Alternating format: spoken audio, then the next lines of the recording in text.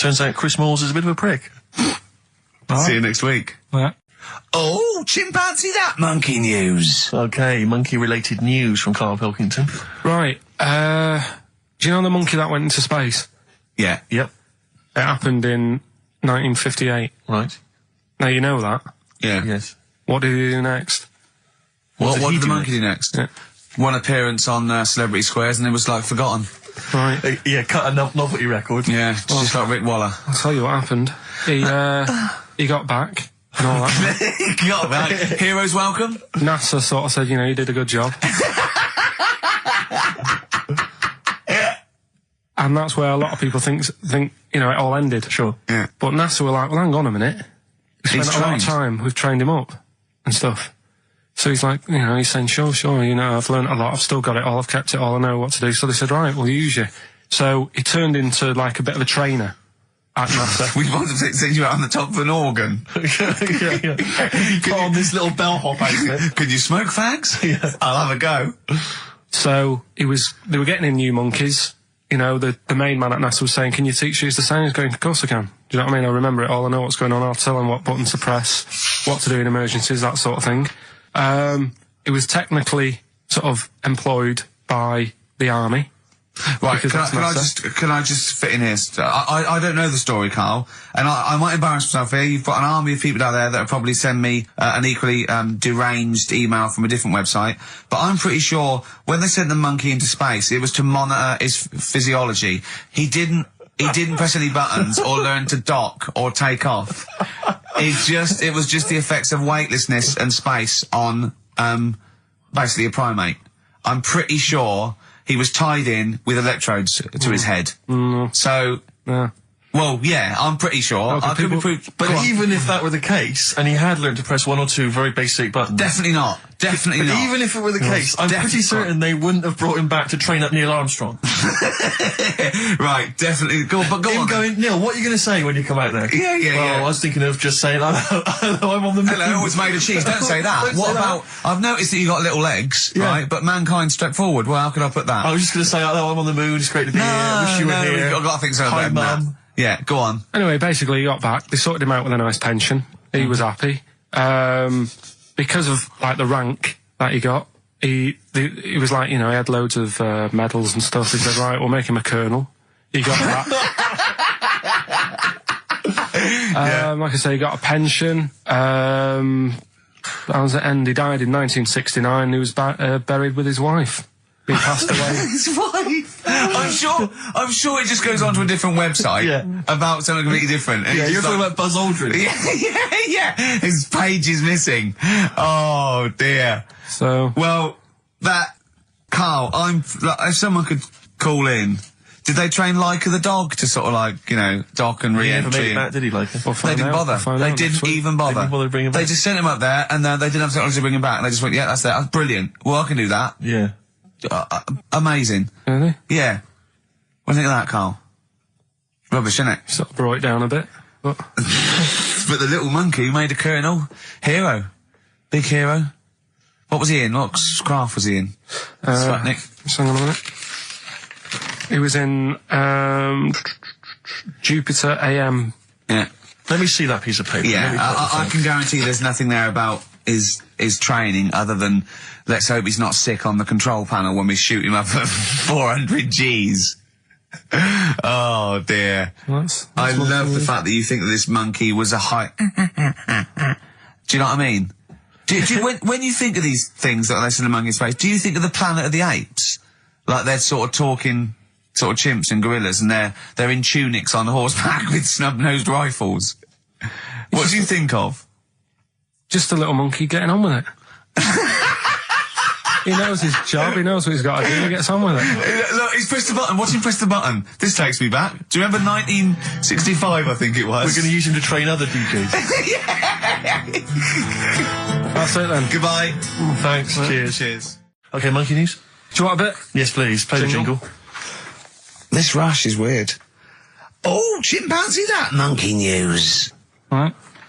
Right, they were filming a documentary, right, this telly company. Yeah. Doing a documentary. Which one? Don't know. No, right, what was the documentary about? About monkeys. Yeah. Where was it? Where was it? Africa. Right. When was this? I haven't got a date. Okay. Recently, though, since the advent of television, obviously. Yeah. Actually, a bit of extra monkey news if you want it. Okay, always. Do you know the Monkey News Extra. Go on. Do you know the Halfords ads? Halfords ads? I don't think so. No. What happens? Halfords, they've they sell nuts and bolts and stuff. Right. They were using monkeys in the ads. Okay. Yeah. And what happened? Don't they sell bikes, Halfords? Well, mainly Bicycles and motorbike stuff in that. Okay, so they're using monkeys in the advert. What happened? I can't handle it. What? I can't do this. Look at him. I'm Ricky Gervais. With me, Steve Merchant. Hello Steve, there, how's it going? lovely to be Good, here, yeah. Karl Pilkington there, pressing the buttons. Great to be here. Yeah. How long can you maintain it? I'm bored already. Yeah, already bored of doing Bored already. that. Every week you start it the same way. Yeah. That was not bad though. You actually grammatically made sense, which is Really? impressive. Yeah. Thanks very much. A rare treat indeed from Ricky Gervais. Some of the listeners have already worked out. Got nothing to say at all. Sure. Haven't prepared again. No. We did come in half hour early to prepare, but instead me and Karl were playing. You had to flick the football into the bin. Right. We had 5 goes each, or the world was going to end. Okay. And that took up. That took up a good 25 minutes. Yeah, I liked it when we came back, and then we started just trying to beat each other in the corridor, and I beat him. I scored a goal. He was gutted because he thought he fancied himself at football, and I beat him. And I was knackered and sweating. Yeah. As I walked back to you about 5 minutes ago, you were looking at the records. You went, and this was lovely, you went, well, we've done the preparation then. Yeah. Like a sarcastic teacher. Yeah, like a teenager, like an annoyed teenager whose parents have embarrassed him once again. And you beat Karl, did you? Yeah. Because you're not. Yeah. I mean, you're not particularly. I'm not good at football. Well, you're no. not particularly nimble on your feet. Oh, come on. No, you're not. Douglas Bader is more nimble. I'm all right. I'm You're all not. right. But Carl's sort of, I think he's got more skills than me, but he hasn't got the aggression and the Sure. weight. Yeah. So I just pushed him aside. Yeah, good work. Yeah. Good work. I'm going on holiday. Are you? Yeah, I'm not here next week. What are you going to do, Karl? Are you going to do the best of or something next week, aren't you? Yeah, that's what we've got to sort out. Well, I can't sort it out. I've got to go to the airport No, after. straight after the show you've got to do some links. No, so I'm not doing any links. I said I wouldn't, so... That's what we planned. No, we didn't. I said I'd do some during the show, and then you I thought you were joking. I honestly can't do it today, so we do some during the show. What are you going to do? Just put the shows that we've done in this year? Sorry, guys. I hate to interrupt. This is the sort of stuff we should have been discussing when you were playing football. I know. Play record. What are you going to play? Let's have a bit of Foo Fighters. Okay. Let's just discuss this off there. Okay. 104.9 XFM. You alright? This is Karl, producer of Ricky Gervais and Steve Merchant. They're not about today. Ricky's on holiday. Steve couldn't be bothered. So I'm left here with all the DATs. That's a digital audio tape of all the shows they've done since they've been here over the last, I don't know, year and a half or something. So we'll play you some of the best bits. Alright, so here's the first bit. I just wish we could maybe tape the bits we're not on air, just because that's when Karl comes into his own. Yeah. He just said to me, I don't know what I was doing, I was sort of like pottering around, dancing around, doing something annoying probably, and he just looked at me, I don't know, and he was looking at me, and I looked back, and he went, have you ever used a Y-front properly? Genius. It's a great question, because the answer's definitely no. Definitely no. Does anyone use their Y-front properly? And by that, I mean, get your winky out of the little sort of slot provided, as opposed to like put it to one side or pull them down or whatever. Has anyone used a Y-front properly? I don't think I've ever done it. I don't think I've ever done it. I've never seen anyone in a toilet doing it, Rick. You should be looking. I wish I hadn't said that. I caught ya. Really? Yeah.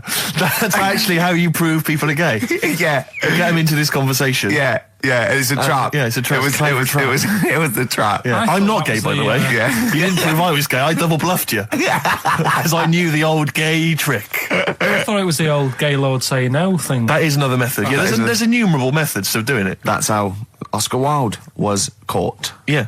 Yeah. What happened there? Well, the judge went to him, did you see that film last night? Gaylord Say No, and he went no, and they went take him away. Yeah. Take him down to the cells. Yeah, take him to Reading. It is true. Well, it originated in America. Yeah. So many of these things do. It's Yeah. a brilliant point, Karl. I'd like to hear from anyone anyone listening who's, and I mean, well, they'll just lie, wouldn't they? I suppose. Yeah, I don't even use sort of flies. No? Usually, I sort of pull my wife on my sort of tracksuit. That's why I wear sort of like elasticated waistbands all the time. Exactly. Just sort Speed. of like. Yeah. Yeah, you got to get in there with the minimum of effort. Yeah, and out. Sure. Often I won't shake. No, well, no. To my detriment, because it often leaks out a little bit later, doesn't it? Ever been out on a date with a girl where it's just trickled down your leg and you wish it hadn't, and you're thinking, what if she gets my trousers off later? She might smell or see it. What? What? I don't know. I don't know what I said there. Right. Feeder, come back around on XFM 104.9. You're listening to Ricky Gervais. Yeah, I'm with him as well, Steve Merchant. I was thinking of dropping that. What? Thinking of dropping that, just going, because it's just too, that's all that. I'm Ricky Gervais, with me Stephen Merchant and Karl Pilkington too. I mean, get to the music, so it's, hi, I'm Ricky Gervais, this is XFM. Sure. Here's Radiohead. Yeah. Something like that, come out, that was Radio at XFM, I'm Ricky Gervais. Tony Blair, what's he all about? Yeah. That sort of, Snappier. fast, because I quite, on a serious note, and you've always been saying it, I listened to an old show, because when Karl was compiling those things, I listened to an old show, and I listened to me, and I'm really concentrating now, because I sounded like the most inarticulate, brain-damaged older drunk I have ever heard given a show. Yeah. I mean, I was shocked. Not finishing sentences, leaving out words, slurring, just doing noises that you understand because you know me. Yeah. So I'm really going to make an effort for the listener. Yeah, it's not going to happen, is it? You're going to give up after about 3 But I thought records. you were joking. And I thought it was like, oh, he's taking it there. Did it then, you see? Again, I don't quite know what that sentence meant. No, but... Well, of course, I've got also your body language and your facial gestures, but obviously the listeners have got nothing else. They've just got the voice. They've just got the voice for it. That's all they've got. That's all they can rely on. Yeah. And when Karl Pilkington is the man holding the show together, When he's that's the quite most damning. articulate. Exactly. Exactly. How did I come across? You came across as lovely. I mean, I did an interview yesterday, right? And I was trying to describe you to this journalist, and I was going, it's like a cat can talk. Because the things you say, I just want to know what your world is. You know, when a cat comes in, you go, where have you been? And it looks as you're like, you know, it can nearly understand you. And you're like, I wonder, I'd love to know what that cat thinks. And with you, it's almost like we've got one. Yeah. Yeah. Did you like that? You can also lick your own testicles, I think, can't you? So, yeah. Did you play the Doves? And Envy on XFM 104.9. I'm Ricky Gervais, with me Steve Merchant. Absolutely, yeah, hello. That clang you heard there isn't Karl. No. Karl's away. It's Sturgis. Claire Sturgis is here. Yeah. You'll know her from the Claire Sturgis show, but we know her from our early days on XFM, Yeah. and, you know, we're good friends. It's sort of like old times, isn't it? And Karl is had a little surprise birthday present. What's the story with this, Claire? Because I don't know Well, about this. do you know, I came in on Monday expecting to see his little smiley face, as usual, and it's always not here.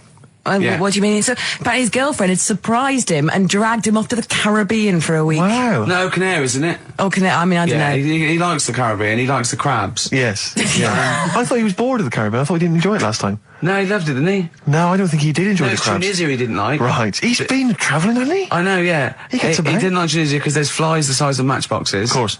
And, and midgets in the kitchen. No, there's nothing wrong with that. Yeah. Midges or midgets?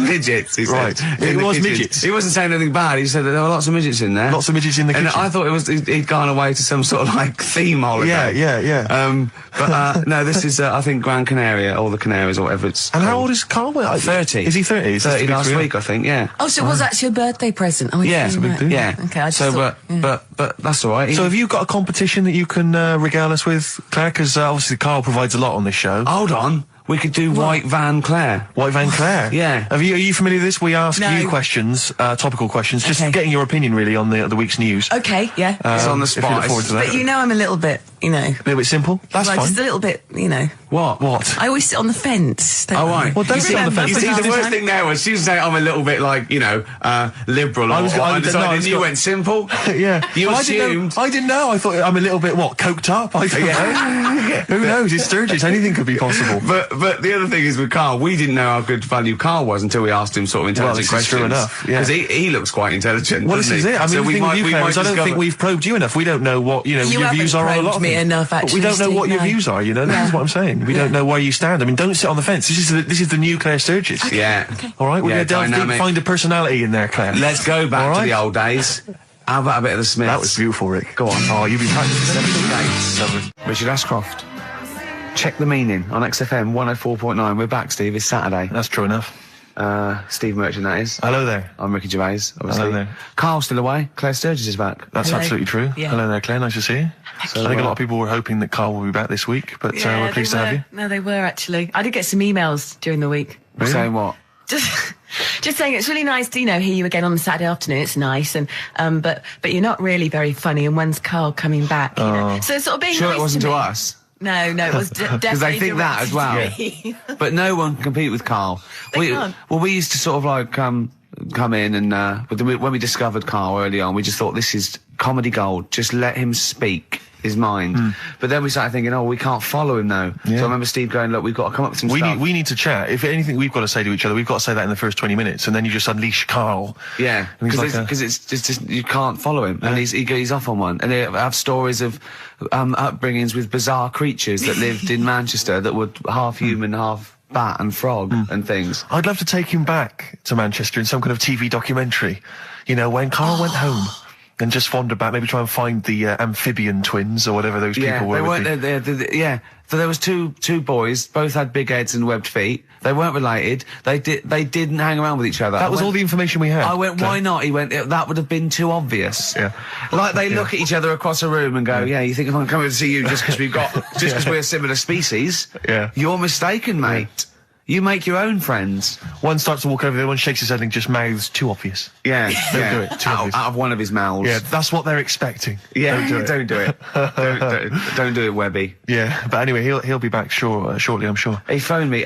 His dad's ill. His dad's in hospital, so Carl went back to sort of look after his mum. And he was so sweet. He said, I'm back here just driving my mum around. He said, so unbegrudgingly, he just went, it's like old times. And I said, sorry to hear that. And he went, that's all right, yeah. I think it's going to be fine. And I said, how was your holiday? He went, yeah, we're good. Except it were a nudist beach, so he didn't tell me. Of course it was. I went, what do you mean? He went, well, sitting on the... I don't know why they have to do it. I don't know why they have to do it. Why do they have to do it? He went, Suzanne said they think there's nothing wrong with it, like being a transvestite. Right? I went, I love the fact that your girlfriend has to tell you what's wrong and right in the world. And he went, well, we're walking along the beach, fella coming towards us with knob out. I went, oh, what's going on here? Right? And he said, and because it wasn't all nude, he's walking round, he's stark naked, and he wants the freedom of that, but he's got a big rucksack on his back with his clothes on, so he has to get changed. He went, so what's the point in that? Right? And I went, he should just carry the book. He went, what, and covered it up? When he went, oh yeah, good idea. See? He went, but I wasn't happy. He says, and that was the first day, so we didn't go there again. I can just imagine his little face. Yeah, just going, all right, gobsmacked. That's out, Yeah. that's out. What's that doing out? Why has he got his out? I imagine Carl sort of dressed in a suit. In a sort of safari suit, done right up with a cravat. I'm not undressing. I don't want people seeing the flesh. That's for you, love, and no one else. But I love the fact that as this girl goes, Carl, they don't think there's anything wrong with it. They're just happy that way. and he in his own mind just goes, like being a transvestite. He knows there's nothing wrong with that. I'm always a little bit suspect about people who like walking around nude. I all think the you meant time. transvestites. No, nudists. What? Hold on. Can you Well, if you wanna get me be a started on naked transvestite? What are you then? Yeah, I suppose you're a... When Eddie Izzard's naked, is he a naked transvestite? That's an 'Cause the interesting clue metaphysical question. Yeah. Yeah. On XFM 104.9. If you know the answer to that metaphysical question, or indeed any of the famous ones, if a tree falls in a forest and no one hears it, has it fallen over? Any of those. Excellent. Any of That's those. brilliant. Yeah, if you leave the room, Rick, what's the does sound? it get quieter? Yeah, what's the sound of one leg hopping? Exactly. What we got there, Claire? Do you want some music or Yeah, I'd love to hear a it. bit What more you got? chat? Yeah. I've got the Vines actually. Oh, All play right. it. Nice. Strokes. Someday. I'm already annoyed. I've been I'm in here a bad 3 mood. minutes and I'm already annoyed.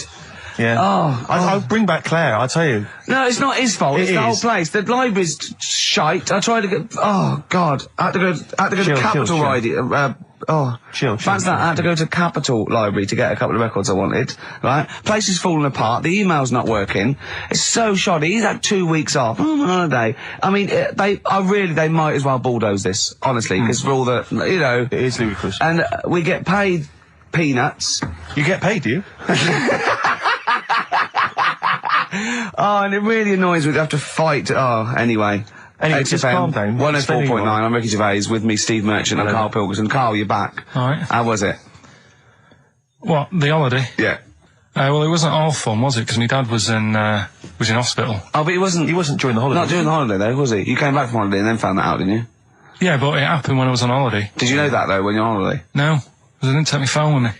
There was two fellas with big heads and webbed feet, and they had a horse in a... Well, what I do is... What would you do? What did you do when you first saw them? What, saw the lads with the big heads and yeah, that? Yeah. We should very quickly remind people, if they didn't listen to that particular show, they had webbed hands. Yeah. Did they, or webbed feet? Well, they had webbed hands. Right. And big heads. Enormous heads. But it wasn't related. But they weren't related I know, to each they were other. completely No, but I'm saying that the webbed hands isn't due to the fact they've got a big head. No, sure. It's two different things. We're just unlucky. Yeah. No, hold on. If they weren't related, and they both had webbed hands and big heads, I'm saying there was a condition that was related, that had those two. I don't think there was. So what do you think the chances of that are? They're not related, and he goes, oh, you got a big head and webbed hands as well. Yeah, just a coincidence, isn't it? Yeah. I honestly don't think it was related. Right. Because I've since seen the same problem again on another kid with a big head. His hands look good.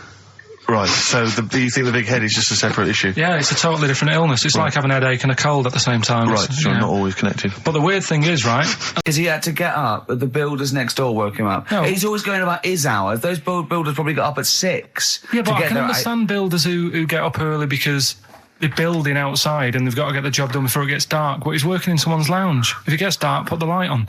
It's not a problem. So why is he starting work at like 7 o'clock in the morning? Well, because the builders get paid by the day. And if you get a builder there and go, I'll just do 11 till 3, he's not going to go, I'll tell you what, love, just give me 40 quid. I didn't do a whole day. It's a day's work, isn't it? So you want to get the most out of them, don't you? Plus, he probably wants to finish early so he can have a good night out. Yeah, it's a Saturday night, you know what I mean? He wants to... Yeah, he wants to get at least 15 pints in. And he was cheery, I bet he was whistling and, you know, dancing around and tapping, to, you know, so I don't know how you can be annoyed at that. Why don't you get earplugs? I don't like the idea of earplugs. Why? Because I live in a flat, so it's not as if I'm looking after my house, right? I know. Already, I've lost you. No. That wasn't even a whole sentence, and I don't know what you're talking about. No, but what I mean is, what? If you live in a house, right, you know that you've turned the lights off downstairs. You know you haven't got a frying pan on, right? Right. So, okay. Not really. Keep him going. But I live in a flat, and I don't know what the other people are like. There might be some daft people in there who God, don't, imagine that.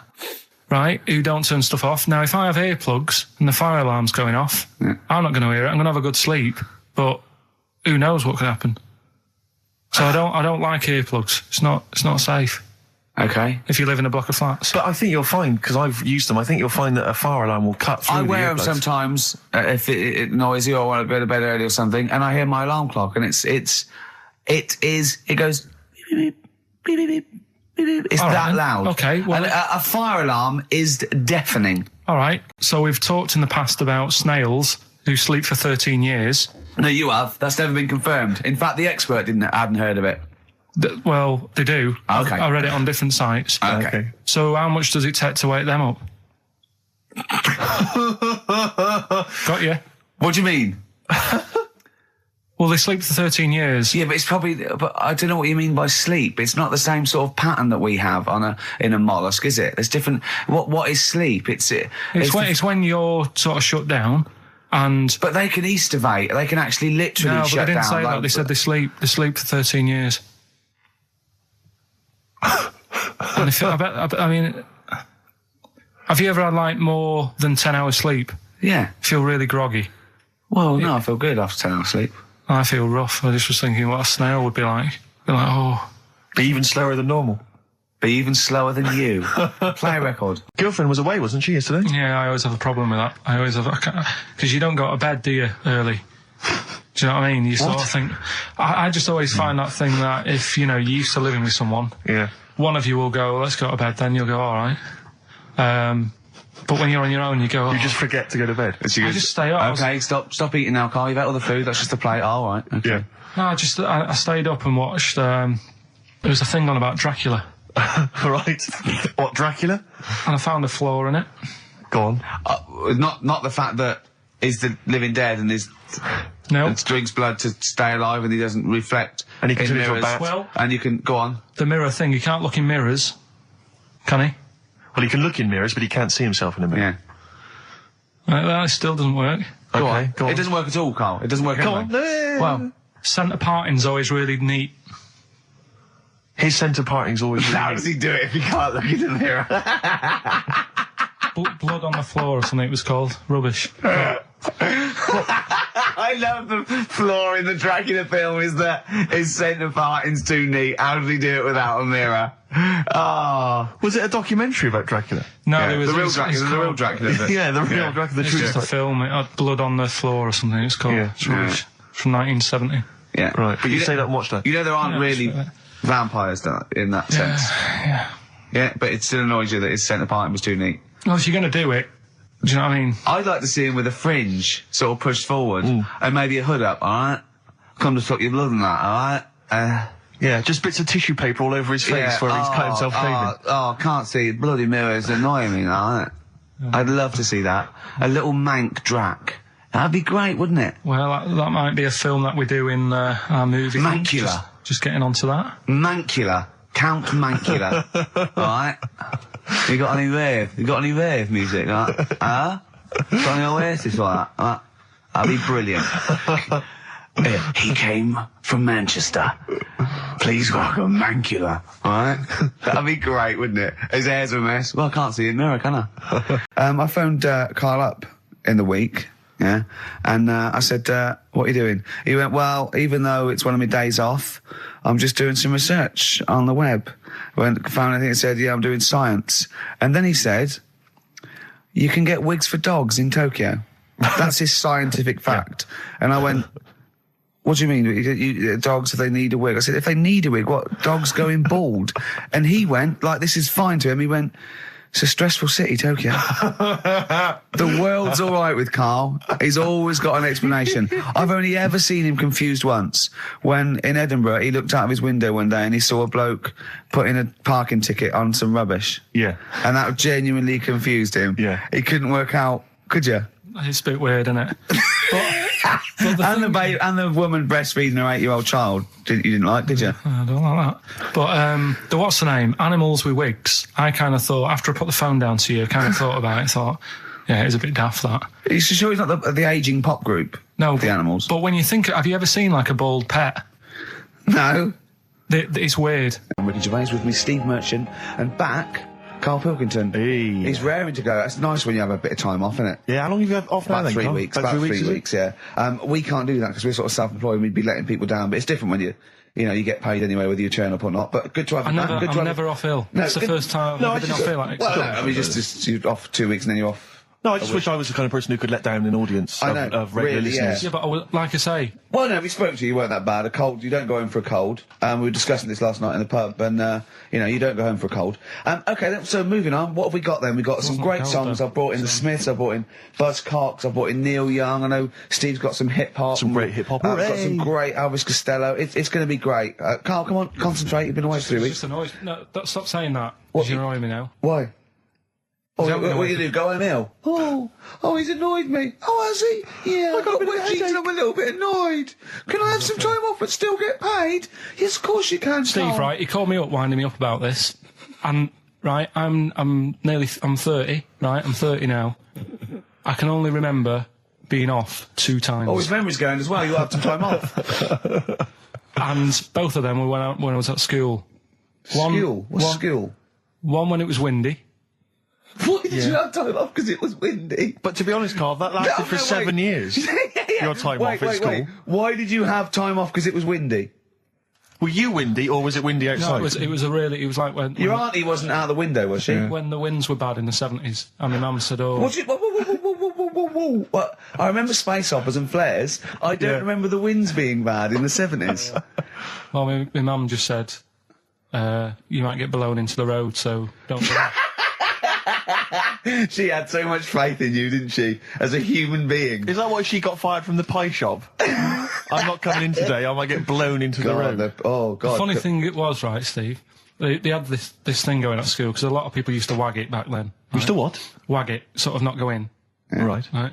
And they sort of try to make it interesting for you by giving you an education, a certificate if you did a full week. Reward for the rest of your life with achievement. That sort of carrot. And also, like, let you go home at 3 o'clock on a Friday, right? If you'd done a full week in that. Right? Yeah. So it was lovely weather all week. Then it just sort of changed on a Friday. And I got up and it was all windy. It's always windy for Friday on Sunday, isn't it? Don't, if you don't go in because, you might get blown into the road and that. So I said, all right, then I'll stay off. And, so why did you, told you to hold on to a fence or walk you there? What's this, don't go out? Immediately give up. I love this getting blown into the road. Is that based on your cats that kept getting blown into the road? Well, so I got to school on the Monday, right? And the teacher said, right, today, to punish you, you're the only one who wrecked the whole week, right? Everyone else came in. You didn't. So everyone else is going home at 3 o'clock today. But you're not. Brilliant. Serves you right. And I wasn't bothered though. It was great because I said, well, you'll have to stay with me, won't you? And it was great. So all I did for half an hour was doodle and stuff. It was great that afternoon. Yeah.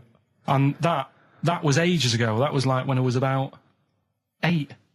And that's one of the times I was off ill. Yeah. So it was, but that wasn't even ill. That was wind. Yeah. Yeah. So, yeah, it's a bit different when you're in the adult world, though, Carl. You can't just not turn up because you've got a bit of a cold or you're a bit fed up. I mean, we had an appointment 4 o'clock Thursday, wasn't it? And he had to call it because I cancelled it. Meeting went on a bit late. Time management. Get things done. If it was important, you'd get it done. Play a record, Carl. Pull your finger out, please. You're listening to XFM 104.9.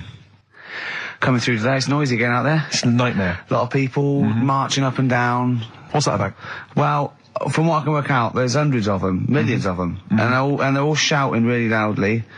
What do we want? Peace. When do we want it? Now. What do we want? Peace. I want to go, shush. Yeah. We all want a bit of peace on a Saturday. Yes. Keep it down. Please. I can barely hear myself think. I know. And he's not listening. Tony's not listening. He can't hear you from there. You may as well give up. He's not listening.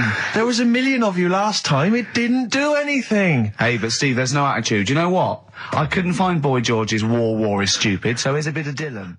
Bob Dylan. The times, they are a-changing. The thing is, Rick, it makes me wonder if the times, are they changing? I mean, it seems to me that life's pretty much the same as it was way back in the 60s when Bob Dylan wrote that song. Got any idea what you're talking about? No idea whatsoever. You don't really know about politics, do you? Know anything about it. Don't even read the papers. Got no interest, really. Yeah. Not particularly informed. My life's cushy. Got some awards and stuff. Doesn't bother me. So, on a serious note, though, it is a bit worrying. I want somebody to put my... Do I have to get gas masks or something? No, because there are guys out there in Leicester Square today wearing novelty hats. If they don't sort this war out, then no one can. Okay, well, I'm not talking about it. You would worry about it. I would worry about it. Well, maybe Steve. Why? Sort of people who are successful are worrying about it more than other people. Just because, they've got more to lose, haven't they? Right. No, do you know what I mean? You see, like, Bruce Willis on the telly saying, it's not good, is it?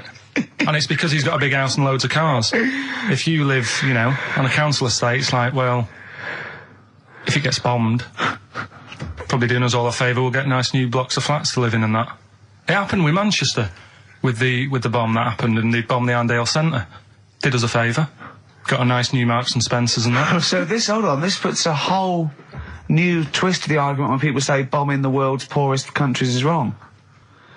Because I remember when the Afghan problem was on, people were saying bombing the world's poorest country is wrong, but it's like home improvement, according to you, then. Yeah. Because they've got a brand new B&Q, have they, over there? They're popping down there every Sunday. Anyway, let's not go on about it. I'm Ricky Gervais, with me Steve Merchant, Karl Pilkington, pressing the little buttons there. XFM 104.9. What's that little Well, I think I do more than press the buttons. Right, see, this is it, right? Karl has had a little strop on since last night, okay? And He's had a little strop on? Yeah. You said strop on. I just wanted to clarify. And I don't know why. He says that I'm an annoying person. He says that I wound him up, right? Which I don't know. He says that you're winding up because you're sort of like negative about everything. I'm negative? Yeah. And, but what I think it is because we pointed out that his lateness is unacceptable. Yeah. He said, meet you at 6. He turned up at 20 past. He said, well, someone stopped me in the corridor. I don't care. I've got stuff to do. We had stuff to do. I think we're a bit busier than you, Carl.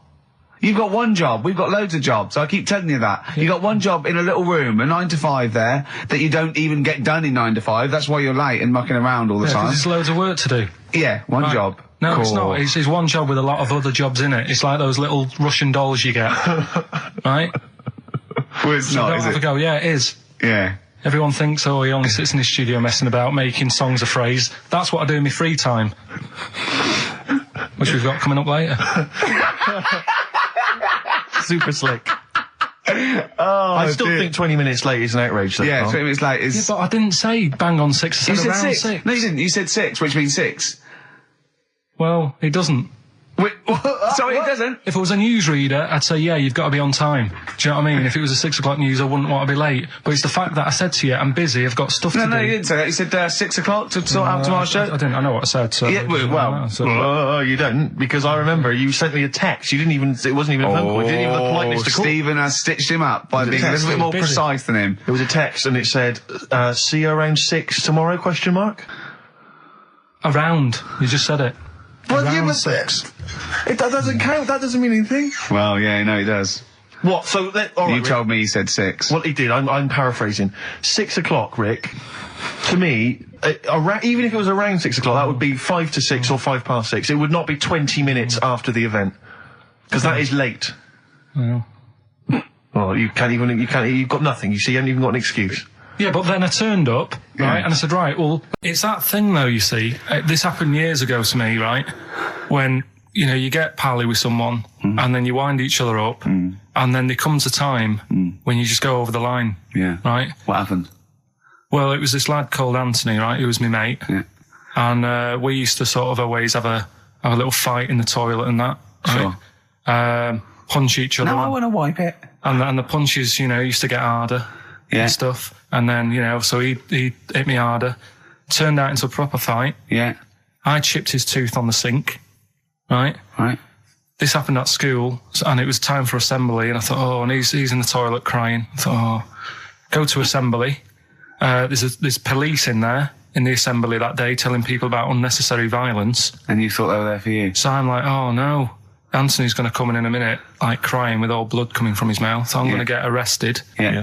Did you go running and sleep? That was an example of. Yeah. I mean, it kind of happened because I went out with a girl who he fancied. How old are we now? About 8 or 9. I think that's out of order, going out with a mate's girl. Yeah, but she didn't like him. He had like big ears and that. He had no chance. You're so such why a should dish. No, but do you know what I mean? All right, I haven't got the looks like I used to. Sure, when you were 8. But that's before the stress of, having head squoze and that sort of thing. I have aged a lot since. Having your head squoze. I love your own grammar. That's the past tense, is it? Squeeze or to have squozed. Oh, he did squoze his head. Yeah. Oh, brilliant. So, what about a bit of Bowie? Be my wife. Carl, I'm asking you. I think we can squoze that in. Be my wife, Carl, come on. Because I think magpies go for shiny objects, don't they? And you're probably probably losing it a little bit then in the front. And so when the sun was out... There's a bit of a sheen on the front. It saw a glare and thought, I'll have that. Yeah. What is that? That's brilliant. Yeah. Or as it was sort of pecking away, it mistook it for a tree. Yeah, because of the noise. Because of the noise. Yeah, the hollow sound. Go on. Women wearing trousers and that, right? On the estate that I grew up in. Yeah. On, right? There was a woman about 4 houses down. Right. Rough. She's the one She was, or the estate? She was, right? Yeah. She's the one whose kid took a horse into her house. Yes. Right. Now, we won't go over that again. No. If you're a new listener, I think we're covered. I think they get That's the all you idea need to know. Right. Yeah. Now, she used to wear leggings. Yeah. No, they're a bad idea. They are a terrible idea. I agree with you there, Carl. If you're a lady of What the colour? normo persuasion... Were they pink? No, they were sort of black, but with all bits on them. Oh, right. You know what I mean? What, toast and Just horse bits. droppings? Yeah, go on, yeah. And she used to, she's quite a big woman. Sure. Pauline Quirk, I think we described her as. Looked like a light bulb when It she was is those bending kind of over in women that are leggings. attracted to leggings. Yeah, I know, yeah. They are drawn to them like a moth. Yeah. She used to wear them, and that's what I remember when I read this piece. she used to work on one of those sex line things. Right. She used to do that. But what, was she an engineer? The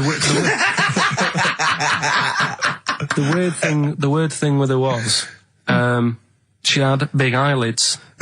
Right. Go on.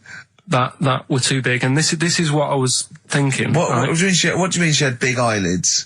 How big do eyelids have to be for you to go, they're big eyelids? What was she shoplifting with them? Would she come out of Dixon's with, like, radio stored in them? What do you mean she had big eyelids? It was another one of them popular things around our way. Do you know, like... What do you mean popular things? They go, oh, I'll tell you what, they're all the rage. Can I get some big eyelids, please? No, it was just like one of them things that people suffered with. Just big eyelids. They could hardly open their eyes. What do you mean? That's one of them popular things around where I grew up. People had big eyelids, they could hardly open their eyes. What does that mean? What sort of freak town were you born in? You had webbed feet people with big heads, you got women with big eyelids. What does big eyelids mean? Are you confusing her with the horse? Yeah. Did she have hooves? Look, what? Just too much skin. It was like the neck of a chicken. But on the eyes. Well, what's your point? Anyway, so there's this big eyelided woman with the leggings. And that's what I'm saying to you, though. That's when I read that story with people with trousers. Yeah. I went from that. Yeah. To a woman who used to have big eyelids. I still know the point. But then, and also the other bloke who had the eyelid problem was a mate of mine. Right. His dad had it, and same problem, massive eyelids. I don't know what that means. I don't know what that means. I used to say to my mum, I'm going round to Dave's house. Yeah. And, or say, well, that's alright, but make sure his dad doesn't take you out in the car. Because he could hardly... he could hardly see. He had to have his head... He gets to tilt his head back to keep his eyes open. Make sure! Did he have a couple of matches with him at all times? What a load of gobbledygook. This began as educating Ricky. I know, so it's what, like he was people thinking, with eyelids. But it's like you're supposed to make that leap as well. Yeah. If I mentioned the trousers, Ricky will probably be thinking about people with big eyelids and women wearing leggings. Play a record, Carl. Got nonsense. Adverts. No. Oh, right. I had so much mash last night. I had so much sausage mash, the second helpings, that I had to sit on the edge of a seat so my stomach could hang down. I love Spuds. Spuds and bread. I could not do without Spuds and bread. I feel like maybe I could make my own bread. Spuds, I wouldn't know where to start with a spud. Yeah. And it's like, they're amazing. You can boil them, you can broil them. Yeah. I don't know what broiling is, but I suspect it's tasty. I don't think it's as good as... I mean, obviously the chipped potato is... For the working classes, the chip. It was always on. The chip fat fire was always on in my household. The ceiling, the death trap fire, polystyrene ceiling was yellow. Exactly. Come Wednesday in our house. Yeah.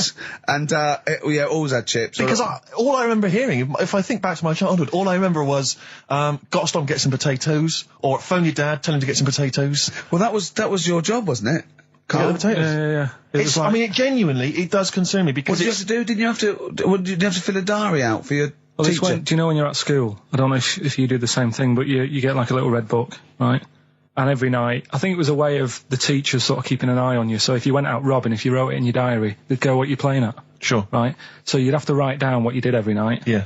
But I didn't get... Do homeless people ever think, I think I'll have an early one tonight? Right? That's what got me thinking. It's a bit weird, the whole lifestyle of it. The fact that he had an early night. So the fact, what if it's a bit weird that he's sleeping not in a home, but on the street? No, it's just that if I was homeless, I'd probably stay up quite late. Because it's not nice. Do you know what I mean? What are you talking about? Just being homeless isn't a good thing, is it? No. People forget how bad it is. Yeah. Right? But surely sleeping gets you out of reality. They sleep because they're tired. They can't sleep very well, so they need all the sleep they can get. Yeah, but sleeping's nice if you've got a nice big bed. What, you think that they can go, I'll stay up, I'll go to bed at 2, I'll go straight to sleep, and I'll pop up at 8 when the alarm clock goes off? Well, that's just what I was thinking, right? So I was thinking how bad it is, and it's, especially this time of the year, Yeah, it's terrible. It's the really worst thing. And to sort of give it some publicity and get a bit of help behind it, get celebrities, someone like Phil Mitchell, maybe, off EastEnders, who's a big fella, he can look after himself, put him in a shop doorway, have some cameras set far away in a building or something, they can film him, and it's up to him how he raises money for food to eat. He could sign autographs. Well, they wouldn't know him though, would they? Because you never look at a homeless person. You get, what's her name? Gail Porter. Yeah. Gabby Roslin. Right, yeah. Narinda from Big Brother. Yeah. Who else would do it? I got a game show Les idea Dennis, called... I reckon, I do got it. a game show idea called On the Game. And what happens is, you get her in the... You know, I've never been into getting presents and that. I had the problem at that Christmas one, that time with the Victoria Plum.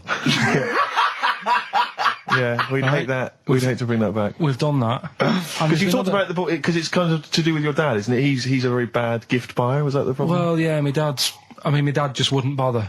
It was my mum who sort of made an effort, and she sort of worked out half of what I wanted, then she left it to my dad to get it off someone, see if he could get one cheap or whatever. I love the fact that usually people talk about, like, drinking heavily or violent abuse, right? Yeah. But here's what he's been left with and scarred with from parents is bad gift buying. Yeah, and That's the not so Victoria bad, is Plum it? incident. In the greater scheme of things in the world, Yeah, but- that's not a bad thing to have, is it? Right, this is what it's like about getting presents and stuff, right? With my mum and dad. Go on. My mate, Colin, right? He Colin had, Makin? No, Colin Bailey. Oh, right? yeah. He had a Little Sinclair Spectrum, right? Yeah. Computer, Yeah. which was like the thing to have at that time, right? Yeah. Used to always go round to his house. The deal was... Not the one you had to play through the window because you weren't allowed No, that's another lad. Oh, right? yeah. This is a different lad. And the deal was, he came to our house, and my mum gave him a pie.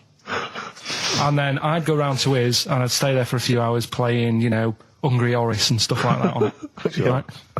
Now, my mum and dad knew that I really wanted one of these computers, right? So I waited about a year.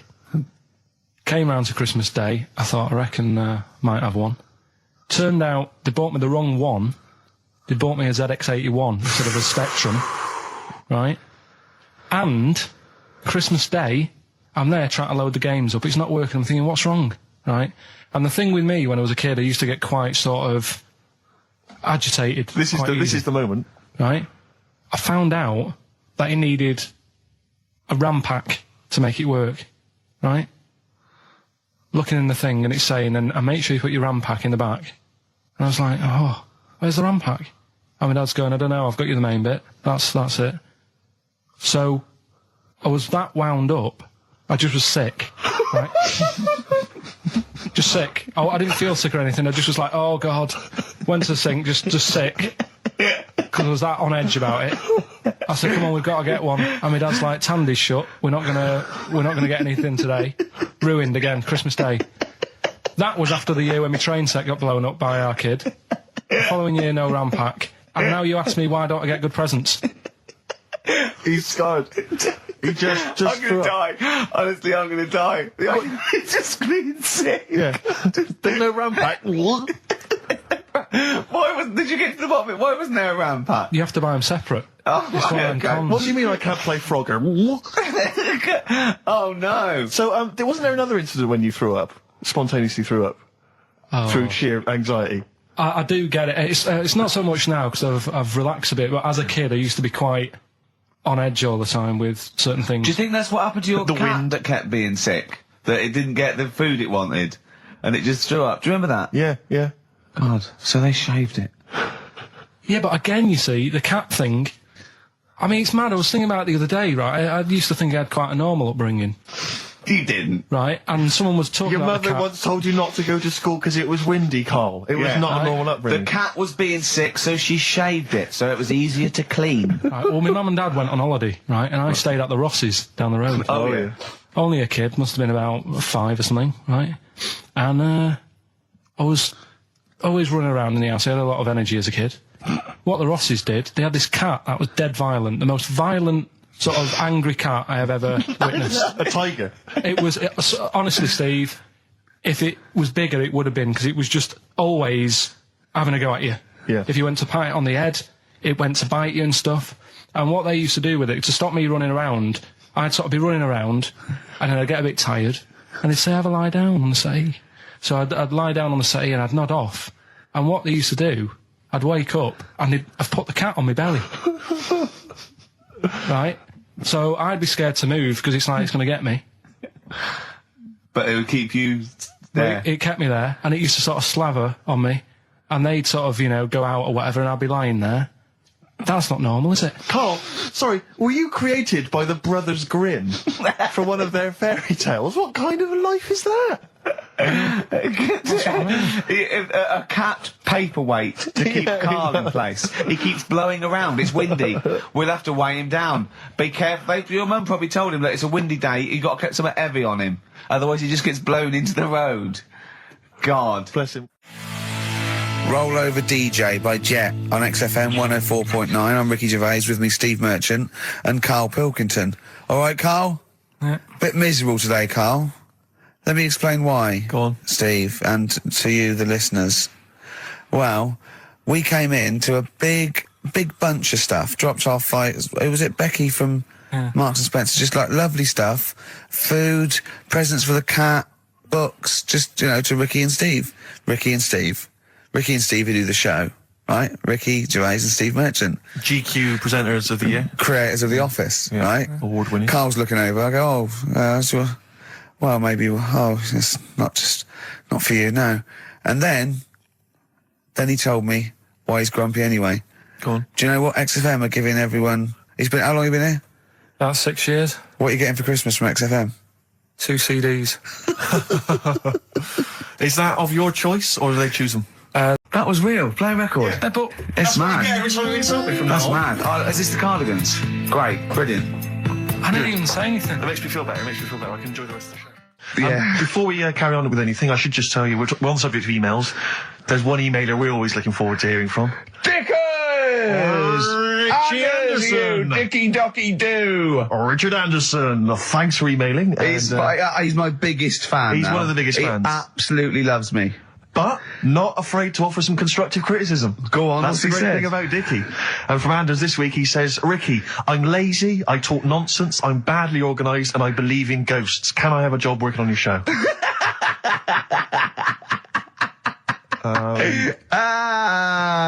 Possibly, Anders. Maybe send in a CV. Or email a CV. He's put a little bit of all of us in that, hasn't he? I'll ask you if he's a goggle-eyed freak, Steve. All right, calm down. Well, no, I didn't mean there's no need to get insulted. No, I didn't necessarily mean you, did I? No need to get nasty. Well, I was thinking about that, actually, Steve. Oh, God. Just talking of the old... What? What? Talking of the what? No. Do you know, like... This better be good. No, you don't have that many girlfriends and that. what do you mean? Carl, why are we on this? I was defending you in the whole monkey discussion. Come on, what's your point? no, What's your point? What's the point? What's the point? I just was thinking... If there was an infinite number of Steves? You're an odd-looking fella. Come on, Carl, get to the... No, you know I know that. I've told you that loads of times. What do you mean, you know I know that? Well, there's no point pretending anymore. Steve, I'm flabbergasted. But also, you don't like spending money, right? He's mean and weird looking. Valentine's Day. Are you sort of, you know... You've got to love him now, haven't you? What are you happier with? The fact that no girls like you enough, right? This is really mental. Or are you happy because you don't have to spend any money on a card for someone? A little from column A, a little from column B. Right, let's have more monkey news. What have we got? No, we've got so much to get into this show. Insults. We don't need the stupidity. insults. I think we've got enough. We don't need the insults. Yeah, there's no more insults. No more What insults. angers me with Carl is he's been planning that. No, I haven't. I was thinking about it on the way in because Valentine's Day is coming up and I'm not a big fan of it. Condoms? You bought your girlfriend a box of condoms for Christmas. I don't think you can have a go at me. To be fair. No, but I don't just treat her on Valentine's. I'm always... Do you know what I mean? You don't even treat her on Valentine's. You don't even treat her at Christmas or on her birthday. When do you treat her? Hang on a minute. Wait a cotton picking minute there. Oh, why I order. Wait a minute. What was that? Tiffany dog.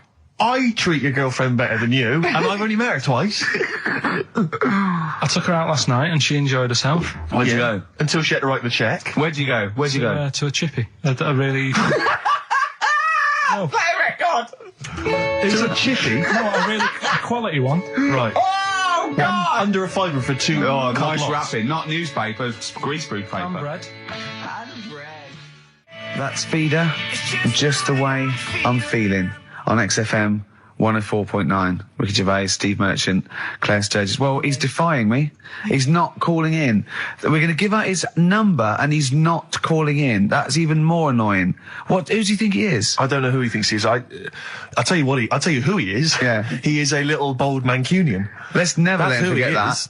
I don't know who he thinks he is, but there's the fact. Just, Carl, call in, because you're annoying me and Steve. He's been slagging you off as well, Steve. Well, go on. What's In the he week, you know, he was slagging you off. I mean, in the week, I was joining in and laughing along, but now I'm thinking but now I'm thinking that you're more on my side than he is. Thanks very much, Rick. I'm glad to see you've come round. He said he was. I was in the pub with him and Johnny. All right, so there's a little audience. Good. And he went, have you seen Men in Black 2? I went, no. He said, have you, Johnny? He went, no. He went, there's a thing in it that looks just like Steve. And I went, what? He went, it's a thing, he's got really gangly arms and bulbous eyes, and it just works really fast in the Aliens registration thing. And I went, all right. I said, we'll bring that up Saturday. Since he's not here, you know, what do you think of that? Well,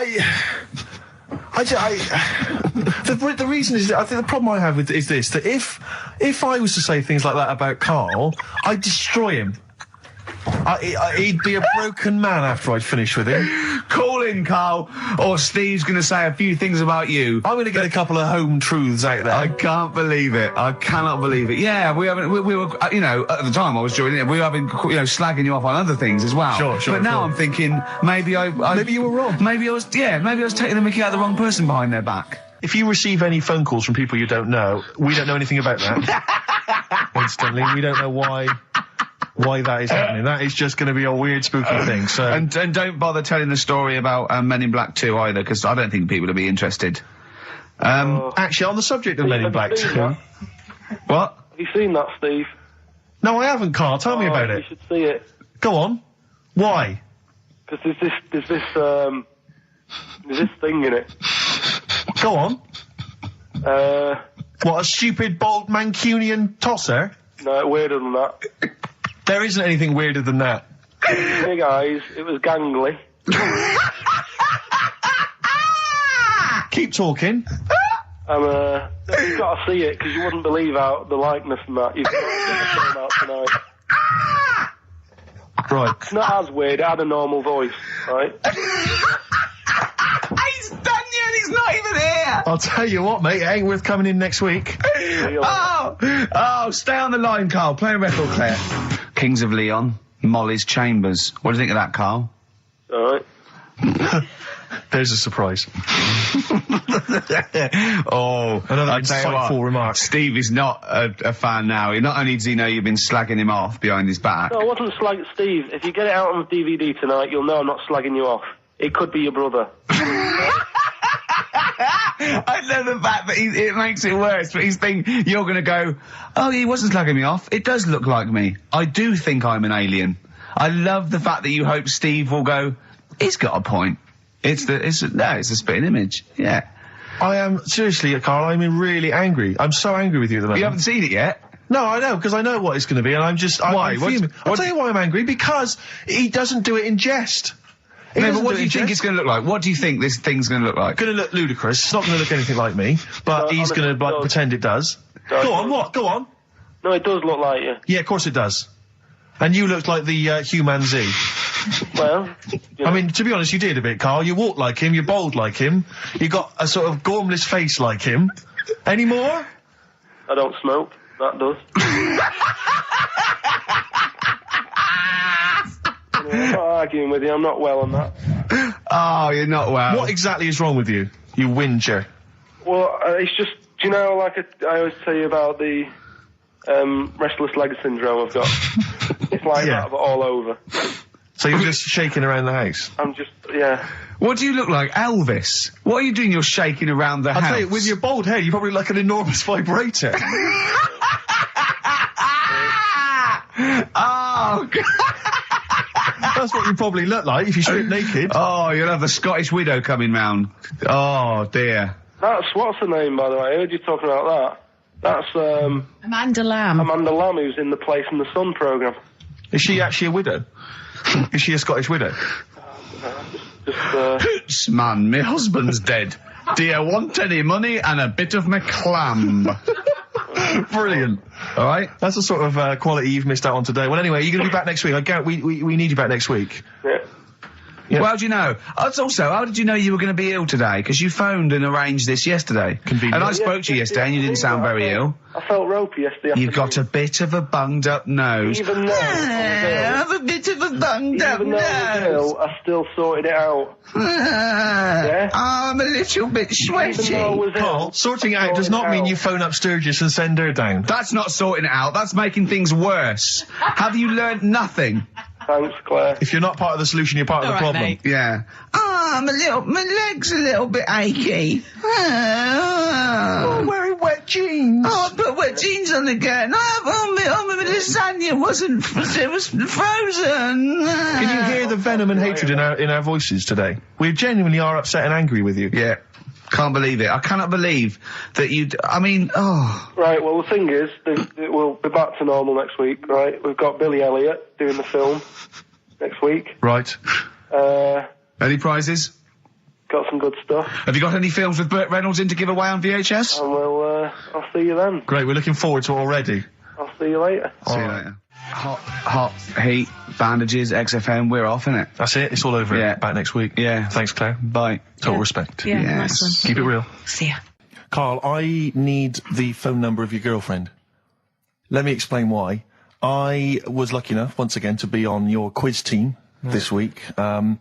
Ricky... Still to beat me. He's still to beat me with his team, yeah. We, Second I came. We the gang here and some friends, we sometimes go down to a pub quiz in the local area, and I was very nicely, I was invited by Carl to be on his team.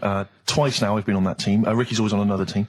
And what can I say, Carl?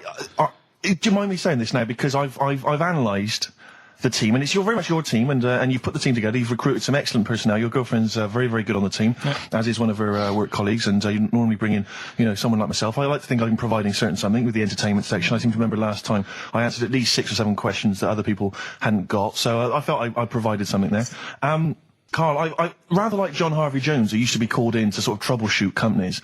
I see why you are not winning ever, and it's a rather pricey contest, isn't it? It costs £10 to enter per person, and unless you get in the top 3, you're not going to get to see your money back. No. So I think you're going to maybe need to step down from the team, because Carl, I'm not sure. I am not sure. You consider yourself a kind of player manager, but frankly, I'm not sure you're providing enough.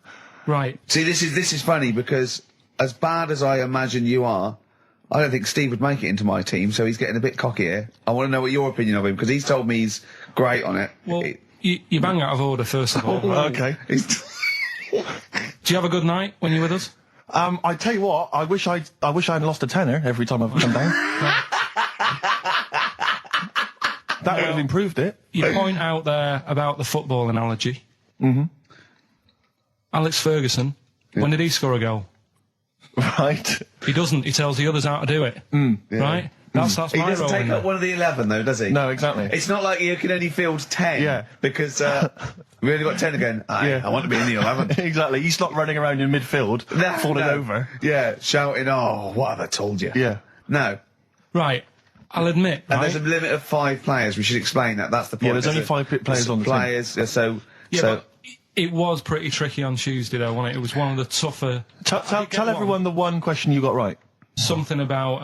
Well, tell us the answer. The 2 words you had to say to get the answer. Danny Minogue. Danny Minogue. That was what you provided, Danny Minogue. Is this valuable? Well, no, not really, because there was at least 2 of us who also knew the answer. Oh, well, we gave him. No, exactly. We gave it to Carl. We massaged his ego. I just feel Carl. Do you know what? I feel a bit bad now, because I just he had a crushed face. Then. Can I just tell you right now? He just can't believe this. Can I just tell you right now? I think the problem is this. I think there's that precious 5th position that is not being filled. at the moment, I think, consistently enough by a decent player, right? You've got a solid team. I'm thinking if you want to remain on the team, you are going to have to pull your finger out and find a fifth member that is going to provide, and I'll tell you where the weaknesses are. I can tell you right now, mate. The weaknesses are natural history and science. Something which Ricky Gervais is scoring on week in, week out on his team. There is a few. Now, if he was available for a transfer, we could be fine. But we've got to find someone to fill in that space. Otherwise, I'm either going to quit or you're going to have to step down. Because I don't think I can be on a team where there is these obvious deficiencies. There are visible deficiencies in the team. And, you know, the £10. That's £10. I'm not made of money. That's once a month. I've seen him depressed for 2 hours when he lost £20 at a casino after Don't bring 5 it back. hours Don't bring that back. Don't bring up that again. Yeah. That story. He doesn't like wasting money, Carl. You know that. What do you think? What's the solution? We've got to think proactively now. We've got to sort this out. See, there's always other things going on in my mind when I'm in that pub quiz. For me, it's just a little bit of fun. Sure. It's a night out. Do you know what I mean? Suzanne enjoys it. Yeah. It's a bit of a get-together. We have a chat beforehand. Yeah. We have a bit of fun. Yeah. But there was other things on my mind. Carl, I could do that here. I don't have to lose a tenner. Wait, what were you thinking during the quiz then when the questions were coming out? What were you thinking of? Well, what it was, right, just before the quiz started, I had to go to the toilet, right? Because the rule is, right, people who don't go to it, once it starts, phones off, no more toilet. They take it dead serious, don't they, right? Yeah. Can you name names or? I can't really. Big promises you can't. I can't wanna really. mess anyone up? I think it's the Kagol. Looks good. It does look It's good. waterproof, Rick, and it's also stylish. I wear nothing underneath, so it's tight to the skin. It gets sticky in bad weather. Is that why you sort of It's rustle? sexy. But what's all the? Is there abuse? What's this? No, they just say. Because I'm a pretty trendy guy, but I, as you say, I cut my own trend. You know, I make my own style. Oh, dear. So just go back to insults briefly. Go on, You know, Goofy. saying. Oh, no, I see that's... Goofy, that's not fair. No, because that's what he said, it's in my head. What do you mean he said that? When did he say that? No, I mean... When did you call me Goofy? No, he didn't. He said about what's in Baldy? my head. Hey, no, when it's... come on. Come off it. Don't What? Who's start calling on me it. Goofy? No. I'm not even goofy. Goggle-eyed's fair enough. Yeah, but you can sort your look lanky. out. I can't. What do you mean I can... How could I sort my look out? I'm not even goofy. That's not fair. You've got the proper features. What? Just needs sorting out a bit. I can't help it if my hair's not good. I noticed the other day when Carl was sitting on your knee having his picture taken. It's a long story, right? He's got a completely spherical head. It's slightly too small. I'm not being funny because I mean, you know, I'm not perfect. But he's got a completely spherical little head. He looks a little bit like a baby hamburger. You know, hamburger off McDonald's. Sure. He looks like a little baby hamburger. And it's sort of quite put upon. It's Suzanne thinks I look like that thing in that Dulux advert. Do you know when the woman pulls the head off that? That little plasticine morph type. And then they make a new head for it. And it's like a little head. really. And that's your girlfriend saying it. I know. Anyway, listen, let's get back to business here. This is a great track. It's America by Simon and Garfunkel. This is where I started saying we don't care about being trendy and all that. That was it. Because I just want to mention to people that they should be very excited because it's going to be Carl's special night tomorrow. You excited, Carl? Oh yeah. Oh, this is me and Steve, because we were nominated. We get a guest For the BAFTA Awards. and it doesn't say guest. It actually says partner. So I'm taking my partner, and Steve's taking Carl. Yeah. But what Carl doesn't realise is you will have to pretend you're his partner, otherwise you wouldn't be able we'll to have to hold hands when we go on the red carpet. Is this really your partner? It's not just a guest. That's how it is. And either we go in like that or we can't get in. You just have to be with him when you go up there. I mean, you have to, does he have to... We should hold hands, but I think what we should do is just to make sure that there's nothing at all that it's going to go wrong. We should just do a little kiss. Just like, or be seen cameras. sort of like cheek to cheek, just to show them that, you're not, he's like not Elton just John and he's David not just Tennant. getting his mates in for a free meal. You are actually partners. No, I'm not up for that. Why not? Well, because we know we're not actually gay. No, but so it's not a problem. You've come out of it looking quite good because you've got a good looking fella. But I'm meant to look like, I mean, I'm not gay, but if I was, I don't think I'd go for your thing. Oh, he's done you, Steve. It's turned on you again. I cannot believe. We were trying to get him. Wait a minute. I have got the cream of London's totty phoning me up trying to get an invite to the BAFTAs, right? We have very graciously asked you if you would like to come along. Well, that worries me even more, that you've got women calling you up. Carl, I can't choose between them.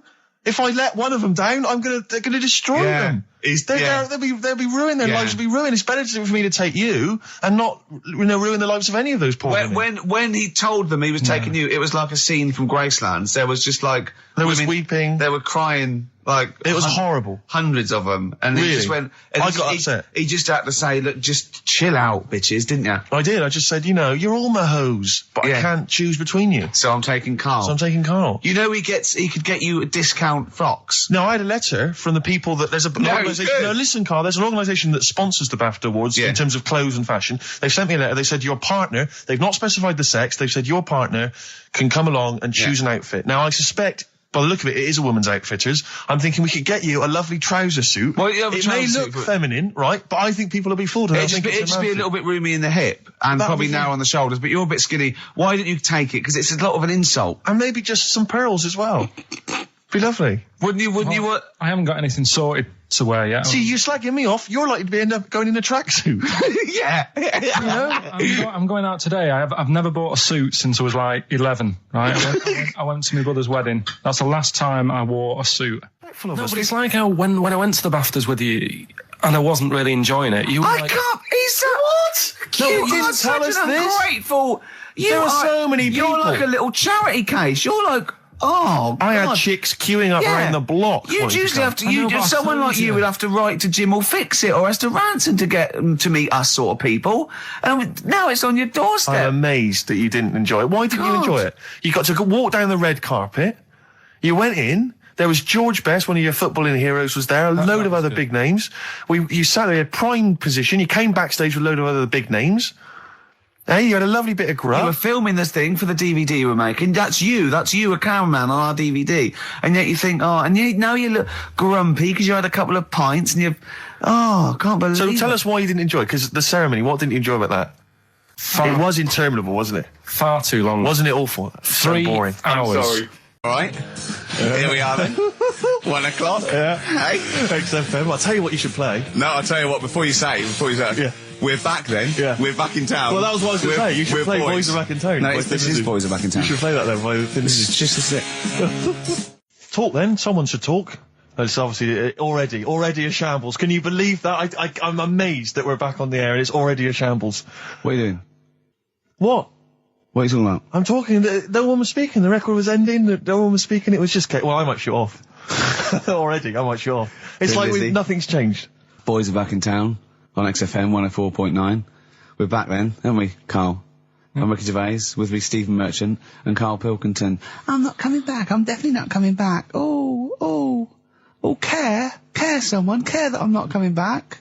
Rick, I seem to remember the end of the last time we were on. What was that, 3 months ago? Yeah, 3 months Karl ago. said he's never going to do the show again. There was nothing that was going to bring him back. Yeah. He didn't enjoy it, wasn't going to do it. All a ruse, right? Really? Yes. I've known him coming back for about 2 months, because he's got our agent now representing him. I thought he was a fool, really. Why? Well, what's he done for me?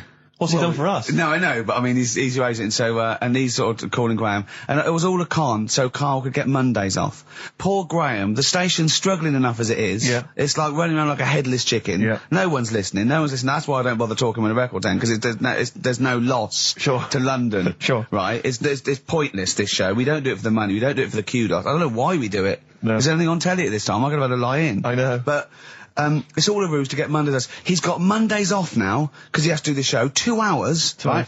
And he's still getting paid. And it's all a con, because he knows that he's holding him over a barrel, and it's like, we've got to keep Karl happy. Right? I had Mondays and Tuesdays off before Duncan got involved. No, but you know what I mean, though? And it's like, poor Graham, who's the MD, in charge of the thing, probably pulling his hair out, worrying about the station, right? It's a sinking ship. And then Karl comes along, well, I'll do it, but I want Mondays off. He's probably sitting home now. His family, he's probably ridiculed by his wife. His kids almost certainly would have lost all respect for him. That he's been fooled by Karl Pilkington. He calls his mates and goes, I'm busy, Graham. I don't, I just can't think. It's embarrassing. But do you know what I mean? And you think it's funny, and you think you've got one over him. He's going, Monday's off for 2 hours. Yeah, you do. You think it was, and now you're embarrassed. We've said it on air. But you're only conning yourself in the long run. Because, do you know what I mean? I hate that sort of, the world owes me a living, what can I get out of the world? What are you going to give back to the world, Karl? What are you doing now then? Are you going to prepare Mondays? What have you prepared for this show now? You've had 3 months to prepare. Yeah. What have you got? What have you got for us? Okay, what's happened in the last 3 months?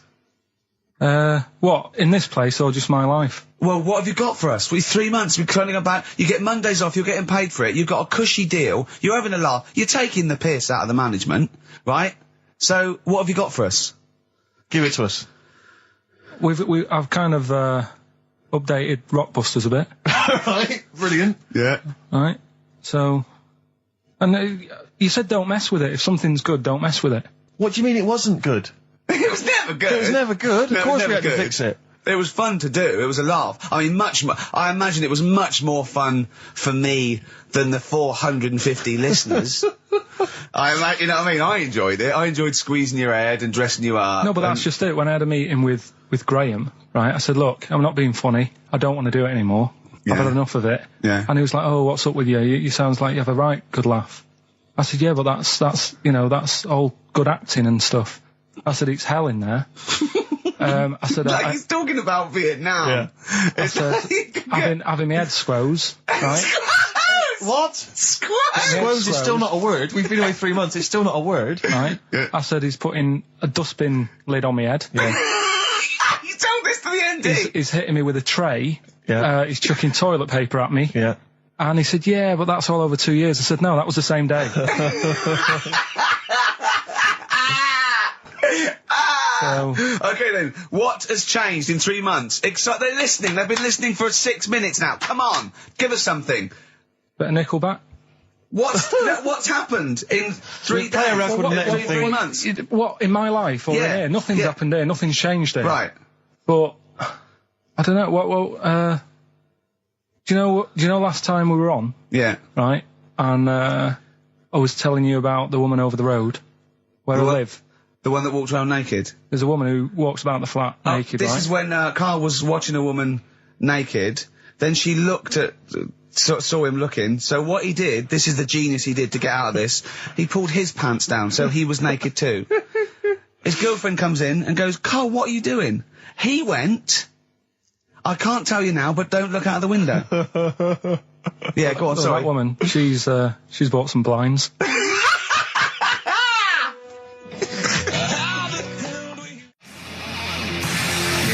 Darkness. I believe in a thing called love on XFM 104.9. I'm Ricky Gervais. You're Steve Merchant. Sure. That's little Karl Pilkington over there. Where is he? There he is. There he is, yeah. All right. Yeah. Hey. Back together again. The old gang. Yeah, it started last week. Yeah, I think triumphant return. I think it went well last week, didn't it, Carl? Good show, wasn't it? You loved it, didn't you, Carl? Brilliant, right? Yeah? Yeah. Now, you weren't speaking to Suzanne last week at this time because you said she had a haircut, probably quite an expensive haircut. She's a lady in media. She's got to look good. She probably doesn't go to the barber like you or just shave it at home. Probably spent quite a little bit of money on it. She came home. She thought, well, my sweetheart, my lover, my sweetheart, you know what I mean? The man in my life is gonna love this. Well, he adores everything about me. He's gonna love my hair. She walked in. Hello, Carl. All right. You look like Dave Hill from Slade. Is what you said to the poor woman. And then talked about it on air. She was furious about that. So what did you do? Carl? She did listen, yeah. She wasn't happy. Did you hear you slagging her hair off? Yeah. Well, what So this is probably annoying her now. Well, no, it doesn't matter. We can do a lot today because she's at work. So, and of course, no one's going to tell her. Let's have a chat about a fat arse, shall we? Straight, hold on. Oh dear. You are in so much trouble. That's. Look, he's realised he is a little bit worried. Oh, didn't you go and buy her a coat or something? Took her out on Sunday and treated her to a new coat and that. Yeah. But I offered, I said as well, I said I'd pay to have it done again. Oh no! Carl, you have. Oh God! Oh my Christ! So she listened to the show. What did she say? You got home. She'd heard you slagging her hair off. Imagine that. He thinks that's a good thing. We've won the polls. Brilliant. What are we doing? Well, you can have facial surgery now, love. It's sort of like it's just Christ. You offered to have it done again. Unbelievable. Yeah. But I got home and she's like all being moody with me, right? Yeah. You thought something's wrong, so you must have listened to the show when I was slagging off her hair. Well, his first thought was she's probably looked at herself in the mirror. She agrees with me. Yeah, that barber's been round again. Yeah. And she just said, "Oh, that wasn't very nice of you, was it?" Oh. So I just said, hang on a minute. I said, that's what we do on the show. When I'm slagging off, you know, Chinese people looking old or whatever, I said, you never interfere. Sure. I love the fact. She's got to get her priorities right. I love the fact that she's in the same queue as a billion people you've never met. Yeah. That's fantastic. She's in the same queue. Well, look, you didn't complain when I was because slagging off. Carl, I don't think Carl has ever admitted he might be in the wrong. Ever. Certainly not to you or I. So did you That admit... is so true. Isn't it? That is so true. He's never admitted that he might be in the wrong. So did you, in this instance, agree that maybe you'd overstepped the mark? No, I just said she took it badly. Do you know what I mean? I mean, it's only a haircut. Yeah. Yep. Well, So, Steve, you haven't seen it, so you can't start interfering on this one. No, okay. No, I haven't seen it, but I very much doubt she looks like Dave Hill from Slade, who, if I'm, unless I'm mistaken, used to cut his hair with garden shears blindfolded. Well. So, you know what I mean? And did her teeth stick out when she started speaking with a Brummie accent as well? I've got used to it now anyway. So, And so did you bought... So at some point you came crawling back and you said, do you want me to buy you a coat? I just said, let's leave that. Let's go out and have a good weekend. Sure. But get your hat before we go. And, treated her to a new coat and that. It's a nice coat, so people will look at that rather than looking at the head. So if anyone... Does it do flash? It's got obscenities across the back. If anyone who knows Carl's girlfriend is listening... Tell her. And maybe you're a work colleague and you're listening to the show. Because I think this is terrible. Get her to phone him now. Get her to phone him now. I mean, Get her to phone on the XFM number. What's the fat ass complaint line? Because you are in deep shite. That's Michael Stipe and his boys from Rapid Eye Movement. Bad day. I hope you're not having a bad day. It's Saturday. It's 1:05. I'm Ricky Gervais with me, Steve Merchant and Karl Pilkington on XFM 104.9. Big up and a big thank you to Alex Zane for the last 3 hours. What's that little trolley? She's talented. Oh, dear. You're talking nonsense, Carl. Well, whatever. Steve, you were out of the room there. Mm-hmm. Carl took a phone call from someone. Okay. He's found a cellmate. Right. Not a soulmate. I think one day they will be cellmates. Yes. Because he's just like, he loves everything Carl loves. And he was telling Carl stuff and Carl's face was lighting up. Yeah. He's told him of 2 Russian kids in the circus. They're covered in hair and their mum tells them off because they're covered in fleas. Carl said, see, that annoys me again, innit? They do something else. And the bloke went, yeah, they should just make money out of being hairy. And Carl went, exactly. And he said, have you heard of the 3-legged juggler? And the bloke went, no, what's that? He went, that annoys me as well. Because he thinks they shouldn't have done juggling, they should have done football. Do you know what I mean, though, Steve? What do you mean a 3-legged juggler? What are you talking He's a about? famous 3-legged juggler. Oh, he's mega famous. He's like the Beckham of wherever he's from. But the other day I was looking in, I don't know, Bizarre magazine or something, right? And there was this fella who, he had no arms. So you saw a picture of him, his job was fixing watches, did it with his feet. Go on. Well, it's just, why pick the most hardest job to do when you haven't got any hands? Crush grapes. Or... Do you know what I mean? That annoys me. Oh, crush grapes. Imagine him being told that he comes into the careers advisory where I go, now, what do you want to do, Hargreaves? Make watches? Right, take a look at your arms. Crush grapes, mate. Sorry, you're a grape crusher. Next. Brilliant. Brilliant. I would love you to be a career advisory in some sort of clinic. It'd be brilliant. I like the fact that it annoys you. Here's a man, he's got no arms, he has learned to fix watches with his feet. Yeah. An incredible talent, incredible skill, he's utilising that brilliantly. That's annoying to you. You are angered by it. Right, I'm only being honest. Now, you be honest, right? Your watch is broke. Who would you go to? You're in a rush. You need it fixing in a rush. Now, you need some fresh wine.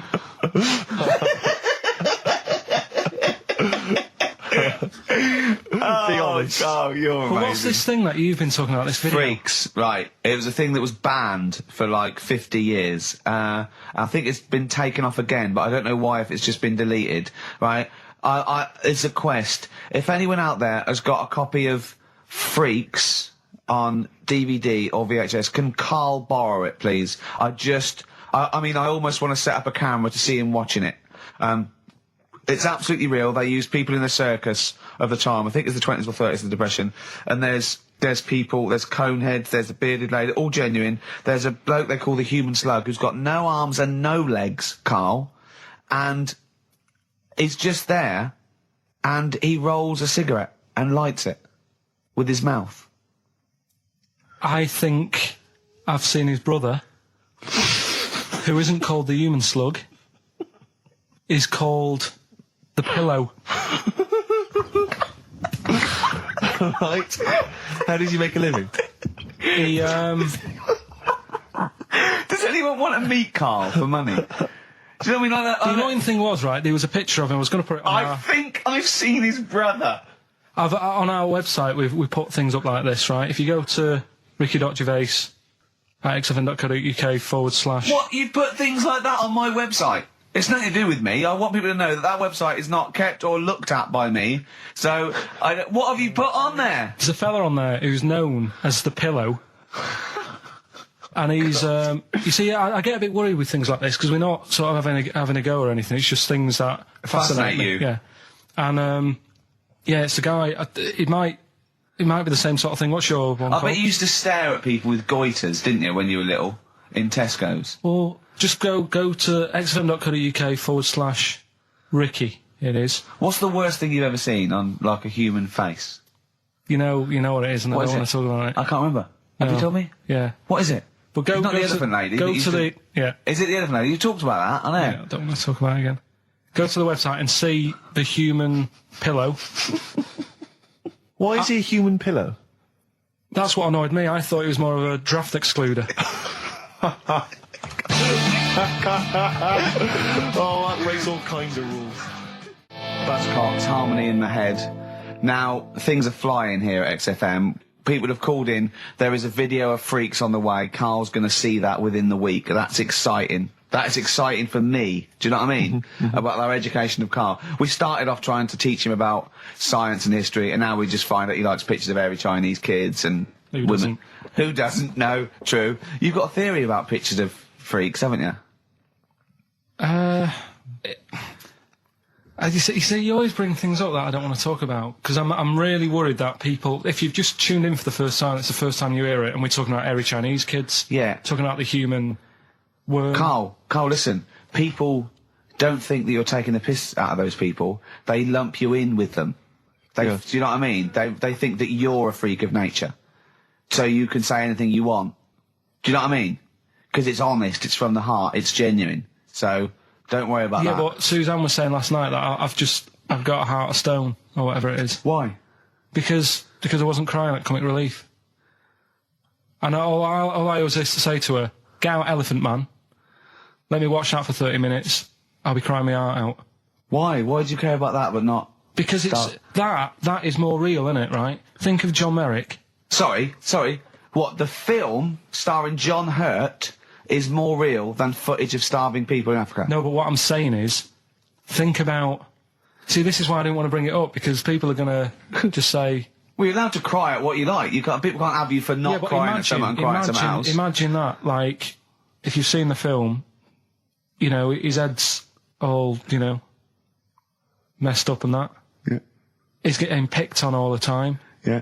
By It's Michael just- Elphick, I remember. Yeah. It's just really, really sad. Whereas, you know, we're trying to help But out you give him a bun people. and he forgets it. Do you know what I mean, though? He never forgets, Rick.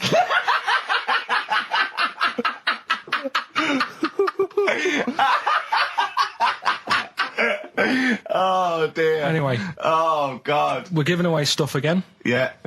Time Tell for me the a theory about freaks who have their picture taken. No, I'd leave it. No, can I tell we'll you? do it next week, then. Can I tell you what this Go is? on, quickly, what is it? Right, when he sees a little picture, like in his books he's got, he carries round those things, yeah. right? And there's like a fella with a little head with some like able-bodied people. He goes, the only reason they got to take that picture, right, was so they could show their mates, say, look at me, the little fella with a little head.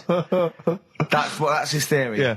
So every picture of a freak, they're being... Right, Steve, let me describe the picture to you. This little fella with a little head, Right. playing on the piano. I've seen it. All his family stood around and mates and that. When have you ever seen a picture of someone playing the piano and everybody wants to be in on it. Doesn't happen. Maybe it was one of those kind of Christmas cards they sent out to everyone. It wasn't. You could see one of them was like in a rush to go away. He was probably planned to go out, and he was like, "But they were taking a picture." It's, I'll be in it then before I go out, and it was all. He's out of order. Yeah. If you say, do you know the one? I do know the one you mean. Yeah. What about the one in the when you went down to Cornwall in that little We'll pub? talk about that next week. What you want to get on, do you? Yeah. Right. Right now, we got people to send in a little thing for you last week, didn't we? The film Freaks. You got a few sent in. You watched it, did you? Yeah. Now, I should just point out that the film Freaks, for those that don't know, was a movie that was released, I think, it was originally made in about 1932, something like that, and then it was delayed. It was banned for many years, because it did, in actual fact, feature, for want of a better phrase, real-life freaks. Yeah. Bearded ladies being one of the more kind of familiar ones. There's a guy without arms and legs. There's all sorts. And it was actually it's quite a tender film, isn't it? And actually portrays them as a kind of dysfunctional family. It's not exploitative in that sense, but what did you make of it, Carl? Well, you were watching it for the freaks, weren't you? Yeah. I mean, I wish it does take a while to get onto it. What do you mean? Well, straight away I was disappointed, right? Because at the start, like, you put it in, it's like, oh, brilliant.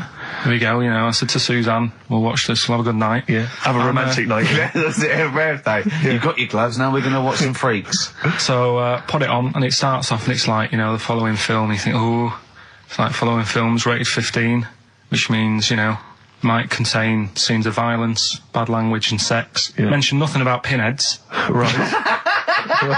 So I thought they missed the trick. Yes, We've also got a new feature, Cheeky Freak of the Week. That's a new feature, isn't it? That's a new feature. Cheeky Freak of the Week. Let's do Cheeky Freak of the Week. What is the cheekiest freak of the week? I'm just going to apologise now. I've just had freaks, sorry to freaks. Okay, right, go ahead. Well, I say it's a new feature, but we've sort of touched on it in the past with... We always talk about freaks. Hairy Chinese Kid. Yeah. We've had the Pillow Man. Yeah. Oh, you called a draft excluder? Just make a note of that, would you, Rick, on the list? People without arms and legs. But at least, you see, the Pillow Man, what do you picture? Because I was saying to Ricky in the week, right, I'm a great fan of the Elephant Man.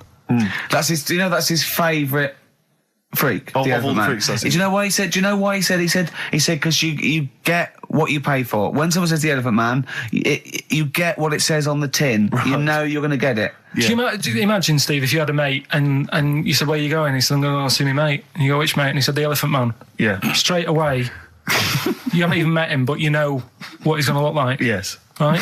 That's what I like about that. Hairy Chinese Kid. Yeah, you know what you're going to get. Pillow Man. Yeah. Not so good. What does that mean? It could be one of those big fat things on that show, couldn't it? A big pillow, like a... Yeah. You know, they had that big thing about the fat people and feeders. They were getting up to like 60 stone and that big one. And there's a thing called fat admirers that just fancy fat women, right? And You writing that down?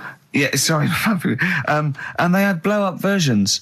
It looked like a bouncy castle. Wow. Yeah, Really? yeah. You'd be knackered when you blew that up. Yeah, You just wouldn't want to go forget it. Yeah. Oh God, That's people being cruel as well, isn't it? Because after watching the programme on Channel 4 about the fat people and fellas who like them and stuff, there was a story on one of the news websites about some fella in Germany, right? He was a big fella, must have been about 50 stone, and he fell over, right? And I think he hurt his ankle or something. And they sent firemen instead of like an ambulance. Yeah. So straight away they're having a bit of a laugh. They're not. No, they've got winching gear. Well, they didn't know. They didn't have winching gear. They had to use the hose pipes to carry him out. I think it was Anna Nova, that news website. They had to use the hose pipes. So they made like a bed using the hose pipes. Oh, yeah. And had to carry him out on that. And then they had to sort of get him into a special truck, they said. Mm-hmm. And do the same when they got to the hospital. I mean, that's mad, isn't it? They shouldn't do that. Although, Carl, I'm loving that story. I'm just worried that we're not going to be able to fit in Cheeky Freak of the Week. What's the which Cheeky is one Freak you of the nominated? Week? All right, Cheeky Freak of the Week. Something I found on the net. Yeah. A fella who had 27 toes and fingers. In a jar? No, still on him. And proper ones as well, not like little stumps and that. Proper, fully formed fingers. Was Was he a pianist? Close-up magician? I don't know what he did. He just said that he was... Cat's cradle professional. Did he ever work on finger bobs? He was saying in the week. For the crowd scenes. I'm now going to do Braveheart. Yeah. He said about the Elephant Man. He said, I want to do a thing, right, with freaks, where it's good and bad. He went, what did you said? The pro about him is... What about the fella with loads of fingers, or...? No, the Elephant Man. Well, he said the bad thing is he stretches his jumpers. When he puts them on. Yeah. And what's the good thing? Sort of, he never gets up and goes, oh, my hair's a bit of a mess today. No. He's always having another bad face day. I'd like to complain about this head and shoulders. Are you taking the piss? Yeah. Oh, dear. So that's freaky. Didn't you see an elephant woman in Manchester? Yeah, leave that. What do you mean, leave it? No, because it is sad. I know it's sad, but I mean, I don't know what my next sentence is. No, people always That think... should be the end. I don't need to say anymore. People will know what she looks like. It's a good name for her. Did she like buns? Oh dear! It was when my dad was a taxi driver, and he used to sit in the front. Yeah. And she used to get a lot of taxis. Yeah. And he only charged you half price, didn't he? He was a good guy. well, the bad thing is as well with people like that, you don't want to offend them because they never forget.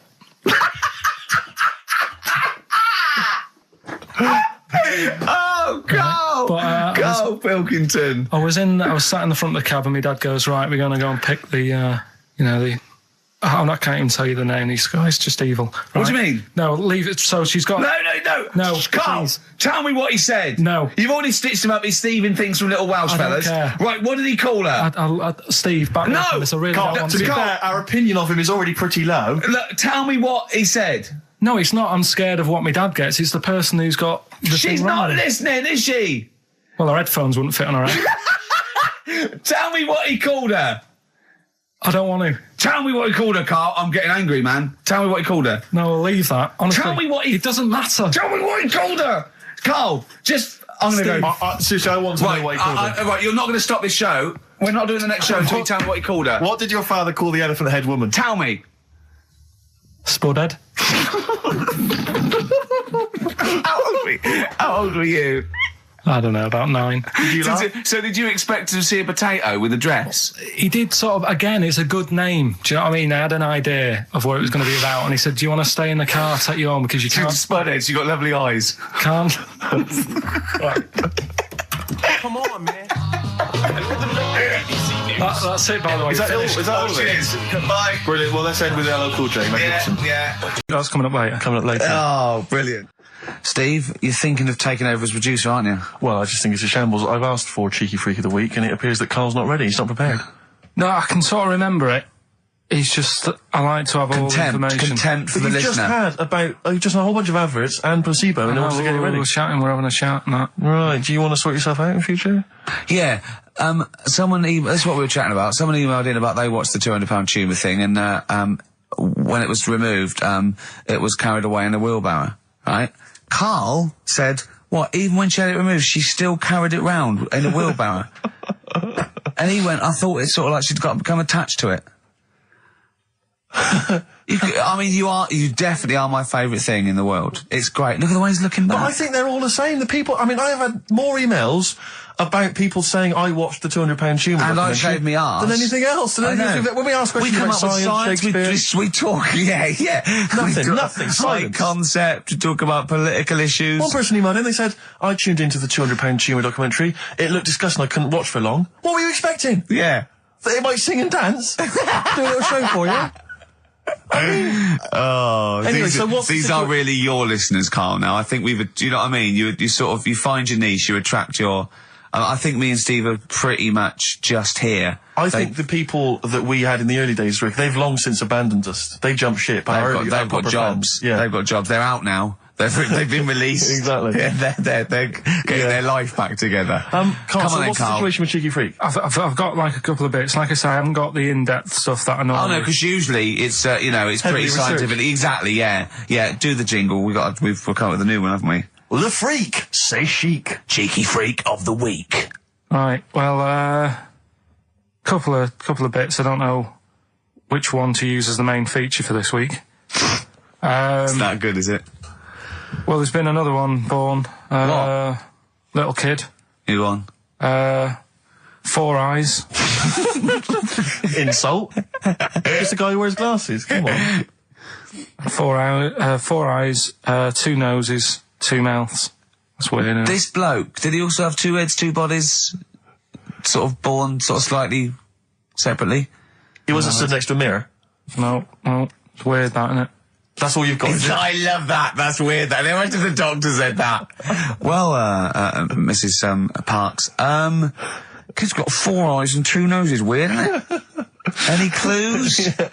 Any clues? So that's it. That's all the one. information. Well, I'll tell you what, that again, shouldn't be the main one. Okay, I've answered but your like I say, what's the idea of this feature? What do I say all the time? Don't know. I always say, think about it. Think about what that would be like. Okay. What? Giving birth to him? No. Being, I think it's a girl. Being like her. 2 mouths. 4 eyes. What would that be like? Mad, innit? I don't know what this feature is. I don't know why. Is there another one? Is that, you said that? I mean, I hope everyone took the opportunity there during that silence to just think about what it would be like. I know I was. What? Could she talk with a mouthful? What? Is that allowed? Because she's got 2 mouths. Yeah. Would that be alright in her house? She'd be eating Yeah, one, she can talk with one mouth and eat with the other, I Right, well, suppose. listen, the main one, right? You've thought about that. That's good. The main cheeky freak of the week. I haven't got all the details. Smallest person ever. Right? How big would you say that is? Carl is now sort of like holding his hands up like a fisherman, long ways. That's about 1 foot. Right. Smallest man in the world. I printed the thing off and I can't find it. There's a little picture of him. Right? The odd thing was... But why have you asked me how... Did it say, or was it a picture of him? I didn't really read it. Of course you didn't. Of course you didn't. Jesus. I just saw it and thought, that's... What, you straight away sorted. assumed it was natural size? It was that big. But what do you mean it was that big? Little fella, like that. But why are you doing that? What? It was a page with a little fella. How do you know that was natural size? No, it was, because he said it's world's smallest man. And the funny thing is, I've read the first line, I always read the first line, it said world's smallest man. Well done. The weird thing is, he got an head like a light bulb. The shape of it, apparently. I don't know if that's got anything to do with his shape and face. God. That big. His name's Mr. Watts. And the annoying thing is, what got me is, if you're that big, right, don't have your picture taken next to a fruit bowl. Why was he having his photo taken next to a fruit bowl? Don't know. Whoever the photographer was, obviously having a bit of a laugh. Yeah. At his expense. Because you would just stand in the middle of nowhere, you'd look normal and that, but he was stood there, just leaning on an apple. Leaning on an apple? What is this? In what world do you inhabit? This was on the internet. I printed it off. Leaning on an apple? Was it Tom Thumb? What is this? Are you sure it wasn't some sort of sci-fi show they were advertising? No, it was leaning on it. Can you just lean on the apple? Just lean on the apple there.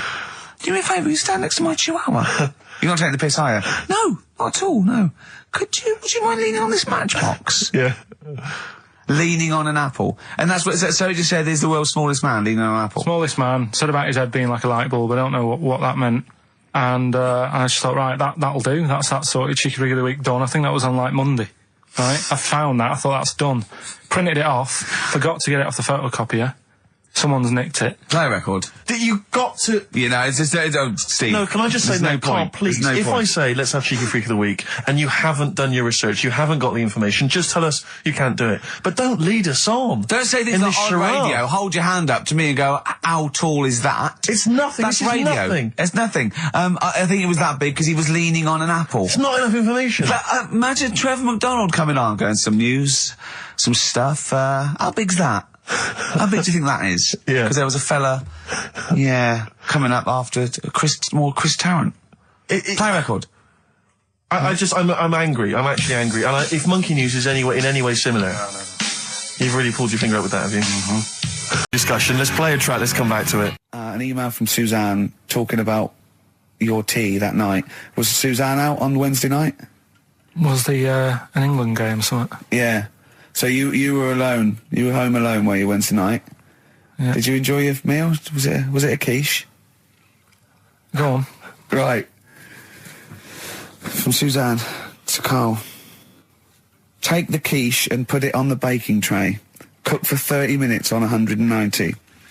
Take lettuce and put on plate. Take 3 tomatoes, wash and chop into quarters. Place on lettuce. Take an avocado, chop in half. Remove the stone. Peel skin and slice. Place on salad. Put salt and pepper on and a dribble of olive and balsamic vinegar dressing. Right? In brackets, small bottle behind the cafetiere. Right, in case he's reaching for bleach. Yeah. That's it. She had to put everything else away. Right? Then sprinkle a smidge of parmesan on top. Remove quiche from oven, cut into quarters and put on plate. Eat. Oh, wow. Does she have to do that Look at every his single face. time she's out? No, it's just that I'm not that good at cooking, right? And to be honest, that was a lot of hard work. I didn't bother warming it up. And I did without the avocado. Why? Too much messing about. He didn't even do that with instructions. It was too much. But yeah, I'm not that good at cooking. And Did that. you genuinely... That's not cooking, though, is it, Carl? That's heating up a slicing. quiche. That's cooking it is making the quiche. Yeah, but I'm just. Can't Could you have figured that out if she hadn't left that note for you? Why does she have to tell you what the olive oil and balsamic vinegar was? Because I've put sort of cooking oil on my food once, and I said, oh, it's a bit. It's ever since, right? Years ago. I'm gonna die. Years ago, I'm leaving Mr. Magoo at home. It was ever since I put sausages in the toaster that. What do you mean? I nearly set the What flat do on you fire. mean? Because do you know, like when you're grilling food in a pan and all that, Yeah. sort of sausages spit and it goes everywhere, doesn't it? And it makes everywhere greasy. In the toaster. So I thought, well, just want to warm them up. Yeah. Bung them in the toaster. Yeah. What And happened? she sort of caught. They Well, got she stuck and they sort of caught on fire. I imagine. She came in just as I was sort of plunging it, and might have came in from work. Said, "What are you doing? I said, "I'm in sausages." Well, the oven isn't on. I know they're in here. What? You turn it off? Panicking and that. But I've never been into it. I've never been into cooking and that. At school and stuff, I didn't bother doing it. Oh, every time Suzanne comes home, she must think, please be the house still there. Yeah. Please not let me hear a fire engine as I come round this corner. Oh, God. She comes and goes, oh, God, thank God. I bet she's always happy to see you when she gets home and you haven't burned the place down or introduced some howler monkeys or something. Unbelievable. What I find extraordinary is there are people who are in sort of care in the community who don't need instructions No. on how to prepare food. Oh, they do. They can do it. Yeah, you show them once. Yeah, They and they've learned don't. it. Whatever you do, don't put sausages in the toaster, Johnny. Do you know what I mean? Yeah, and they've don't- learnt it. They don't put sausages in the toaster. What is it? They put their fingers in. But, yeah. There's a picture of a beautiful barometer being held by a beautiful lady. Lovely. Who's definitely his daughter. Yes, Definitely. Come on, Kathy. Oh, that. Dad, no. Come on. Undo your top a little bit. Dad, definitely made to do that. Yeah. Oh. That slight look of I hope no one I know sees. Yeah. Just check out Barometer World. Barometer World. Yeah, that's available. If you want to check that out, www.barometerworld.com. That's Now, all the... barometers. Now, do they work? They're to do Two. with checking, is it the air pressure? Well, everything. But I think that's what it's based on, isn't it? Sort of low and high pressure, so it's going to rain, it's not going to rain. Yeah. Or going to be windy, but I wonder how accurate they are. I think in the days before satellite sort of weather surveillance systems, probably essential. Yeah. Nowadays... As essential as hanging some seaweed out by the back door? Probably. I think it's probably similar. I think it's the same one as holding a needle and thread over a pregnant woman. If it goes clockwise, it'd be a boy. Yeah. Yeah. The thing about a barometer is how far into the future can it predict? Exactly. 'Cause How if do you it's- know? If it's a case of you may as well stick your head out the window to see if it's raining. Exactly. This barometer goes, oh, it'll be windy and rainy. When? The barometer goes, soonish. Yeah. So I can't say, but it will, well, within the 7 I days. don't want to of be the- specific because you'll have me. Yeah, You'll yeah, I don't, but I mean, I'm just a barometer. I'm not really a I weather can't really person. analyse the information. Yeah, brilliant. What's in there? What's happening in there? What chemicals are being affected? How does it work? I have no don't idea. know. I assume it's probably something. Wait a minute, let me that's- email Barometer World. Now What could it be? Quite interesting. It could be mercury that's based on a sort of temperature. It goes up with. Oh no, it's not temperature, is it, barometer? It's pressure. So it's probably just very fine. It's like a fine, very, very fine needle, isn't it? This is almost as embarrassing as last time we were on. We couldn't figure out what the name of the leader of China was. Was it the King of China? The Prince of China? Oh, this is where we were trying to imagine what it'd be like if all the Chinese people at once jumped up and down and made a big tidal wave. Tidal wave. But if you do know what the name of the leader of China is, we don't mean the name of the particular person in charge, but if it's a king of China, the emperor of China, the chancellor of China, the prime minister of China, didn't it? No, that was Japan. Yeah, this is it. I don't know what's the big guy in charge. Is he still the chairman? I know Chairman Mao was important. I think he was just the chairman. I think he just governed all the big meetings. Yeah, I don't know. He just kept the minutes. Head Chinaman? Head Chinaman.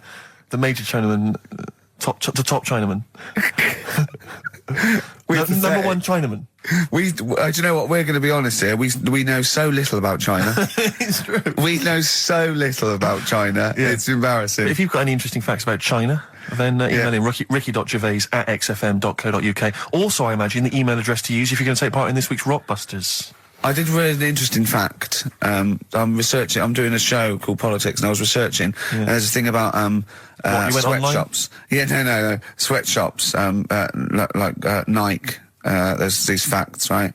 And these people get like a few cents an hour, and the CEO, I forget his name, for a Chinese woman to earn his 5.2 billion, she'd have to work 8 hours a day, 7 days a week for 10,000 years.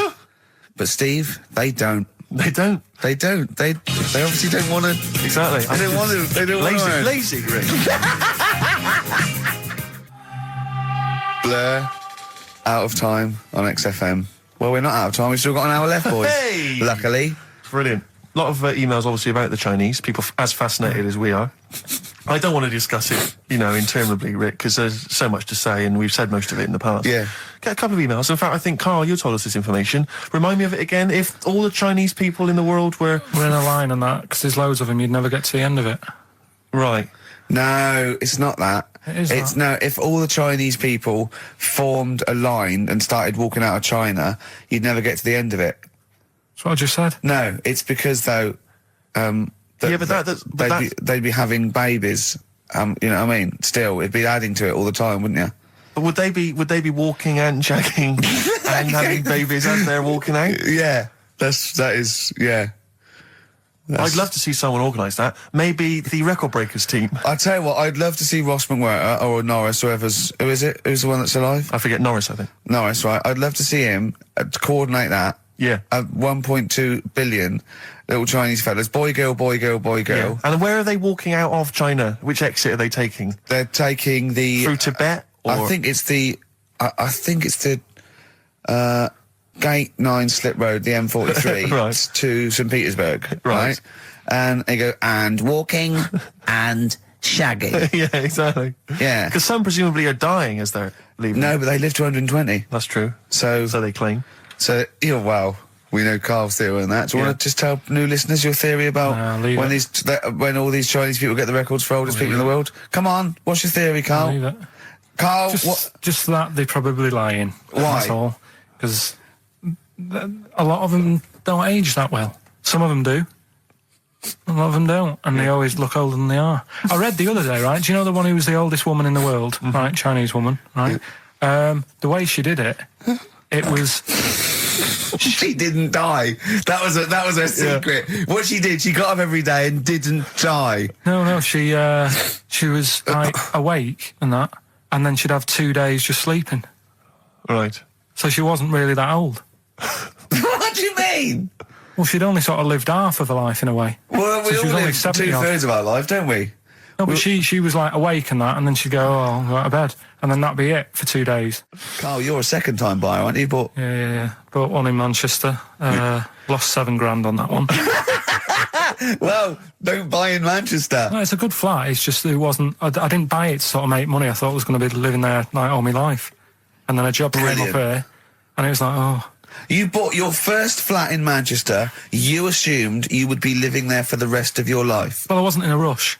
Play record, you're an idiot. Hang on a minute. So have you got a property portfolio? Have you got the 2 houses now? No, I've got rid of that one. Oh, you sold that one? Got this at a flat. £7,000 Got loss. this flat. I'll tell you something that is interesting. Hold on, though. What? £7,000 lost. It's a flat in Manchester, but it could only cost about £8,000 anyway. Right, Steve, something they do now, right, they've got to do by law when you're buying, right? I was looking at one in London, right? It's haunted. They've got to tell you now. Right, don't talk shit. I'm telling you Play now. a record. I'm telling you now. Yeah. There's no such thing as ghosts. That is ridiculous if that appears on a legal document. Right, if there's anyone who sells flats and does that for a living. Yeah. Right, email in, Yeah. because I'm telling you now, that is a fact. She sort of dropped it in. I said, oh, nice feel here. And she said, yeah, well, that'll be the ghost. Just dropped it in, that's all they've got to do. And then I was like, what? And they went, oh, yeah. That's what I've got to do, is it? So that's the legal thing. Did you drop it in? So in court you go, did you drop it in? Yeah, I dropped it in. Play a record, you're an idiot. That's David Gray, and this year's Love, if you're in love. I hope it lasts. It's only January. What you got for us, I just thought we ought to maybe go through some of the emails. I mean, I don't want to query the calibre of some of the emails we get sent on this show, but here's a typical one, Rick. Go on. There's no name, it's just from Glicko, that's his email address. It's just a question to you, Rick. Did I see you walking around Marylebone High Street last Sunday? Yes. Okay. Well, I don't know. Well, I mean- I was in Marylebone High Street last Sunday, yeah. Yeah, but did you see Glicko? I didn't see Glicks. Okay. I didn't see the Glickster. All right, this is one from M. Ricky, what do you think of Richard Bacon's show? I can't decide if he's better than you. Nor can I. Any thoughts? Nor can I. I can't help her out on that one. Sure. That's a really personal thing. She's got to dig deep. She's got to look at both of us. She's got to find out what she likes. Yeah. And then whether I provide more of that than Baker's. Yeah. I mean, Baker Foyle's brilliant. Yeah. I'm not going to put myself up against him, so I can't help you. Next, Steve, next. Well, there's a lot of emails last week which were saying how much they enjoyed the Christmas specials. Thank you very much for that. That's very flattering of you. Cheers. There was also a couple. There was one that it was a guy. I'm sorry that I think I might have deleted it. But, I should have sent a reply, because there was a guy from Canada saying if there any chance you're around in March, whether you could pop in and have a surprise birthday dinner for his wife. Oh, why don't you keep that? I know. Sorry about that. I can't let it go now, can I, you idiot? So, Okay. I don't. I really apologise for that. Yeah. There's also, this is interesting. This is more for Carl, really. It seems unlikely. 'cause Is it Carl's- from a doctor saying you're an idiot? We've got plenty of those. I tend to delete them. They're just, Okay, all right, they're so common. yeah. Look at his face. No, it just says, don't like to complain, but I won the film competition about 5 or 6 weeks ago, and I haven't received my prizes. Oh dear, that's all Carl has to do Well, that's on what I the was show. thinking. We provide the chat, the records, the light entertainment. I mean, the glamour. Strokes of comedy genius. All Carl has to do is send out the prizes and say there was a monkey that was a bank robber at 5 to 3. Yeah. What's your Carl. excuse, Carl? Do you remember her winning? I've got all. What, are you calling her a liar? Well, I am, because I don't remember ever seeing. Right, he's calling her a liar. So, Joanne Ogden, you're claiming, is just making this up. She sent this in on a whim, trying to fool us and get some cheap tat. Wow. I don't believe that. I don't believe anyone would lie to try and get Knowing Me, Knowing You on VHS. I really don't. Well, I'll look in the records, because we keep all the details, so... Do you know what I mean? Right. Well, one of you's in the wrong, and do you know what? Knowing you, Carl, I don't think it's Joanne. No. Has anyone else ever emailed in saying they haven't got the Loads of bag of times. crap? No, they Loads of haven't. times. They haven't. Well, Yeah, they but have. one mistake's one too far, because that's one person. So you might send out 30, but that one person, that's the first time they've won a competition. They want the history of Wind narrated by Donald McIntyre on VHS. Yes. And Stephen King's It on Betamax. yeah. No, they sometimes they want the best of Primal Scream on a cassette. Exactly. So You've got to make sure you're sending these prizes out. Final email from Andy. He says the webcam is pointing at the ceiling. Is it because the air conditioning vent is more exciting than what happens on the show? Let's put that down I now. think that's absolutely right. Hold on a minute. Now, just if someone is that good. People love the webcam. I don't know what they're interested in, because all I get is a picture of Carl's big head. It's not as big. It's just round. Got it right. Yeah.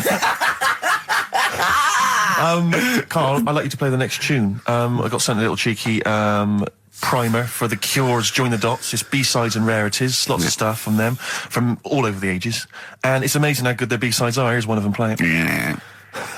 I could do How long it. could you keep going with That's that? it. That's it? That is it. Because you see, Alex saying we came in while he was doing his last link, and he's an absolute pro. He really is. I was watching him, and he was, at home, you probably think that he's giving you his full attention. He's not. He was looking through a listings magazine, probably figuring out what movie or theatre piece he's going to check out, with a lady later. Yeah. Probably going to cruise down there with a couple of, chicks. And he really is an absolute pro. Yeah. Looking at you, Ricky, and it's like you can sustain it for a while. Yeah. You're a talented performer, but it's sort of, I don't know what it is. Is it concentration with you? It just ebbs away almost instantly. And you try and do 2 things, 3 things at once, but normally on air, that's you eating, taking fluff out of your belly button. I never once, when we were on the set, we were filming The Office, and I'm trying to put off actors, just coming up ways, instead of remember lines, coming up ways to sort of ruin the shot or make them laugh. And you came out and went, Rick, it's like having your own TV show isn't interesting enough for you. Yeah. Just concentrate, it's lunch in an hour. I went, yeah, all right. Well, the radio show even less though. I mean, yeah, you really I know. can't be bored. How long do you think your interest you sustain your interest? I came in too early because I got bored just before we came on air. Sure, okay. I came in too early. I got to stop getting the cabs so early. Yeah, so you're bored now, I think I've got to get about 5 to 1, and then I think that'll last me till about 1:30. Again, as he was saying that, he's not giving you his attention. He was kind of leaning back. He's put his feet up I've got now to on be the comfortable, desk. haven't I? And this CD rack's in the way. Sure. Well, you get yourself comfortable now. Get yourself settled. And then sort of... Because a lot of people will move the... There's the microphone moving now. That's the squeaking going on. I've You've broken the CD rack. You could know. actually, of course, you could move the CD rack by getting up and moving it. No, that's too much effort. You've got to try and do that whilst angled on the seat. I'm nearly laying down. It's almost horizontal. It's the most you can get. Well, I'll tell you what. I don't know what those listeners are thinking of what Steve Merchant say, but don't believe a word. All right? Oh, nice. Yeah, classy. Yeah. 5 minutes past 1 o'clock on XFM 104.9. Ricky Gervais, Steve Merchant, Karl Pilkington. A retro cut there, Thin Lizzy. Don't believe a word on XFM 104.9. I'm Ricky Gervais, with me Steve Merchant. Bubba-doo-boo. Who's that over there? It's Carly Pilk Boys. You all right, Carl? Oh, that's clever. How you doing? Yeah, I'm alright, yeah. Yeah. Wallace Chambers, Kings of Leon on XFM 104.9. I'm Ricky Gervais, with me Steve Merchant and Karl Pilkington. And England are world champions again then, so... Oh, it's brilliant. It was amazing, wasn't it? See, I'm not a rugby man at all. I never watched rugby. I think the last time, was when we won about 12 years ago, whenever it was. And I got into it last week because I realised we were doing so well. I watch England win anything. Yeah. Do you know what I mean? I don't care what... In fact, I wasn't into war when I was little until I realised we were so bloody good at it. We are really good at it. It's brilliant. But, yeah, fantastic. Yeah, it was great. Right, that's the rugby thing over. What next? That's it. That's all I've got. That's all I had today. It does steam me. Sometimes I watch it and it does remind me of when I play rugby, because one of them will boot it down the field, then someone will catch it and boot it straight back again. Yeah. Which is essentially how we I was made to play rugby. I had to play rugby. And I don't think I'd get rid of the ball so quickly. Yeah. I don't think I ever got tackled or fell over. Yeah. I think I touched the ball about 20 times in the 2 years it was compulsory. Yeah. I was terrified. Yeah, absolutely. And, same as cricket. I can't... I'm a terrible batsman. I'm all right at bowling, but it seemed like the pastime for people I went to school was to injure you. Yes. It was funny to see someone poleaxe. It was funny to see someone get a cricket ball in the head. Absolutely, yeah. You know, I never relaxed into rugby because the first day I was going to play it, my mum, I swear to God, my mother said, "Are you playing rugby today? You got the kit and everything. Enjoy it. Be careful." There was a kid at my school who broke his neck. And cheers, Mum. yeah, thanks very much for that. See you later. So I just went to school absolutely Man, one thing, broken neck, is that or do you get better in a couple of days? Oh, you can find your wheelchair. No. Enjoy the game, though. Yeah, no, it was absolutely I was just petrified from that day. See, at least American football, you know, got the helmets. padding, the helmets. Yeah, but anyway, no injuries, thank God. Thank goodness. So, well, I tried to play rugby, but it's awkward when you've got glasses. I don't know, there's something about you didn't really play with glasses on? Yeah, quite. Well, I couldn't see anything, could I? I couldn't see anything. How else was I going to play? Oh my God! And so you're bound to be cautious, because inevitably you're a bit more cautious when you've got glass next to your face. You're the tallest person on the pitch as well. Yeah. I mean, you were when you were about 14, you were probably 6 foot already, weren't you? Yeah. And everyone else was what, 5'2"? Yeah. So you were towering above them with glasses on. Just with the glasses on. And you've got pretty cool glasses now. You've had a bit of a makeover. It's like Trinity and Suzanne said, first thing to go, the glasses. Sure, sort them out, yeah. Yeah. And presumably you used to have those national health sort of bottle. Pretty much. Yeah. Is it true? You've never been able to mosh? I at a try to concert? mosh. Because I've scared. always watched people stage dive in, moshing at concerts. I've always thought that looks like brilliant. You know, when they ride above Like a everyone's wave, heads, like they're surfing on across someone's hands, and so everyone would say, yeah. And I've always wanted to do that because I'm a big rock music fan. And the only time I did mosh was at Rage Against the Machine.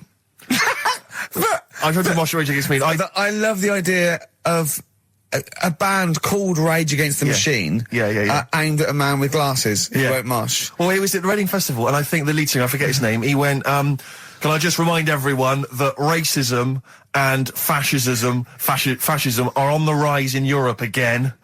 Let's not let it happen. What did you do? And we all cheered, obviously. I mean, if there's one thing that guarantees a cheer at Reading Festival, it's down with fascism. And what did they do about it after the concert? Pretty much went back and went home and took had a some cup of drugs, tea. probably. I don't know what they got up to. Sure. They didn't go to Europe then and try and start. I don't think they got involved politically in Europe. I think they just continued to rage Against the Machine. Yeah, mainly. but largely in America, I think. Sure. But I tried to mosh, and I got moshing, and glasses flew off.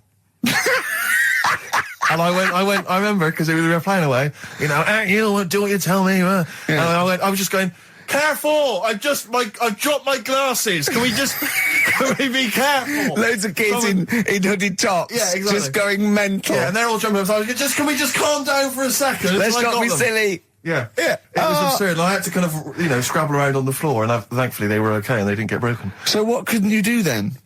What do you mean, what couldn't I do? What, at school? Can you not see without glasses? No.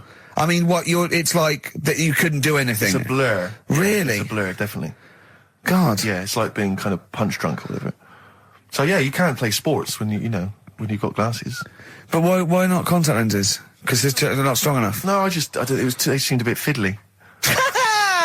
Oh, brilliant. Bit of Lou Reed. Is that what you want? Yeah, Satellite of Love. Classic. A retro cut. Don't steal our son. Please, lads. Thrills. On XFM 104.9, I'm Ricky Gervais. With me, Steve Merchant and Karl Pilkington. Yeah. Little Carly Pilkington, little baldy mank, whinging little twat. How are you? Yeah, All right? all right, yeah. What are you doing? Happy? Feeling a bit happier today? You look as full of spunk, as they say in America. Yeah, I'm alright. Just a bit of a miserable day though, isn't it? Yeah. A bit miserable. Yeah. Walking in today, right? Do you know I walked through like the sort of the gay district of London and that? Right. You don't walk, you mince, don't you? I'm just walking through on the way to work, and I'm always interested in their little shops and stuff that they have, right? Loads of. Their little shops. That's don't be ashamed of. If you want to go in and buy something, go in and buy something. I'm just having a look at, looking in the windows and stuff. Little postcard just near the entrance. Yeah. That's meant to tease people in, to make people go, that sounds good, I'll nip in. Right? Little postcard. Free butt plugs with every sale. That's great. How did we get from 5p off milk to free butt plugs with every sale? Wow. What's society come to? Well, it's because we're liberated, Rick. Yeah. It's an open What society. did you buy to get them? You didn't buy... I didn't but what's the purpose?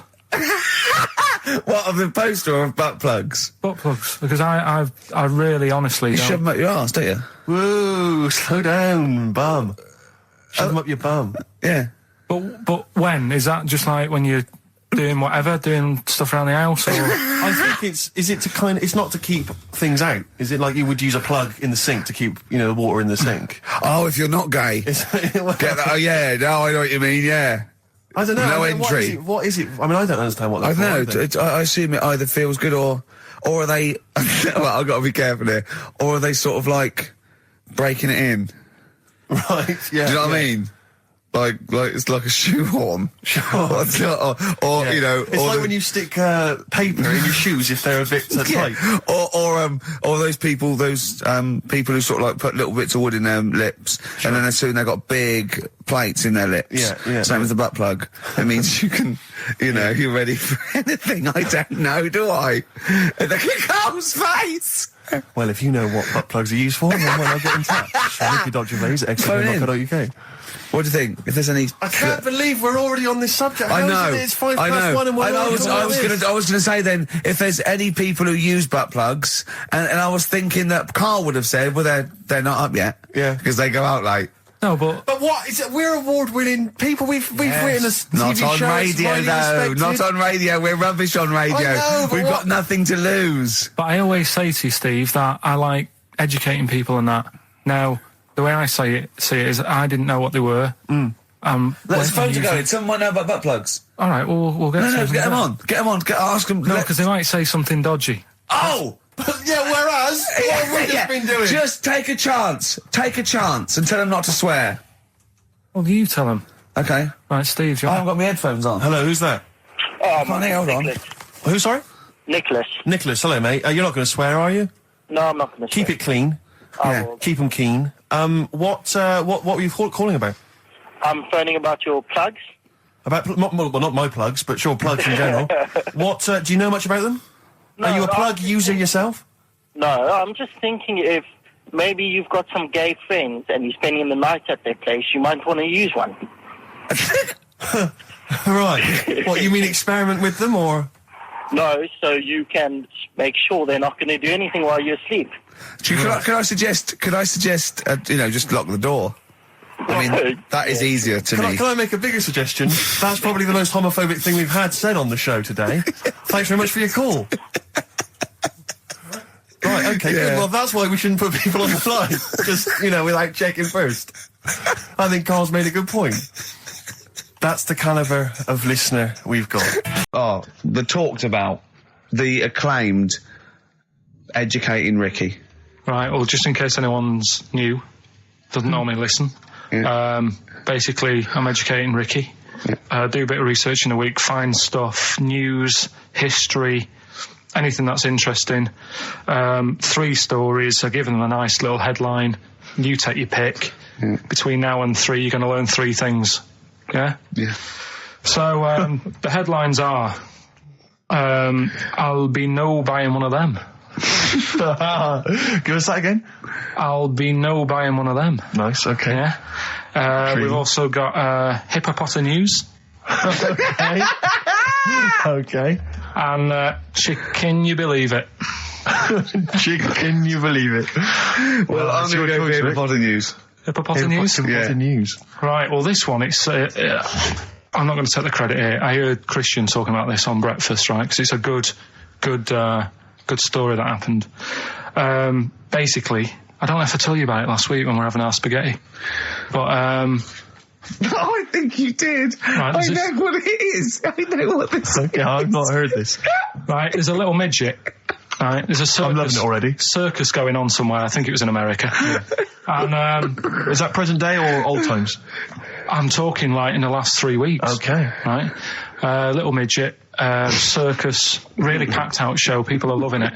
Right, Steve, you're asked the same question I did. I know. So there's a little midget jumping up and down on a trampoline. What's what circus is this? Right. I pay good money to see it. So everyone's clapping, and he's getting carried away. Because he can't believe they're loving it. I didn't know they'd like a little person on a trampoline, but they love me.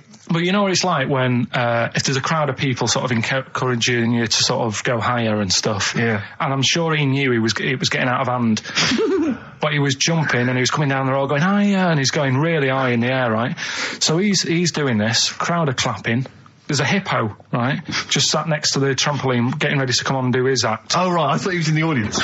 Getting ready to do his act, Steve. Yeah. So he's a ventriloquist.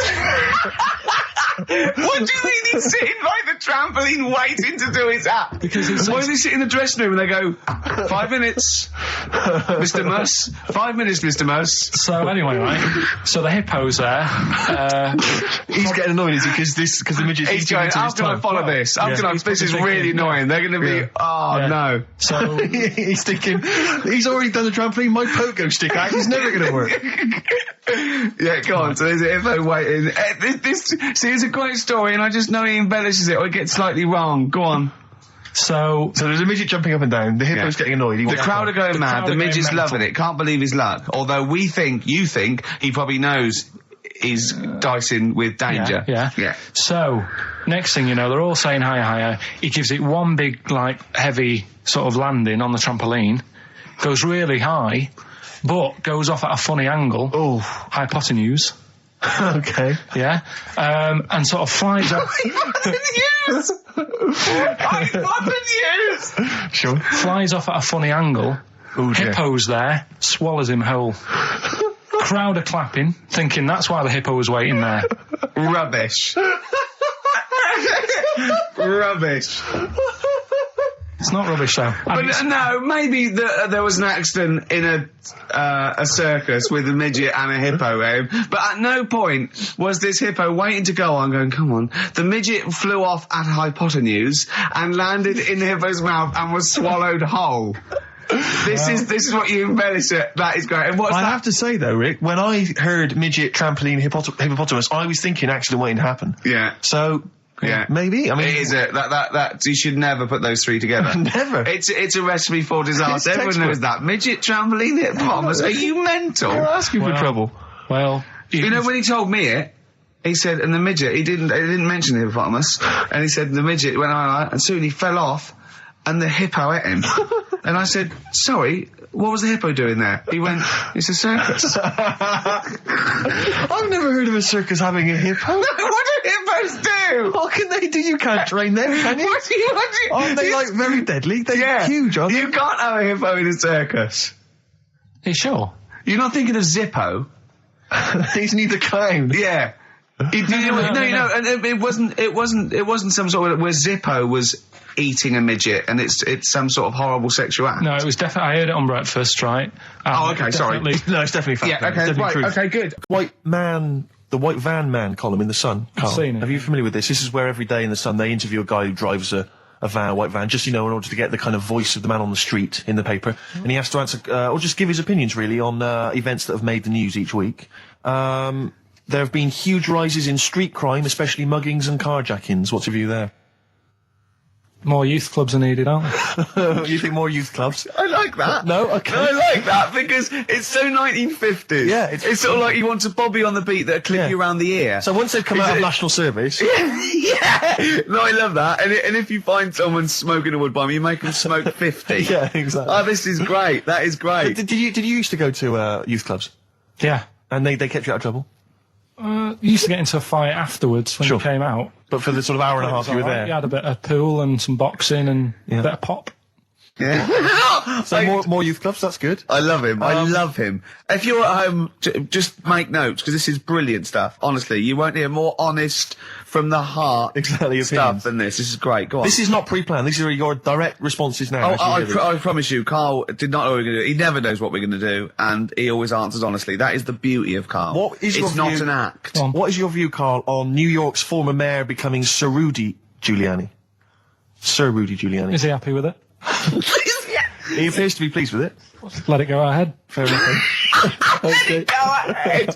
Oh, he's genius. Okay. Is he happy with it? He's like your nan. Yeah. What do you make of a cat that's been cloned in a secret 2.5 million research project? To find out what? If What, they to can clone clone it? cats, yeah. Have they had to hurt it? Sorry? Have they had to sort of hurt it to do that? Have they had to hurt it? Yeah, or is it just scraping its tongue for some stuff? I think the cat's fine. The point is that they're cloning another creature, which is potentially very dangerous. Have you seen that film where they bring Hitler back? That cat. What if that cat turned out to be a world dictator? Exactly. What do you reckon of No. cloning generally, Carl? You concerned about it? When they're cloning for organs, I don't think- they just grow them for the, Do you know what cloning means? Yeah, it's when you make something else that's the same, isn't it? Right. Yeah, I mean, it's not going to do any harm. Okay. And Great. and finally, Put him on the World Council. yeah. Finally, what do you make of some city workers who were caught bonking in the glass lifts of the Lloyd's building? What do I make of it? Yeah.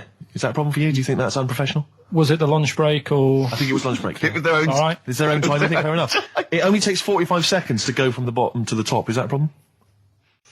They moved quickly. They acted, on instinct. You think fair enough? If that's their natural instincts and they're both consenting, you think fine? Yeah. Okay. Thanks very much, Carl. Thanks very much, Carl. Carl, Right, we'll Steve, have more of Carl's world-weary opinions next time on the show. Now it's time for White Van Man. White Van Man.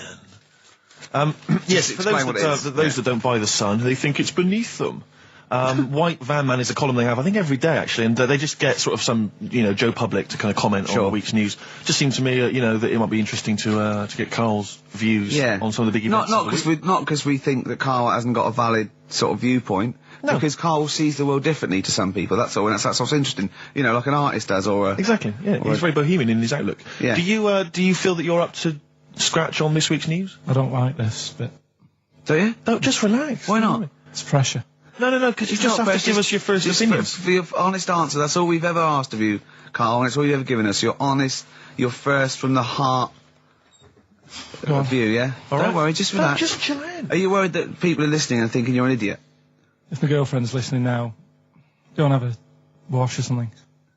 Go and have a wash. Not very nice, is it? Is it the opposite of Napoleon and Josephine? Yeah, go on. If you're going to visit me again, Josephine, for Christ's sake, wash. Well, I'll ease you in with something fairly easy, a music-based question. Kylie Minogue versus Dido as Queen of the Brits. What's your view there? Go and have a wash. It doesn't really matter, does it? It doesn't really matter. What doesn't really matter? With the Brits. I was watching it the other night, and I think Kylie will be a good-looking old woman. Okay. Do you ever do that sort of Steve, I want to celebrate with you. Every time he opens his mouth, it doesn't matter. I want us to open a bottle of champagne. I know what you mean. Do you know what I mean? It's sort of like we did that. Yes. No, do you do that though? Look at people, and another person who springs to mind, Jenny Powell. I don't think she's that good-looking now. Who's Jenny Powell? Is she that girl that used to be the assistant on Wheel of Fortune? Yeah, I think she's a bit over the top for a young woman. But when she gets older, I think she'll look... Be a bit of a stunner. Okay. So for you, Kylie, whereas you don't feel that about Dido, is that right? She's alright, she's normal. I prefer Kylie's sister to Kylie. She looks, I can imagine her being hard work to live with. And who, Kylie? Not being washing up and that. And right, sure. Being a bit fussy. Okay. And what do you make of taxes rising in the next budget to pay for NHS improvements? Well, my dad went to hospital to have an operation once. Yeah. So I feel like it's worth paying it, because I've got something. Because people might have to go to hospital. Yeah. Yeah. Well, it makes a change when it's someone in your family, doesn't it? Yeah. Because you sort of realise... Yeah, a change is as good as a rest. And the weird thing is, if it weren't for my dad, I wouldn't be here doing this show, because when he was in hospital... Well, no, I'll stop you there. Yeah. To be honest, that's all you need to know. You wouldn't be here, true, but no. But well, no, because this was after I was born. So, I would be here. But his more direct involvement was what? Yeah, because when my mum was seeing my dad in the hospital, I got a bit bored, went for a wander, found the hospital radio station... Yeah. And got a gig. Really? So, in a real sense, if it wasn't for Karl's dad, Karl wouldn't be here. And did your dad, while he was listening to you, did he, sort of tap the nurse and go, can you get that twat off the air? Who's put him in that? Yeah. Oh, go on. Okay, what do you make of the real-life Mowgli who's surviving in a Transylvanian countryside? Apparently, I don't know much about this story. I don't know. You know Mowgli, he's the guy from from the Jungle Book. Yeah. The little kid that grew up with bears and animals and stuff. Apparently there's a real-life one in Transylvania. What were the things in Gremlins? What were the what? In Gremlins they were... Wait. Okay, this is an example. This is what your girlfriend said. Think. What were the things in Gremlins called? I can't remember. Really... Something like that, isn't it? No, wait. Just really think now, Karl. Just with everything with all the brain power you've ever used, think what the things in Gremlins were called. It's not there. There's a clue here. Oh, no. Yeah. They're not. What? Gremlins. Yeah. Play a record, Karl. What about the fact that the world's tallest man is living in a semi in Neasden? It's alright, isn't it? Something that someone told me in the week is that, do you know all these tall people like this guy? Yeah. Which is a bit weird they've only just found him, considering he's the tallest man. We should go in a competition who's the tastiest cartoon ever. Well, actually, I threw up G Terra, I threw up Jessica Rabbit. I've had some people contribute here on the email. We've got someone here, Dom, has emailed us. He's told us that, for him, Daphne from Scooby-Doo. Yeah, popular choice. And obviously this is one I've never quite understood, Wilma from the Flintstones. I've actually always felt that Wilma, I don't know, I just thought she was a bit... No, not Wilma, Betty, surely. Yeah, Betty. Well, this is what I'm hearing, Wilma, I mean, yeah, Betty, surely, but Wilma? No, I mean, she's quite homely. But Betty, Come on, Steve, you wouldn't say no to Wilma. No, I suppose not. If it was like, I'd be worried about Fred if he found out. well, I'd hate to do it, you know. I don't want to do it to Fred. He's a good guy. He is, isn't he? He's a bit of a chump. Whereas Barney, to be honest, I don't think he deserves Betty. Do they both work in the quarry? Because, I mean, let's be honest, Fred, not a smart man. I mean, he obviously didn't come out of rock school with anything other than a couple of basic O-levels. I know, but he's a hard-working, sound sort of guy. They got a big house, they got like a TV, they got that bird thing. Yeah. I mean, be honest, if I was Fred, I would be a little bit disappointed that my kid does nothing, whereas Barney's can lift up sort of tall buildings. Sure. Bam, bam. He's a very strong... You know. I mean, interestingly, Fred loves his job. He's always yabba dabba doing at the end of the day. He does spend the whole day lifting rocks from one place to another. I'll tell you what, I wouldn't take that from that cat, though. I would. If a cat picked me up by the scruff neck and put me out, right, on the doorstep, I'd go mental. I'd get rid of it. It is a saber-toothed tiger, though, Carl, so it could rip him to shreds. It's not like a normal domestic cat you have nowadays. You know when they go to the drive-in at the beginning? Yeah. And they order, maybe some ribs. Yeah, that huge rib, and it tips the car over. Yeah. Was that her first day on the job? Because yeah, it's never been ordered before. Yeah, either it's that, or she'd have realised. Or yeah, we're out of pig. We've got brontosaurus rib. Exactly. He goes, won't that knock the car over? No, it won't. I don't know. Rick, can I tell you now? That was an accident waiting to happen. It was really, wasn't it? Yeah. And it did. Oh dear. Mind you, I went to Texas once, and I had some ribs, and it was like the Flintstones. It was huge, and not only did it look too much like an animal that I couldn't actually eat it. I don't know who could eat it. I mean, seriously, it was 2 foot long. Yeah. And all the rib, it was like half a rib cage. And I it's just... incredible. Oh. So what do you want to talk about today? Do you want to look at the list? Yeah, well, it's got describe looks. That's our list. So this is a very amusing sort of link about describing your looks. I don't know. What's this? I don't remember this. No, I just was thinking like, you know, everyone's got an idea in their head, right? Of what Well. Careful, Carl. Don't open yourself up to criticism. Go on, yeah. Everyone's got an idea. Do you know what I mean? Everyone's got an idea of what they look like and stuff. If someone wanted to know what I look like, or what Ricky looked like, or what you look like, Steve, if that... Yeah. What would you use to describe yourself? Do you know what I mean? Words. Not really. I don't understand. What do you mean? Well, like... Someone who doesn't know us, we've got to describe, and what's the game to hopefully get some sort of interpersonal language going, so you know they've got the same image as you, to a certain extent. I'm just thinking, if I was to meet Steve in a restaurant, yeah, right, nothing untoward going on. We're just hanging out. No, just having a chat, just having a normal night out. Yeah. Who's paying? Because I mean, is it expensive? Go Dutch. I mean, right. So, I say to you, I'll see you at 8, right, in this restaurant. I'll turn up at the door. It's a bit of a posh place, right? So he's Steve Merchant in, and the waiter sort of goes, I don't know. What does he look like, right? And where's he from? Just a little French fella. Oh yeah. And what does he look like? So the thing I'd pick up on first, tall lad. Tall, yeah. And then he goes, you know, we got lots of tall people in, right? And I go, big eyes. Big eyes. Yeah. And then he'd go, yeah, he's over there. I'll be honest with you. I mean, you can have dinner and you can buy me dinner. I'm not sure you're going to get anywhere with me. If you're slagging me off. No, I'm not slagging you off, though. That's what I'm saying. Yeah. I'm just using what comes to mind when can I just... Tall and big eyes. Can I assume that they know, like... Could I say, like, easiest for me, I'd say, looks like Reg Varney from On the Buses. Would they understand that? Can I use sort of, like...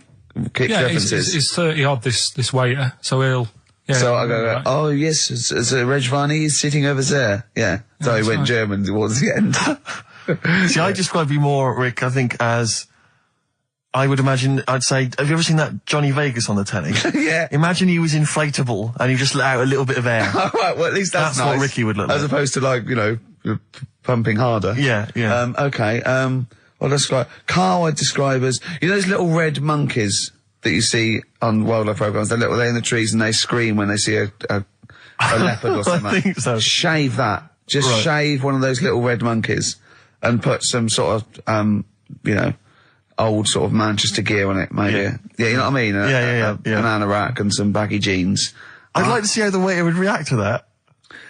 He's got a picture of a monkey, then he's got a picture he's shaved.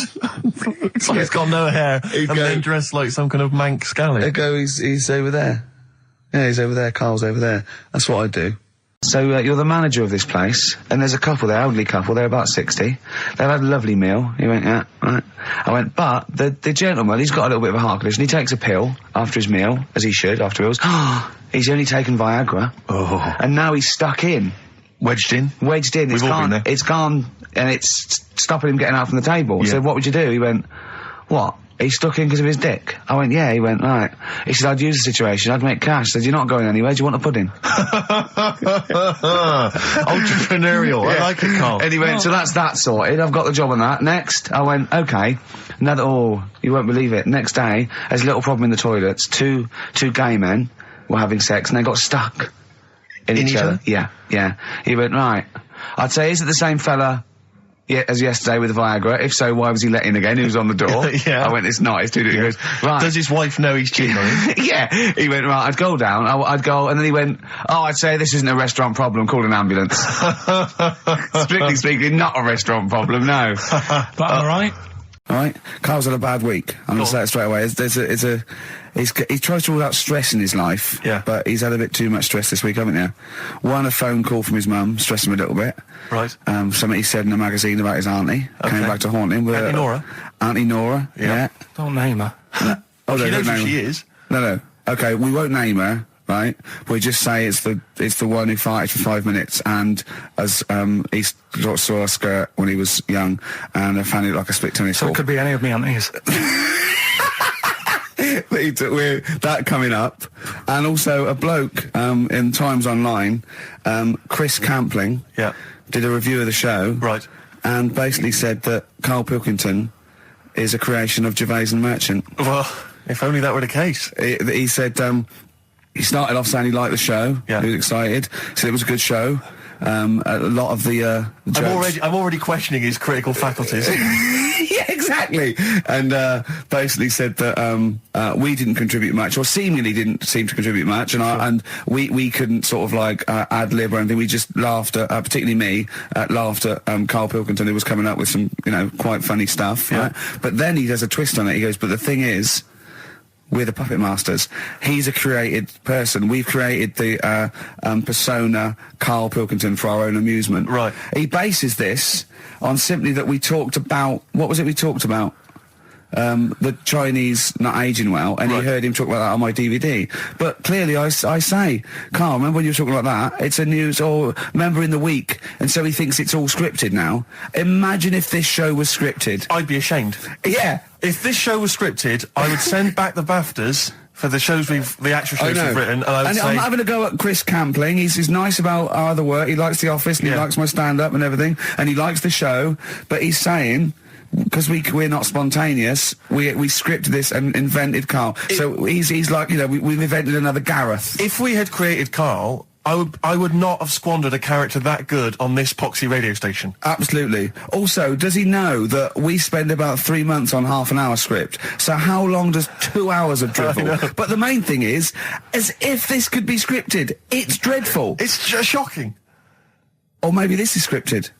Hang on, you've lost me there. Let me just check the script. Maybe Chris Campling does not exist.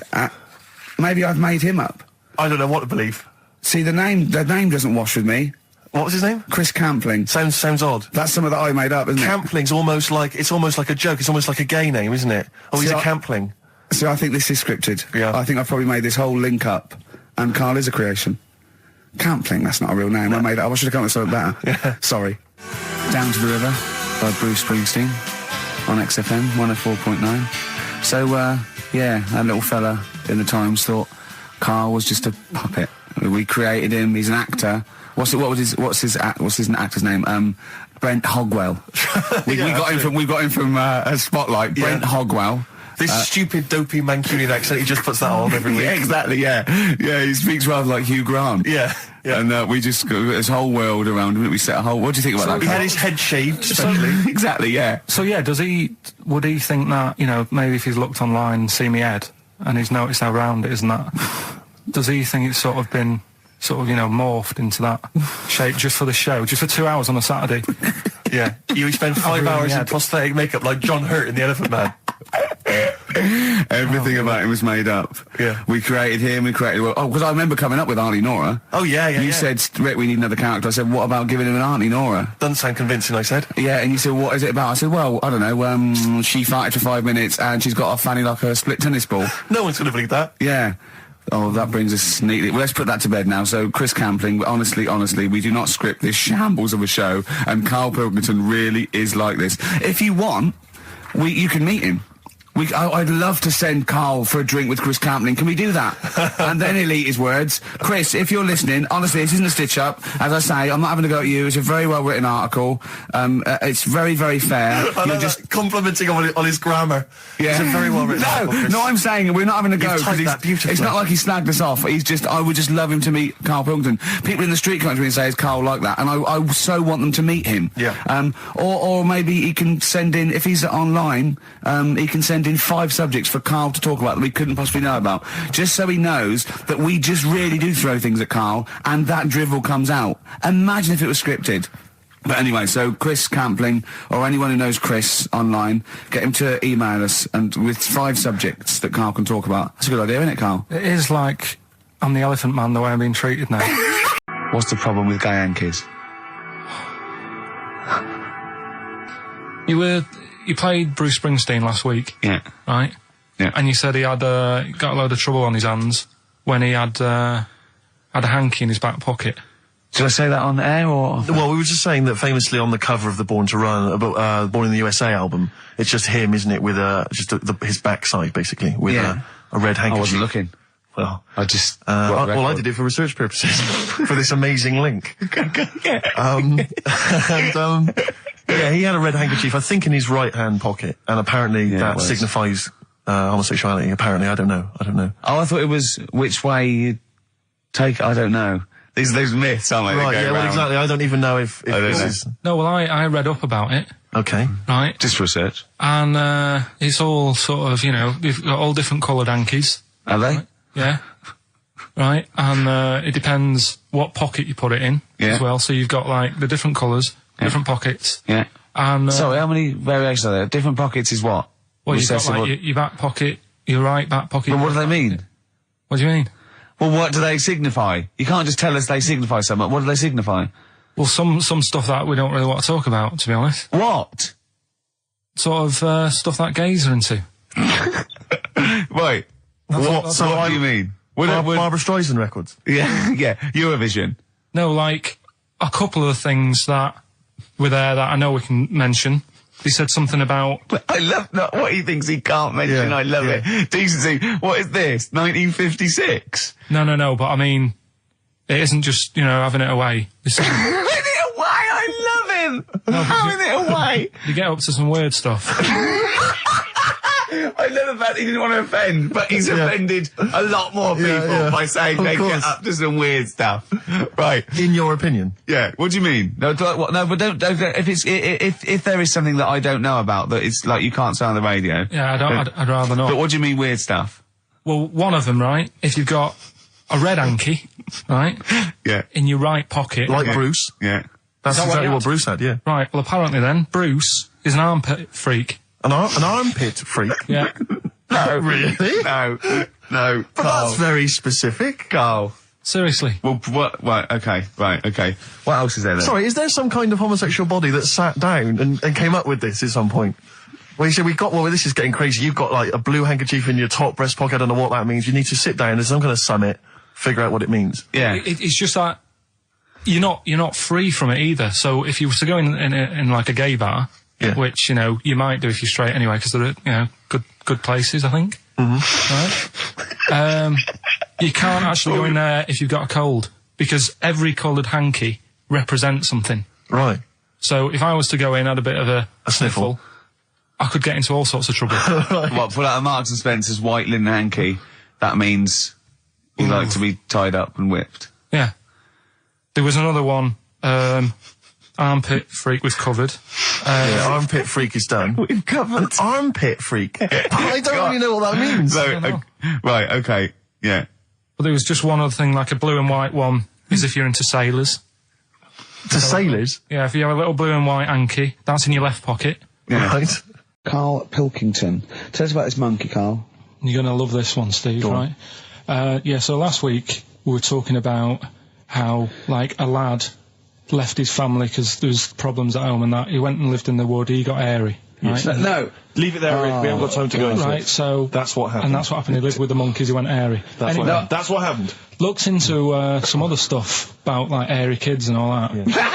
Yeah. Came across this story about a bloke, right, who worked in a zoo, Oh, dear. right?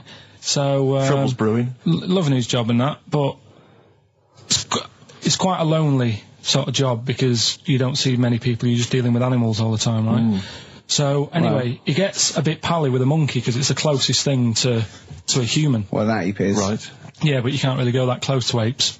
Well, It's dangerous. what do you mean? What type was it? What, do you Just mean it was let a him tell the Was story. it a chimpanzee? I reckon it was a chimp, yeah. Yeah, it Oh, was you a don't chimp. even know, so It was that's a an chimp. ape. It was a Okay. chimp. Yeah, but it doesn't matter, does it? So he It's the gets story. pally with him. Right, so he gets pally with What, him. do they go on and holiday together? well, no, I mean, it starts On the off pool together. just checking each other out and, you know, probably sharing lunch and that together. Yeah. Right? Anyway, this goes on for a while. You know, they're getting on well and that. And then after a while, right, the monkey starts sort of imitating him a bit more and sort of walking upright, Oh, God. Yeah. right? So he thinks, oh, that's a bit weird. Anyway, they get on really better and what have you. So he thinks he could live at home with me, this. Yeah. Because we're getting on the storm, Yeah. right? So he takes him home and before Is you this know the it... beginning of Beneath the Planet of the Apes? I think it is. I think you've seen this on video. I'm worried, because he's already imitating him and they're moving in together. I'm thinking it's maybe a bit like single white female. Single white zookeeper. Oh, brilliant. Right, so Go on. anyway, so it's moving in and it's getting used to sort of the normal human life. It's having a cup of tea in the morning. Yeah. Pinky tips. It finishes the day off with Oh, dear. Finish the day off with what? He with does, a he doesn't little have him brandy. move a piano at one point, does he? Finishes the day off with a little brandy? Yeah. What, he pours himself Is he wearing a smoking jacket? I'll tell you what, Carl, you're a maniac, listen, mate. no, this is why it attracted me. It's amazing, right? So he's having his brandy and that, loving his life. Next thing you know, he sort of, I don't know if he loses it or he gets shaved, but the top half of his body is hairless. Right? Apart from his head. Right, so he's got a nice... So it's the opposite of the kid. Well, no, Yeah, this is what I'm saying. that would happen. Right? Well, hang on, but so you don't know if You he don't was even shaved know. or if How it's did it say? Then the hairless. What? I'll bring it in for you, the story, and then you All can right, well, see if okay, I've gone wrong. keep going. So anyway, so this is going on, and he's having a great life. Then the zookeeper starts getting a bit annoyed because he's having a better life than the zookeeper. The zookeeper's in the zoo. This is such So the rubbish. zookeeper's still got to do a day's work. The monkey's at home, he's partying, well, he's it got gets his to a other point when he chipmates says round. there's no point you coming in to the zoo because the whole reason of you being there was because you're being kept there. Right. And he didn't want to bring the memories back, so he said, you stay at home. So You are you're talking such. let him finish. God, I don't know if I can sit here and listen to this drivel. Let me... I'm fascinated. it's It nearly sounds over anyway, amazing. right? It sounds extraordinary, Carl. So he's walking up, right? He's having a tea in the morning, finishing the day off with brandy. Gets a bit out of hand, only tries it on with the zookeeper's wife.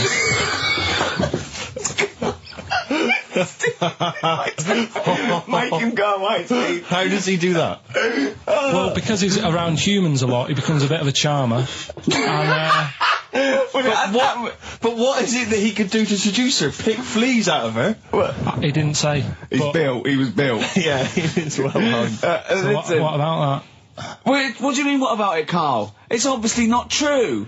It's obviously not true. This wasn't on the internet. This was in a book. So it's not a quick joke and just put it on a website. This is in a book. I don't understand how the I monkey... love that he becomes a charmer. He's got better taste in brandy. Exactly. And he, What was it that he was doing that seduced her? I don't know. Maybe because he was at home more than the zookeeper was. But what would he be doing, I Carl? love the fact that- He's not going to be talking with her. They're not going to be playing like Trivia Pursuit. Maybe she liked the silent type. He didn't go into that. He just said that's when the trouble started. Carl, play a record. Right. Is that what Suzanne did when she brought you in? You saw something about the Bermuda Triangle, didn't you? Yeah, when I talked about ghosts, you sort of just because you don't believe in it. I think it's because you're scared of it, to be honest, and you can't admit to understanding it and Sure. actually believing in it. Sure. Thing on last night, Steve. Yes. Bermuda Triangle. Oh, yeah. Do you know much about that? Mainly the song Yeah. by... What was his name? What's his name? Bermuda Triangle, where people disappear. No, Bermuda Triangle. What's his name? No, Barry Manilow. Yeah. Are you familiar with the lyrics? Bermuda Triangle, where people disappear. Bermuda Triangle, don't go near. Yeah. Shouldn't really make a joke out of it. No, you're right. Go on. But what it is, right? There's a program saying what it's about. What do you know about it? As I say, mainly from what Barry's told me, but certainly planes and various boats have gone missing within the Bermuda Triangle. Planes. Yep, but obviously that documentary didn't explore it. He learned a lot about that. For that. I learned a lot about American history through "We Didn't Start the Fire" by Billy Joel. Again, most of my knowledge of the sort of Tsarist Russia comes from Rasputin by Boney M. Well, listen. Yeah, he was the lover of the Russian queen. They put some poison into his wine. Yeah. They shot him till he was dead. Yeah, which is, go on. Right, well, this. Those Russians. Sort of bit of an earthquake in the sea. Sure. Lets out methane gas. Okay. And apparently, if you were swimming out in the sea, and there was like an earthquake and some methane came out, you can't swim in it, you just sink. Okay. Even if you're a good swimmer. What happens if you're two lads from your school and they heads. Yeah, that's like a buoy. So you can see them a mile off, and their webbed hands would get them into shore. Because they did actually say even if you're wearing a life jacket, if the water's full of methane, right, you just sink. You just sink. So what it's saying is boats have gone across the sea, got a load of methane in the sea, and the boat just sinks. Right. What about the planes? Is it then sort of planes with little sort of floaty things Could on? be. That'll be the sort they've landed in the sea. Right. And methane's... Well, sorry, Carl, what did the documentary say? Not I imagine. Yeah, your hypothesis might be one thing. What did they sound like? They didn't cover that bit. They didn't cover the planes. They didn't do the planes. Something else they said about it, though. Go on. Loch Ness, the monster. Yep. Sure. Probably doesn't exist. Okay. What it is... Interesting. Hold on, interesting. Interesting. What they thought Loch Ness probably didn't exist. Curious viewpoint. Hold on. What proof have they got for that, Carl? How can they go around saying stupid things like that? It's methane. Right. Again, in Loch Ness. And people have seen... what's the lake it's in? Loch Ness. Yeah. It being the Loch Ness Monster. Yeah. That's where it lives. That's how it finds its way home. That's certainly the clue. Yeah. Again, Carl, that's the clue. Yeah, it's good. And if it's out wandering, it goes, excuse me, would you know where I'm being the Loch Ness Monster? Where would I be going? Oh, you'd be going to the Loch Ness if that's your home. It's way over there, you big monster, you. So the bubbles from the methane bubble up out of the water. Yeah. People think, oh, God, it's a monster's head. But it's not, it's just water sort of shooting up because of the bubbles. Well, that's two of the great mysteries of the universe solved by Karl P on a Saturday afternoon. That is fantastic. Yeah. So that makes me think a lot of things. So when mediums are sort of like going, oh, I've got something coming through. Do you think they are exhaling a lot of methane gas, and thus making them not think straight? Do you think everything's down to methane gas? Do you think that all the mysteries of the universe are down to methane gas, Carl? What did it say in the documentary you saw? About what? What was the budgie happy? We know that budgie was sad. Was it in a room? Because they used to take canaries down the mines, didn't they? They used to take canaries down the mines, they'd smell the methane, and then the budgie would be happy. I'm not going to teach you anymore. Play a record.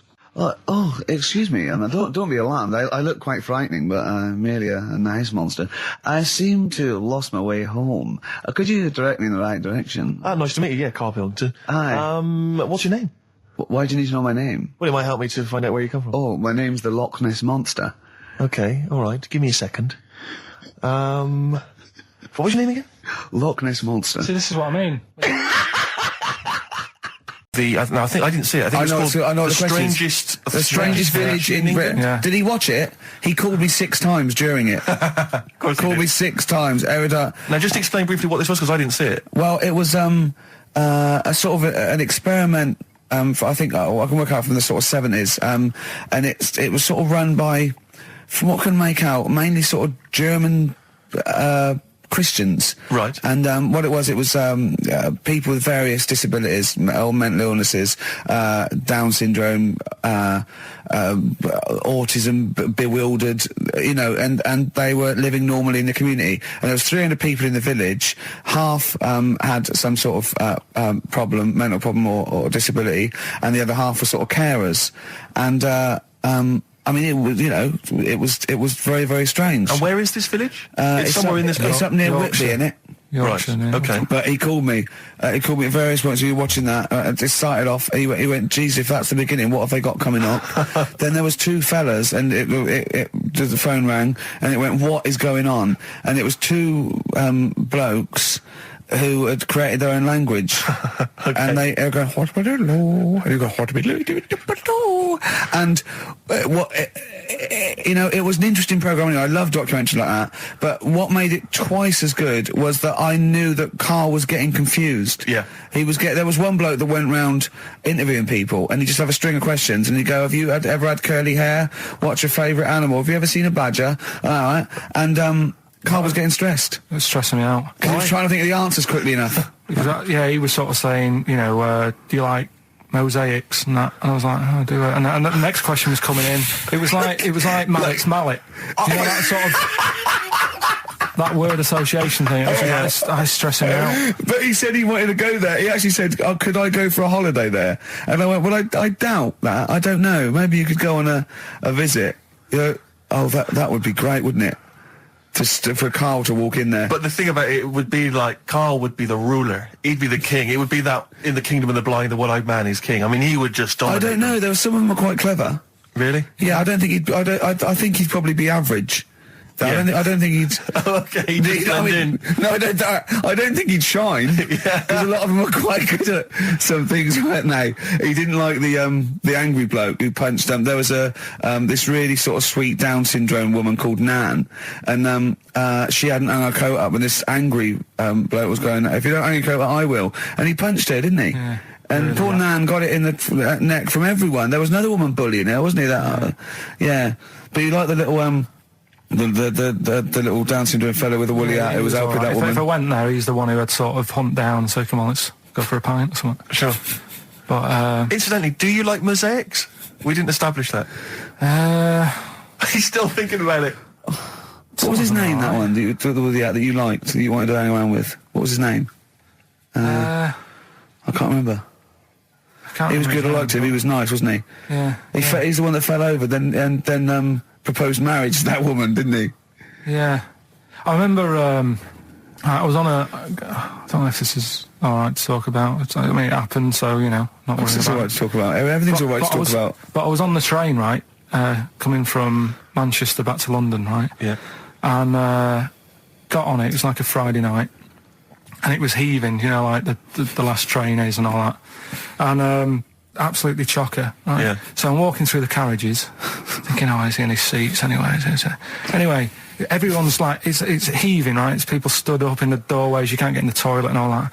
There's not going to be any chair knocking about. So walking through, and anyway, I see this one empty chair sort of in front of me, right? I think, why ain't anyone sat there, right? I'll just rush to that, get I'll get myself a seat, plonk myself down, right? And sort of turn round, see who I'm facing, see who you're sort of having a chat with. Little fella there, right? Little, Down syndrome kid. Right. Sat there. And he goes, all right. And I thought, right. Not bad, but do you know what I mean? They're always talking, aren't they? If you ask a lot of questions. Right, so I was like, here we go, 2.5 hours. And I couldn't get up because the thing is, that's obvious. Sure. Right? So that's like mean. I'd never want to be mean, do you know what I mean? No. At the end of the day. So anyway, I think, I'll go to sleep. Clever.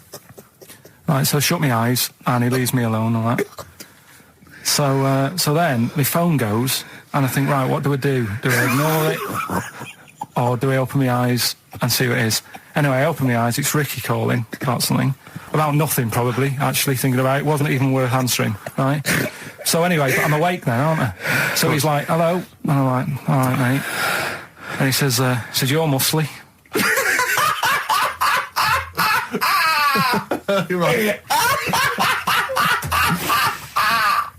Oh, God! And I said, yeah. And he goes, why? So I said, no, just am. It's, again, stressing me out, because I was thinking, why am I muscly? I don't go to the gym. And, I'm not muscly, I'm in good shape and that. Well. So then he wants an arm wrestle. On a crammed train from Manchester, so I've got another hour and a half of this. When you talk back, he'd soon have got up and left. If you'd have started asking him questions, he'd have got up and left with the drivel you come out with. So anyway, do you know when you're under pressure, you're thinking, well, he's said that I'm muscly, right? So do we do it or not? And there's people watching, you know, not joining in, not sort of having a laugh and that with me, just like watching but pretending they're not. Oh, and I'm at one of those table seats, and he kept saying, come on, I want to arm wrestle. And he was getting loud, and I thought, I best just have an arm wrestle. What do you mean? What do you mean? I best just have an arm wrestle? Well, what do you mean? Get it over and done with. I had to... if he's going to keep asking, I had another hour and a half on the train. Oh, God. So anyway... Oh, my God. I'm thinking who won. Well, I'm thinking, were people putting bets on? It was working. It was stopped, and just as well, really. Was it game? No. He was winning. I was struggling a bit, right? Yeah. And he was really like, you know, taking my arm down. And then he sort of let go and started laughing. And I thought, thank God he let go, because I would have made, you know what I mean? If I lost that, everyone's in the train looking, and all the rest of it. It's suddenly serious to him. He's got to win this. Anyway, Pilkington. But then he just, then we were chatting about favourite food and that. He liked sausages.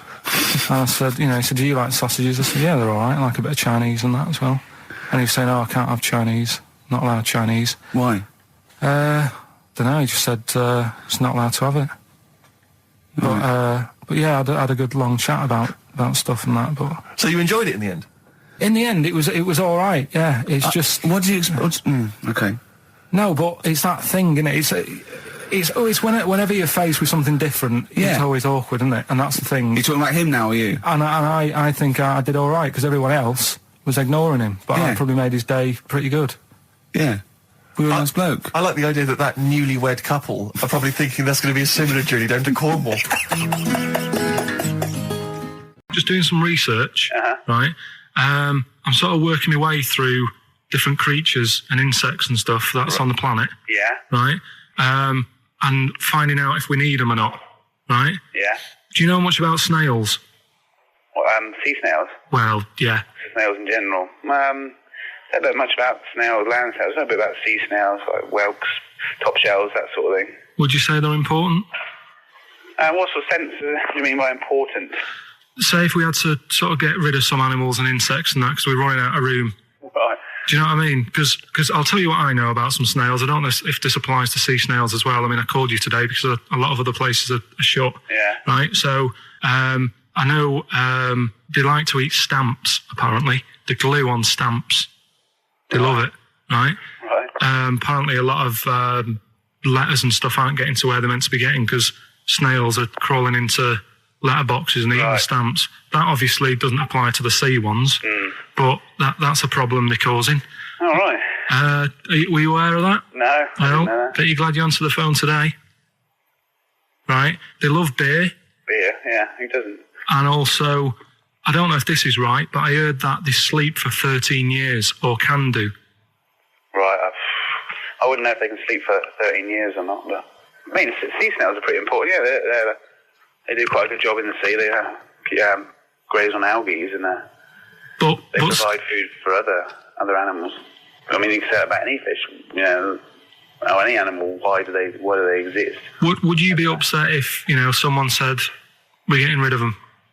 Oh yeah. You would be. They're an animal, I wouldn't.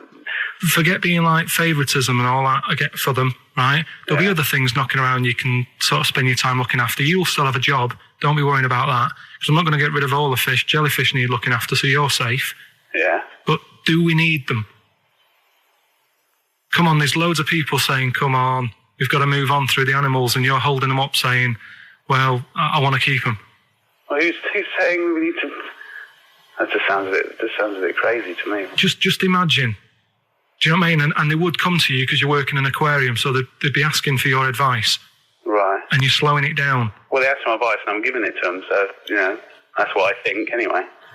Yeah, but snails, I mean, like I say, they drink beer and that, What did they do apart from some food for a whelk? They were around, their descendants were around a lot longer than we have been. Yeah, they've been around a long time, but what have they done? Well, they've survived that long, so they must be doing something pretty good. Well, apparently they sleep for 13 years, so really, even though they've been around for ages... I think that sounds a bit But I don't think they sleep for 13 years. Not all of them, just the tired ones. So, snails, do we need them? Well, yeah, I just think they've got to, just as, it's not for us to say, do we need them or not, we can't. So you think we should keep them? Yeah, definitely. Wherever it wants to go that day. But maybe it's not big enough to sort of make any, real decision. But, like now, I'm sat here, right, with my jeans on. I don't know where I am. Well, that's clear from hearing you talk. No, but what I mean is, if a fella said to me, what side are you, what side do you member on? Member? What is this the use of the word member suddenly? I'd go. Well, it's usually not appropriate. And also, I imagine in the old days they had big baggy pants that used to sort of like hang down. And now, like with those stretchy boxers and briefs, it's sort of held up in a nice neat little parcel, isn't it? So it's probably not appropriate. It doesn't come in contact with your little snake. So, did you ever? What, have you ever heard that? Are you telling me a tailor has asked you that and you went, "What do you mean, mate?"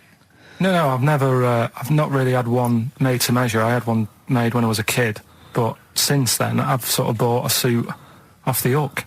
But when you were saying about buying a suit, I know that question sort of crops up, and I don't know what the answer is. It just annoys me the way I don't know. There's no surprises anymore.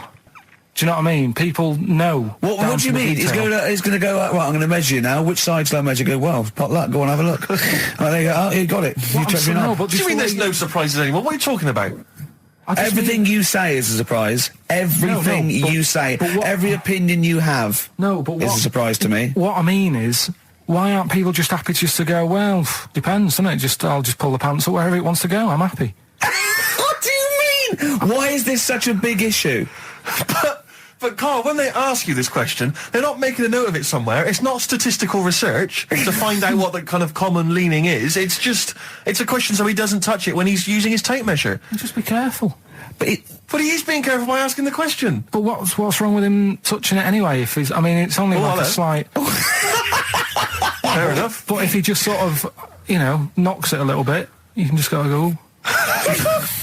Do that again? To me, it's the same as the prostate thing. It's just happening all over again. But the doctor doesn't go, what side's your arse on, sir? Trying to avoid the arse. He wants to go, he knows where your arse is and he's aiming for it and he wants to get it up there. He's aiming for it for a good cause. This little fella's going, well, I've got to measure his leg. I don't want to touch the knob. I'll just ask him, sir, do you mind telling me where your cock is so I can avoid it? It's a big difference. But like I'm saying to you, I'd have to have a look first to let him know. I don't know where it is now. I don't know. It could be the left, could be the right. Are you telling me you don't know where your knob is without now? looking? Well, what do you mean without looking? How could... Well, you're saying it as if like... Should we have a guess? Well, have a look and tell us where it is. And what are you wearing? What sort of pants are you wearing? I've got my jeans on. But you got pants on underneath them? Yeah. What are they? Briefs or boxer shorts? Boxer shorts. Boxer shorts. Well, it's probably free, but the jeans are probably strict in it. I think it's probably either in the middle, dressed in, or just slightly to the left. Have a look. We'll tell the listeners after the break where's Carl's knob.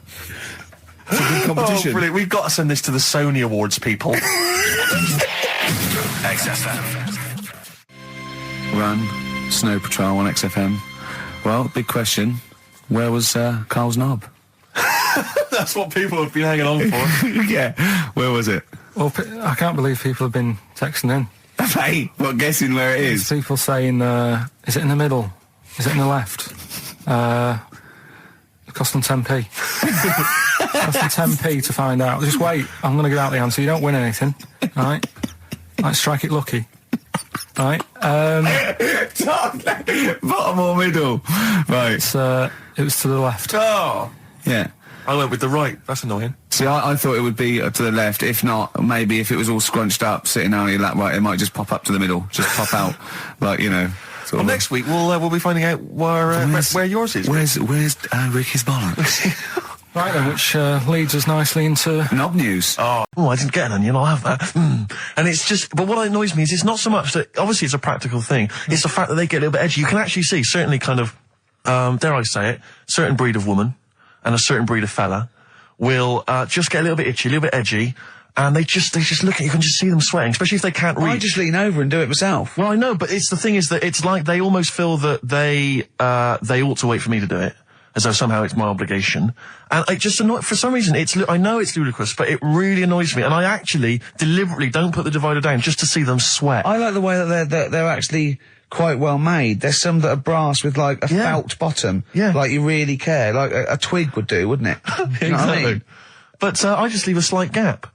And then when it gets to when the woman's putting it through the till or the guy, I just say, that's my stuff. Do you ever look at other people shopping and go, oh, I should have got that? Often. Oh, that's annoying. I'll tell you what it is, it's the same thing, and again, it's my psychosis. When people, if you're on a bus or a train, and we're pulling into the stop, but there's a good, kind of 35 seconds before we're actually going to come to a halt, they leap up, and they're straight by the door. Yeah. But it's this fear that they're going to miss out. Oh my God, what if I fell over now and broke my ankle? I'd never get out. To be fair, I've never had that commuter's worry. I've never commuted, but every second counts, doesn't it? Because you miss a train, it can make a difference of half an hour.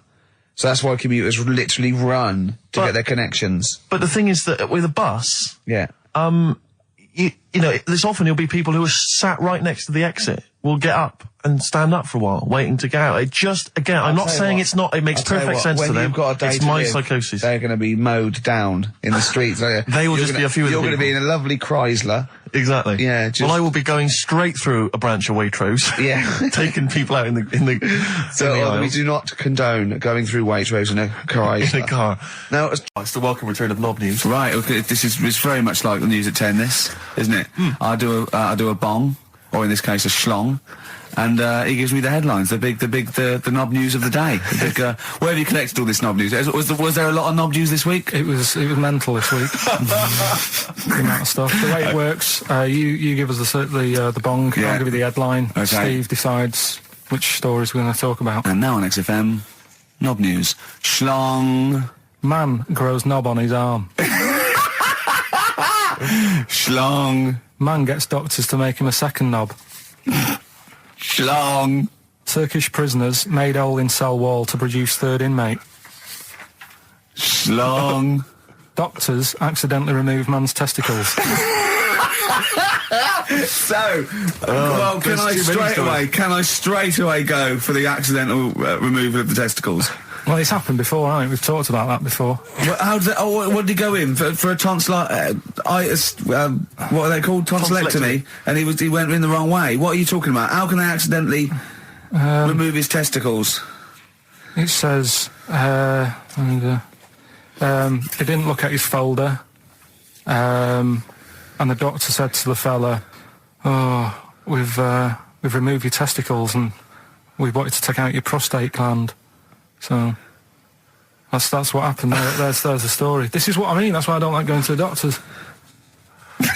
It happens, doesn't it? Because all these sort of it's when they say things like, "Oh, it's just we do loads of these operations."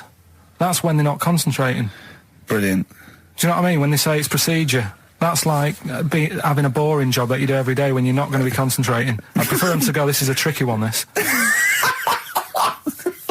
I know what you mean. I do know what you mean. People, you watch TV programmes about, like, removing someone's second head or whatever, and there's like the best surgeons from all over the world. It's televised. They can't make a mistake. They can't go, "We took his legs off by mistake." Whereas the fella who's having a prostate's like, "Oh, do you want to do it? I'm sick of doing that."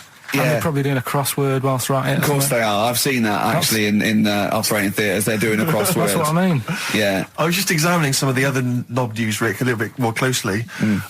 Man gets doctors to make him a second penis. I'm sure we're all interested to know what happened there. Yeah. A German who persuaded doctors to give him a second penis has lost his wife after he showed her the result. Biker Michael Gruber lost his original penis in a motorbike accident, and doctors built him a second one using a mixture of skin, bone and other tissues. Bone? Apparently, the penis worked so well that he was even able to father a child with his wife Bianca. But Gruber was still not happy and asked doctors to repeat the operation and build him a better organ, to which they agreed. From his hospital bed, he said, "I've got 2 penises, but no wife. I'm hoping when I get rid of one of the penises, I'll get her back." What do you mean?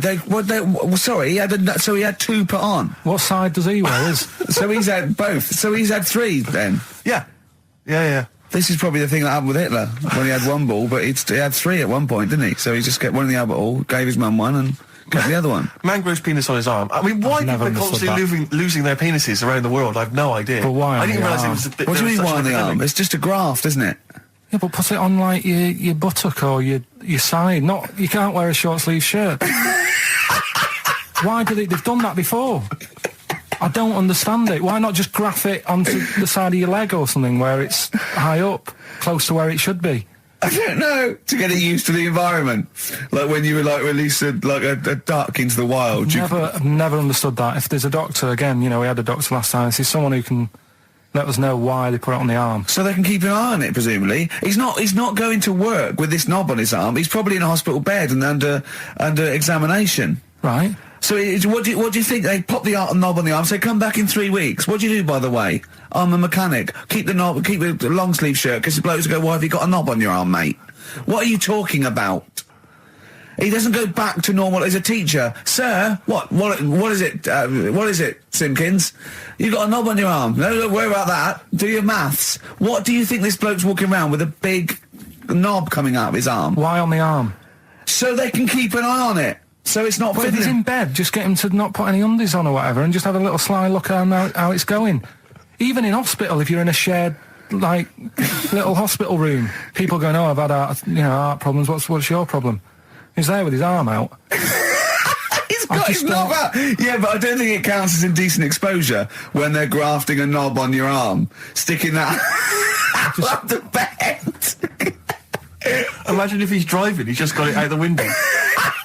People driving by. Yeah. In fact, at the end of is that bloke giving me the finger? At the end of the man grows penis on his arm story, it says, a Moscow surgeon said the man will be able to have sex in a few months. He said, women will never suspect. But what kind of a doctor talks like that? Yeah. I'll tell you, it's his cock now, seriously. The birds will never know. He'll be able to go berserk. Yeah. They'll never realise we grew it on his arm. That is unbelievable. Will he have a little scar on his arm, do you think? Yeah, I don't get it. Like I say, 83936 if there's a doctor out there. Or indeed if you've ever grown... Or a tailor. Making you a shirt. What side do you wear your cock on, sir? It's my left arm. What's this? Bit of stones? Yeah, beautiful. Lay it on me. But if you want, I'll pay for you to take history again. Carl, we'd love to see you get a C or above. And Well, we're willing I'll pay to... for you, and I'll get you some books. Right, now listen. We can, let's get, I reckon, when are the exams? June? Something like that, yeah. We'll try and register next week, and I reckon you can get an A or B. I'm history. I'm In history. No, don't worry about it, it's just easy. I get your Brody's notes. If Heat magazine, they love you, Carl. They could probably sort something out. They could probably pay for a tutor. They got a lot of money, they sell a lot of magazines. I mean, it is almost always, and you found that out, I discovered this, it's always the Tudors and Stuarts. There's no fear for them not coming up. Now, what do you already know about them? You must already know stuff about Henry VIII and Elizabeth. No, because it's too long ago to even get interested in. Do you know what I mean? You can't. Is that why you didn't? To it. Okay. The Anderson thing, it was like, God, I bet my mum and dad were in an Anderson shelter. This is interesting. What, when they... Oh, my granddad would have, had something to do with this. But the Tudors, it's like, I don't know even if they had a family back then. Play a record. We come back. Hang on. Sorry. Just because I need to introduce the new feature. Yeah. For the I record. don't know if I had a family back then. Carl, listen. Let me just ask you now, right? If you can finish this sentence, we've got a chance. Divorced, beheaded, died. Divorced, beheaded. Died. What is it? We just need to do a little bit of work, but otherwise I think you're going to be fine. It's how you remember what happened to Henry VIII's wives. They're little... Divorced, beheaded, died. Divorced, beheaded... It's like spam. Support... What's it? Support, protection, anchorage, movement. That's how You're going to... That's nothing to do with the Tudors and No, nothing Stuarts. to do with the skeleton. Yeah, see, no, we're not doing biology. Mnemonics and acronyms. What happened to Henry VIII's last wife? Did she die, or did she not die? Divorced, beheaded, died. Divorced, beheaded... Do you know that the only king that has got a moustache is... No. The only king that hasn't got a moustache is the King of Hearts on the playing cards. Carl is genuinely... I don't know if he's actually upset or embarrassed, but it doesn't matter. Why does it matter? You were 15 and didn't go to school. If you were my friends, I think you would have just said, oh, we can't find them. Why? Because But you just wanted to know. What to do with that? Well, what do you mean? What do you mean? It's ridiculous. Do it again because you want to learn, because there's great things in the world to learn about. Don't worry. Look, GCSE is vocational. Is vocationally for a 15, 16-year-old to go on to do A-levels or whatever, or to get results. But you don't need that because you've done very well. You don't care about the Tudors and the Stuarts. I mean, you know. I mean, I've had a couple of jobs, not this one, because you don't need qualifications to get a job. Obviously. Yeah. In the radio. It's obviously a job. Absolutely right. But the ones that I have got in the past, I did, because I didn't collect them, I had to lie. And I didn't like go mad. I didn't say I had A's and stuff. But I didn't put history down because I didn't even know I did it. So it's a bonus. I kind of treated myself to like a D and a couple of C's and that, so it's like, well, he's not. I love the fact that Carl even then was honourable. It's like, I'll at least put down the ones I think I took and lie, but the ones I didn't take, I won't lie about. Yeah, and don't give yourself a B. Exactly. If they're going to find out you lied, give yourself a B next time, It could Carl. backfire, couldn't it? I mean, my brother's a bit mental, and he used to do things like go for jobs and say, oh yeah, I've done this before. Like being a mechanic, and he's never even picked up a spanner. And yet, he'd have the confidence to go and try and fix cars. Well, I'm not that daft, but, God, and he. Who do you blame for this? That's just an easy way out. I have to blame myself. No? Yeah. What was the teacher like? Well, there's loads of different ones. I didn't like. I mean, the history teacher, it is my own fault, because with her, she's a bit mental, and I used to kind of stop the lesson by saying, "Oh, miss, tell us about your fireplace you've got that is made from a gravestone." Because that's what that would stop any English teacher in their tracks. And she loved telling you about it. Yeah, it was like, oh, I learned that from a teacher. So that's why I didn't know about divorce, head loss, and all that. Yeah. Dandruff legs. Horse, head loss, dandruff legs. But remember now, divorce beheaded died, divorce beheaded survived. That's all you got to remember. And what's that? That's what happened to Henry VIII's various wives. In order. What does it spell out? No, it doesn't spell out anything. You just got to remember the rhythm. In order in which he married. Yeah, but it helps. It's like when my mum taught me the alphabet. She taught me as like a song. A, like B, C, D, E, F, G. Yeah, consonant. Yeah. No, not like that. Huh. That's how everyone else could do it, and I couldn't do it that way. Right. What tune did she do it to? It was A, B, C, D, E, F, G, H, I, J, K, L, M, N, O, P, Q, R, S, T, U, V, W, X, Y, Z. I feel like, feels like Christmas Day. What, you didn't get the gift you wanted? Yeah, do you know that, like, anticlimax? Yeah. When, you've been looking forward to it for so long. Yeah, you know. Well, I mean, I knew you were looking forward to it. That's why it took you 14 years to get the result, and then it was 2 other people that got them for you. Do you wish that we hadn't done it? No. It's alright. It's alright, isn't it? What's your girlfriend going to say? I don't think I'll see her again. She likes a man who knows about the Tudors and Stuarts, does she? Yeah, first gladiator, then the... Yeah, you've been bluffing. Whenever she said, where did you go to Stuarts, you go, good. Like, Yeah. lots of things, but look, there's a bird. What happened to Henry VIII's last wife? Oh, I wouldn't... oh, yeah. Oh, look, Friends is on telly. Friends is on. No, I just changed the subject by saying things like, you know, about the only king in a pack of cards. That threw off the scent. That threw us off the scent. That wouldn't fool an invigilator, would it? Carl's been taking phone calls for these clues. Right, and so everyone's been saying the same thing for the last one. He's been going, no, and I'm worried, I'm always worried. FD, I just overheard him on a call there going, oh, what have I been saying? Oh, no, it's FP. Dickhead. Right, give me the clues out. It's a roll-over. Right, tell people. We're really sorry to anyone who would have got that right. Okay, right, do the clues quickly. Tell them it'll be a rollover, so we have to do 3 new ones. Do you not write these down, I don't write the answers down in case Ricky looks over the thing and sees the answer. Why would I cheat? I'd rather you do something right with your life. Right, well, the clues were I've got 3 other jumpers like this one. Yeah. That was FT. Yeah. You got that. 4 tops. Yeah, that's all right. Good, well done. That bunch of people can't make up their minds if they want to sit in the sun or not. That was C. They were getting that. That was charlatans. Charlatan, right? A bunch of them charlatans, right? What? What's Charlie? No, it's like, shall I go out? Shall we? Charlatans. They got it, right? Where I went wrong with this one, the Jamaican fella, he had to have some aspirin. Why? It's my fault, you know, I'm not cutting, there's no point passing the book or anything. I said FD. A lot of people were saying, Fred Durst, like forehead hurts. which is a good one. Yeah, which would have been as good as any of yours. But I made an error, so we'll roll it over. No. What is the answer? What is the answer? Jamaican fella what? Add some aspirin. Why do that? What's the thing? FP. FP, it was Frida Payne. Frida Payne. Frida Payne. Frida Payne. Frida Payne. That's awful. You've got to write these down next week. This is I'm right. sorry, You're the producer. I know, but I've had a busy week, haven't I? That's Doing not stuff an excuse. That isn't an excuse. Our excuse is we don't care. Yeah. You do put care. the work in and then make a mistake. Yeah. I mean, it's better not to try than try your hardest and be rubbish. Do you see what the point? We don't care.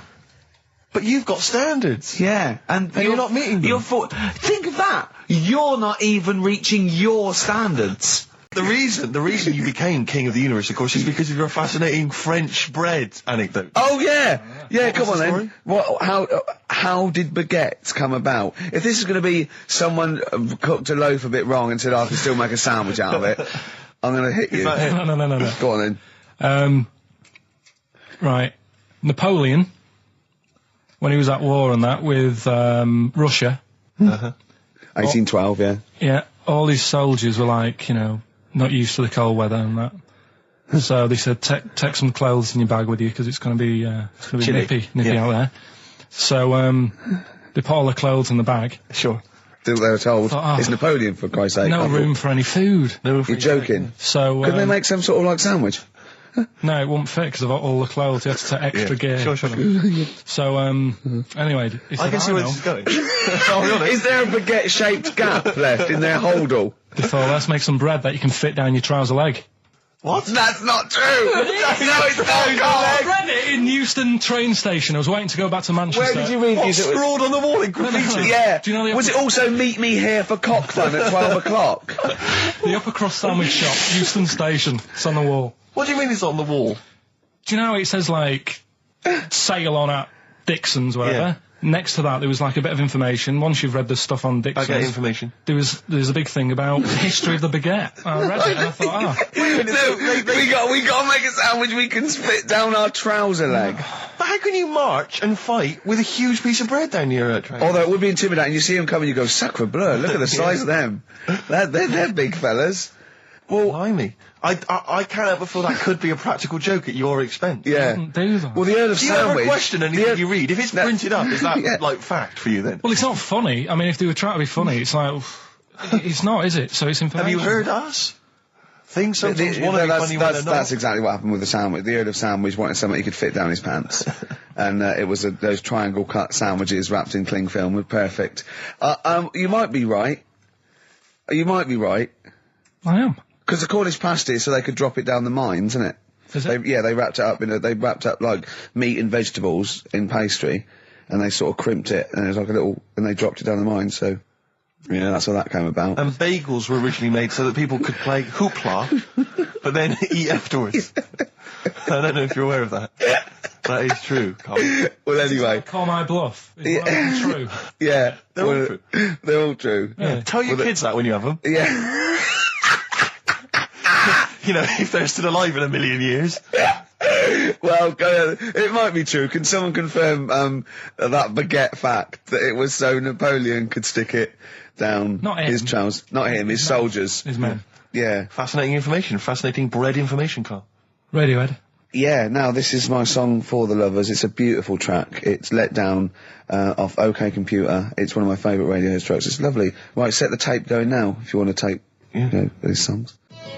Avalanches, Frontier, Psychiatrist. Absolutely. Well, we've had lots of emails. People, obviously, we inflamed and provoked about the Cornish pasty. I've got a couple of amendments to that. The crusty bit, is actually as a handle, because obviously the miners had dirty hands, and they'd eat all the stuff in the pasty, and they'd be left with this sort of crust, and they could throw that away. Mm-hmm. Also, someone told us that at one end was an apple, so you have a little sweet as well. Little dessert. So, there you go. You noticed how, over the years we've been doing this, way back when we started XFM, no one ever contributes when we ask about the music, when we ask about hip-hop, or their, opinions on that, anything important. No. But start talking about pasties. Yeah. We've had about 5 phone calls. Yeah. And someone phoned up to confirm. They used to work for Upper Crust, and basically Carl got all excited. So it is true. Well, I don't know if it's true. I've read the same sign you did, Carl.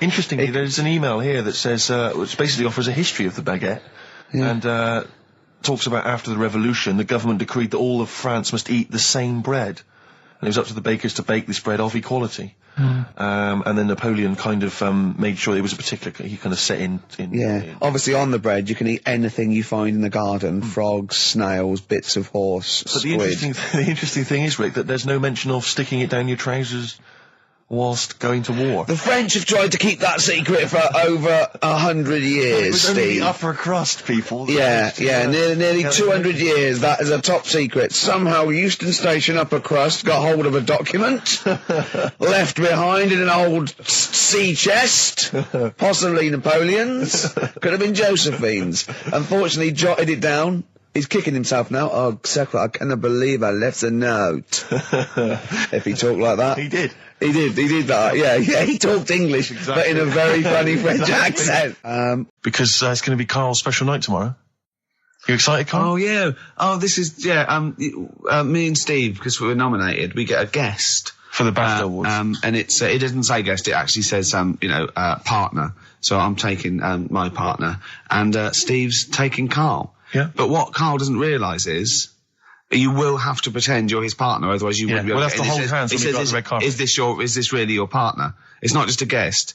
That's how it is. And either we go in like that or we can't get in. You just have to be with him when you go up there. I mean, does he have to?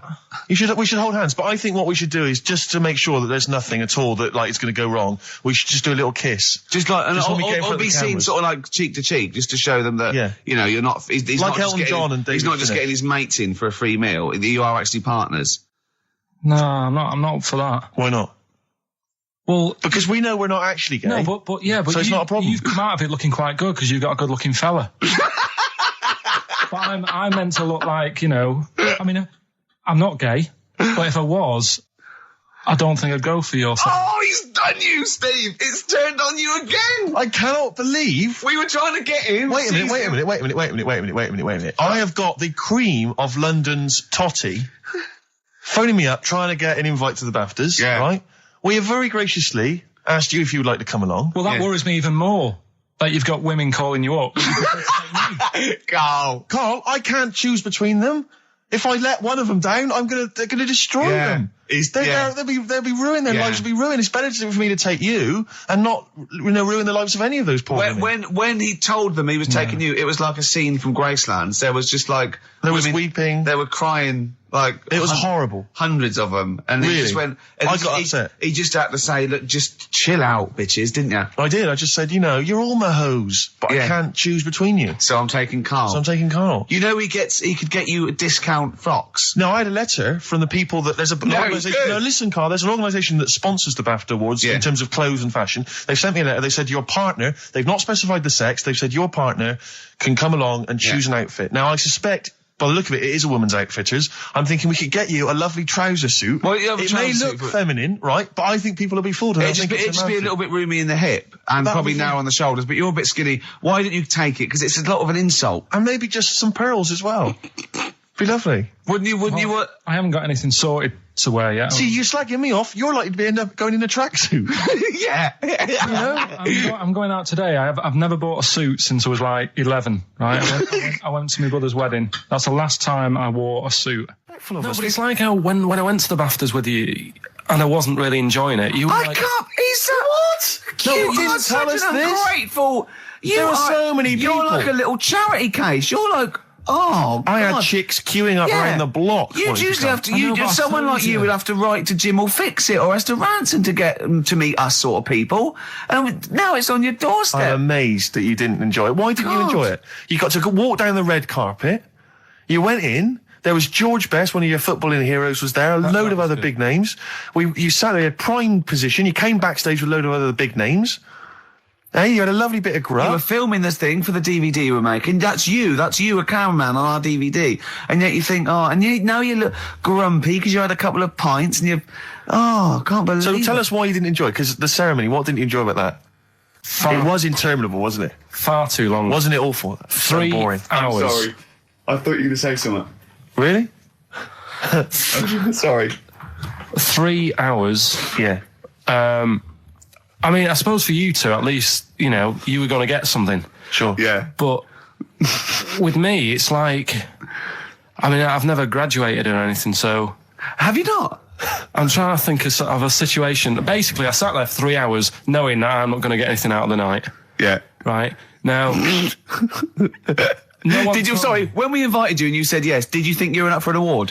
No, but I thought we were going to be sat round tables having a nice bit of food, Yeah. whilst people are going up there winning awards. Yeah. But 3 hours of the same thing over and over again. I mean, if a film's 3 hours in the cinema, Yeah. you go, well, it's long, but, you know, I wonder how it's going to end. Yeah. But this was just like the same thing over and over again. Some guy going up, thanks a lot, cheers for the bit of brass. And then going down, sitting down, the same thing over and over again. Honestly, right, I'd say it was one of the worst things I've ever had to do. No, I enjoyed the night afterwards when we did have a bit of lamb and a nice bit of veg and that. That was all right, and I went home and I was happy, and I got the little freebie bag that you're talking about that we're giving away, which wasn't much good stuff in it. Oh, all right. Right. No, What Suzanne, would you have done on that Saturday night? Suzanne What said- would you have done or the Sunday night rather? What would you have done had you been at home? I would have stayed in with Suzanne, right, watching telly, having a nice bit of pate on toast or something, cup of tea, watching 24. But instead, I had to buy an expensive suit, so I didn't show you up, right? Jesus, what are we doing? Yeah. How much did you spend on your suit? Well, in total, right, because, you know, the shoes and the suit and the shirt and the tie, it was about 600 quid. That's the most expensive evening ever. And that's what I'm saying to you. And the daft thing is, it's dark in there. I don't know why you've got to wear a nice suit. You can't wear a tracksuit, for goodness sake. It's dark in there. No, just the shirt and that. It doesn't make you a better person wearing a suit. No, doesn't make you a better person. No. We're not claiming it made you a better person. No, but that annoyed me. Yeah. I mean, it was an experience, innit? That's why I went, because you think, if I didn't go, if I would have said to you when you invited me, no, Steve, I don't want to go, then I would have never known, right? Yeah. And that's my sort of thing in life, right? Yeah. If Yeah. something comes up, you should take it, even if you're not going to like it. It's a bit of an experience. Right. Do you know what he said to me? I phoned him up because we had to meet up, and obviously he had to pose as my gay lover. Yeah. To get in, right? Yeah. He phoned me, what? You said something to me like, I bought a suit, I'm looking good. He said, I'm looking good. People will think, how on earth did he end up with that good-looking guy? So he got into the role. That was what he said to me. He started getting into it. Such an insight. Play a record. I just must say that we've had an email from Daryl Foss. Lots of people have emailed in and said, well done on the BAFTAs and well done on your Room 101. They really liked that. Thank you. There's one guy, Daryl says, Ricky, has your dad only got one D-Mob suit? Because I don't know if you noticed, but Ricky wears the same suit every single time he appears on TV because he spent a fortune on it getting it tailor-made. I've only got one. It's a good suit and I he wears it know. all the time. And it's winter as well. It's like a pure wool, so I'm sweating everywhere I go. Anyway, usually it's too much cheese. I won't be buying another. Huh? I won't be buying another one. Ever. That's it. Yeah. Yeah. Suzanne told me today, right, because I've handed it in today to have the trousers turned up a bit. Why? Because it was a bit of a bodge job for the night. Yeah. Right. It was just some pins sort of holding it up the other night, but you didn't notice, and I didn't tell you because I thought you'd be getting on the stage and saying, "Look at that freak over there with his pants hemmed up." But I took it to the place to get it done. Suzanne tells me that I'm going to start shrinking now and getting to that age where you start going small. I know that must have been a revelation to you and a worry. Like, how small do you get? How small do you get? Oh, Don't what know, we're playing yeah. now? I thought we'd have a bit of Marley music. Marley music. Oh, Okay. go on. If These Old Walls Could Speak by Jimmy Webb. Might play another track off that later if we've got time. What, today? Yeah, well, maybe, or maybe next week. We've got lots to pack in. We've got things like New Order, Cure. Oh, I'm just hoping that all those kind of new metal fans, Rick, can just calm down for a second, you know, Yeah. and just enjoy that for what it was. yeah. I hope their snobbery is not going to prevent them from enjoying I it. hope they can just leave it alone for 2 hours for our show. because Exactly. We try and, try and pack lots of Well, whilst stuff you're in. talking about new metal, can I just say Ian Camfield is here tonight. He's What? moving from Fridays. Right, what the hell does he think he's doing? He's just offering up information now. No, it's just that you were talking about the new metalers, and now seems like a good time to Carl, say- listen, you're here for our amusement. Yeah. You don't sort of come in any time you want. When we decide it's time to sort of have some fun at your expense, then we'll let you know, but Yeah. otherwise... We're not here to help other DJs or even this station. We don't give about this. See, this is what my girlfriend said. What's that? Well, you should listen to her.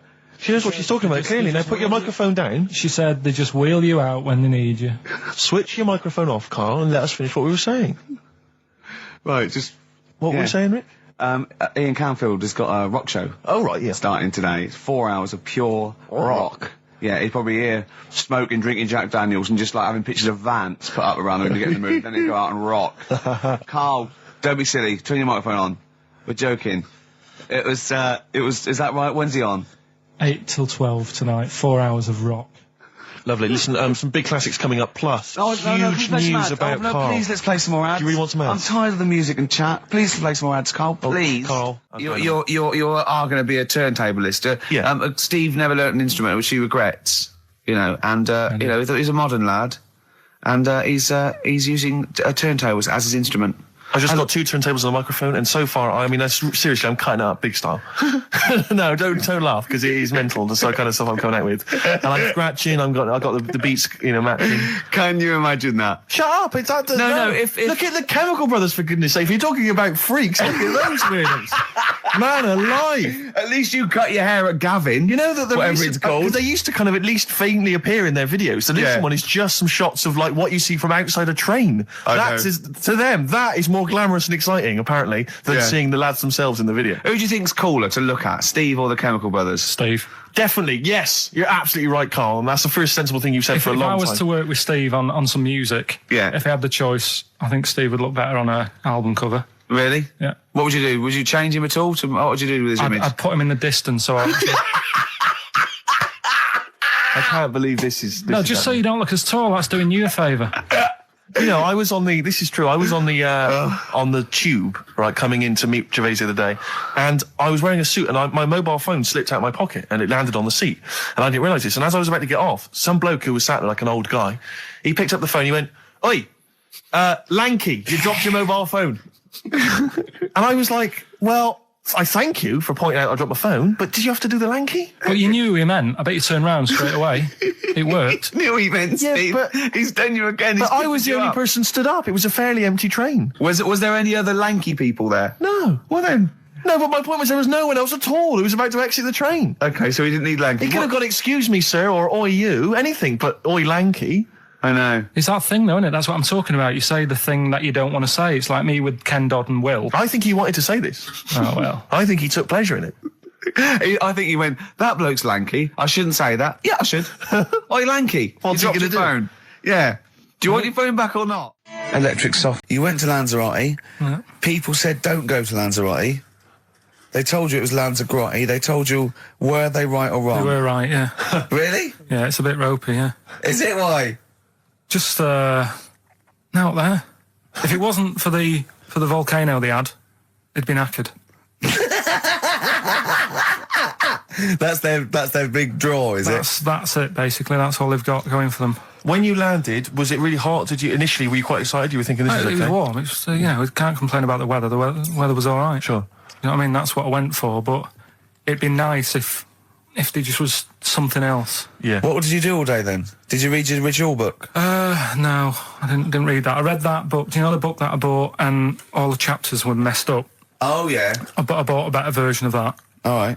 And I read that. Excellent. And then... Did it make more sense in order? Yeah, a lot easier to follow. Yeah. And then we went and had a look at the volcanoes and that. They've got 36 of them to look at. How many did you look at before you realised that pretty much, you've seen one volcano, you've seen them all? Probably about 6 or 7. Really? Yeah. And then when you got to the 8th, you thought, now I know what this is going to be, Suzanne. This is going to be like a mountain with a hole in the top. Yeah. Really? But it happened years ago as well. It's like, just keep a couple, fill the rest in, tidy it up. Fill the rest in? Yeah, no, Well, getting some builders. No, seriously though. Okay, 4 million tons of concrete, please. They're an absolute death trap.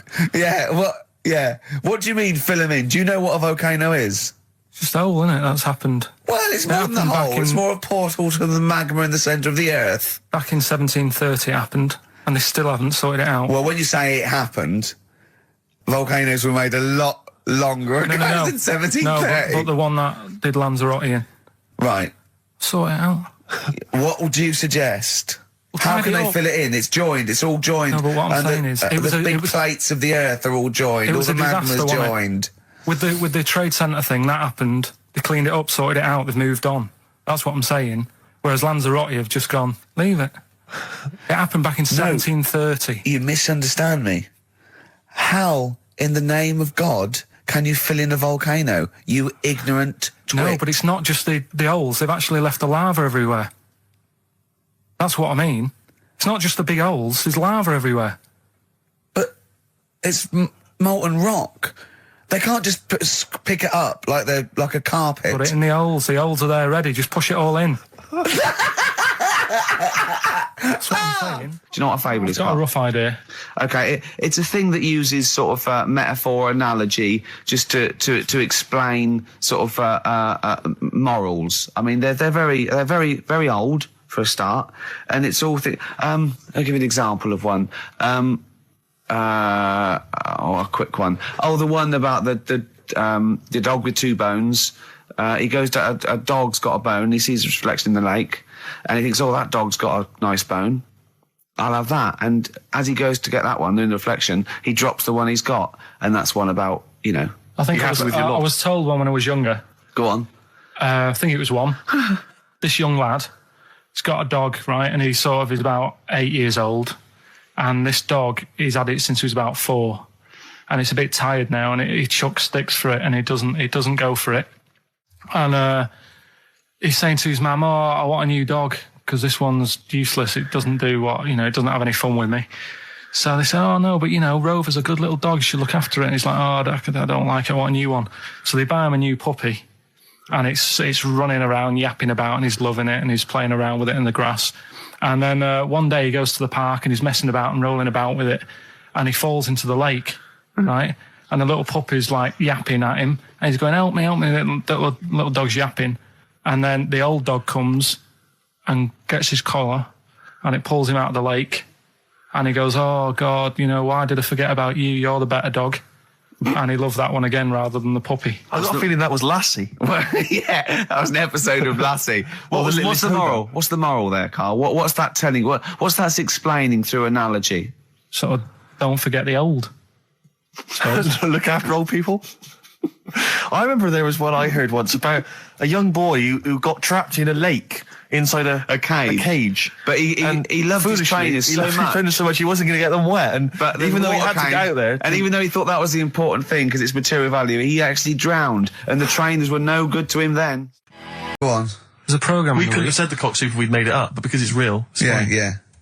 We also couldn't have said the cock soup if we'd have meant a male penis. Thankfully, we don't. So. We mean a little chicken. You go on. Yeah, this programme was on. It was Wednesday night, something. About this little lad. It was a fella and a woman At the same time. What do you mean? Like a cartoon with a secret identity. By night? What do you mean? He had both By day a sets? boy, by night a woman. He had it all. What you... Sorry, wait. So he had male and female genitalia. So what do you call someone that's born like that? Weird. Yeah. Like, what's the term for it? Go on. You know it. We've talked about it before. Aphrodite. Really? So close. Hermaphrodite. Yeah, hermaphrodite. Yeah. That's weird, don't it? Yeah. And he had the ball. Yeah. And he had the... Well, what happened was he was born, right? Obviously. And the doctor said, there you go. Lovely little boy and girl. So the mum was like, what? So he said... No, I don't think the doctor was sarcastic. Yeah, what? I don't think the doctor was sort of dissing them. Yeah. There you go. What do you mean, doctor? I'm gonna have a look. Exactly. There's the cock, there's the minch. All right, see you later. What are you going to call it? But doctor, what do you mean? Have a look. He wasn't sarcastic. He didn't give Doctor, clues. tell me what you mean. Give me a straight answer. He probably went, oh shit, she's got a cock. He didn't go... He wasn't sarky to the parents. No, Anyway. but I'm just getting across. Do you know what I mean? I always had a little bit just to... Yeah, I know you spice do. it Yeah. up, You should spice be it a up. newsreader. Be brilliant. So there's a little kid lying there. Yeah. And the mum says, what am I going to do then? So the doctor I mean, I'm condensing this. It was like Sure. an hour long. Sure. Yeah. Yeah. So he says, she said, what will I do? And the doctor said, well, he's not sort of well hung. Right. Oh, So, he's better. not sort of well on. This doctor has been, I assume, has been struck off since for saying these things. It was a real doctor. It wasn't Dr. Fox. Yeah. Right, go on. So the doctor said, so I recommend that we make it a woman. Right. Right? So they sort of do a little bit of, Jiggery pokery. a little bit of work. And I don't think that's true, Carl. No, it is. It was on the programme. But I think they can tell really what they were meant to be from their chromosomes, can't they? They can tell whether they're X, Y, Y, or Yeah, X. not just, it's not It's very just- well hung. No, I Yeah. tell you what, because back then, when this was going Yeah, on, no, right, I'm just thinking they might not have had the doctors then thought if you had a kid, right, and you thought, it's a bit ugly, maybe it'll have a better life if it was a fella. If it was a girl and it's a bit ugly and you think it's going to get a hard time. Right, don't talk shite. What? What? That a doctor would go, right, you've had a young girl, I'll tell you what, she's a pig, let's pop a cock on her. Don't No, talk I'm not saying, shite. I'm not saying that. What I'm saying is, say if you have like I say, a girl, I just think it's harder if a girl's ugly and Yeah. she's growing up, she Yeah. has a harder time. Yeah. Don't you agree with that? If Possibly, but you don't change someone when No, yeah. you don't change their gender no, because but they're I'm a just bit of a saying minger. what I'm saying is the Elephant Man would have had a harder time if it was Elephant Woman. Is what I'm saying. But listen to me, listen. What the doctor was saying is, if you get a baby before it's 2, Yeah. back then they thought you could sort of say, well, instead of giving it a go-kart, give it dolls to play with. Right, back when? What are we talking about? The Middle Ages? We put a song on, come back to this. Yeah, it's Bruce Springsteen, Atlantic City. Bruce Springsteen, Atlantic City, on XFM 104.9. Okay, look, have another go, Carl. What were you saying? As an hermaphrodite, yeah, it was born both sets. The doctor said it's already good, isn't it? I'm loving it already. No, right, there's a shadow, I think it was in America, Yeah. and it's on a quiet road, I'm guessing somewhere like Boston, that's what you mentioned. Okay. Right. No. Somewhere like Boston, and people at night used to see this shadow moving about, and they'd go, what's that? Right? And it got known, the town, the little local town got known for this shadow, but it didn't cause any problems. People What are you used to- talking about? Well, it was like, Just you lost me. What are you talking no, about? do you know, like some places get famous, like Scotland's got the Loch Ness Monster and that, but it doesn't go cause on, any. yeah. But it doesn't cause any problems. Doesn't exist, go on. Right, so there's this shadow walking about on the road. What do you mean? No, what's he again? Rubbish. Right, so it's walking Nonsense. about. Where did you read this? Where did you It's see walking this? about. This was on the internet, and I'm Oh, sure. sorry. Sorry. Right. I thought it was shite. I didn't know it was on the internet. Right, so this shadow is moving about, and Independently of an object. yeah, and the local mayor and that is like, yeah, it's a bit weird, but it's not harming anyone. The mayor involved. Was he elected to that post? Hey, mayor, we got a problem down here. Seems like a shadow. Well, it's not causing any. No, it was Is just it causing any problems? Yeah, go on. But that's the thing. It was left for years, and then it did start causing problems. I see, that's it. If you leave these shadows to go unchecked, Rick, they go crazy. Yeah. You let them run amok in the Yeah. city. Yeah. You've got to stand What did around it do? on What did it Roman do? shadows. What did the shadow do? It was pushing people off the bikes. It was what? It was pushing people off the bikes. Oh, I'll find out more for that next week. Right, that'll tease oh, them. you're a maniac. We'll do more on that. We haven't had time for educating. Please never have children. Right, listen. You are Just promise me now you'll never have kids. Okay. It's not his fault. Let me have it's not his fault. You got to save this. This has got to teach me something. It'll be an interesting story. Right, it's not his fault. This fella, Yeah. What year? Ages ago? Olden times? I'd say in the 70s. Okay. Would you? Any evidence for that? And, Does he wear flares in the story? Right, Is that this- your reason? no, it's a bit like Yuri Geller, this fella, right, where Oh, yeah. he's electric. He's electric. And if he walks past the telly would fizz. Uh-huh. If he walked past the radio, it all goes like that. Ooh. His hair stuck up all the time. And he'd be having a bath and everything would be all right. And then the power would sort of switch on in his body. And the electric in his body made him jump out of the bath. So... What do you mean so? What is that so? What does that so mean? You've given us nothing. You've given us nothing. You'd have to at least give us the scientific explanation. Yeah. Electric eels have 400 volts in them. Oh, is this the running away again? What was that one called? Yeah, but It's not his vault. But there's a reason that not his fault. It's not his fault. I thought it was going to be something about. I think we should do these the other way round. I think you should tell us the story and then we'll hear the pun. It's not his fault. It's not his fault. Right, let's leave it. Play a tune. Educating Ricky. Doing it? We're not doing it. No, we are. Right, anyway, Rockbusters. Yeah, go on. I give a cryptic clue Yeah. and a letter, and it makes up a band. He Right? never said the word cryptic a few months ago. I love it. Do you know what I mean? I feel it's like our own little Eliza Doolittle. Yes. Right, even Richard will like this one. Here we go then. First one. There's 3 of them, Go on. and you email in. If this doesn't turn Dickie round, nothing will. This is an email-only competition. Email only. Right, here's the first one. Initial is B, so it's B. a band starting with B. Okay. And the cryptic clue is, I don't like them birds. They shouldn't be allowed in this area. I don't like them birds. They shouldn't be allowed in this area. Next one. Right, the next one. He doesn't like women, yet he's got a couple of kids. That's a bit weird. Is that a cryptic clue or is that just a general point? Is that That's the cryptic clue. Okay. And the initials there are PD. Okay. And the last one. I've got that one. That's terrible. That's terrible. Okay, quickly. Oh, God. And the last one is that bloke who does. Come on! It's making me laugh. Come on, Carl. Be professional. Right, the last one. Right. I can't do it. It's making me laugh. Oh, come on. I'll come and read them then. No, hang on. Come on, Carl. Right, here we go. They don't do this on Blockbusters on TV, do they? No, come on. That bloke who does sport on telly.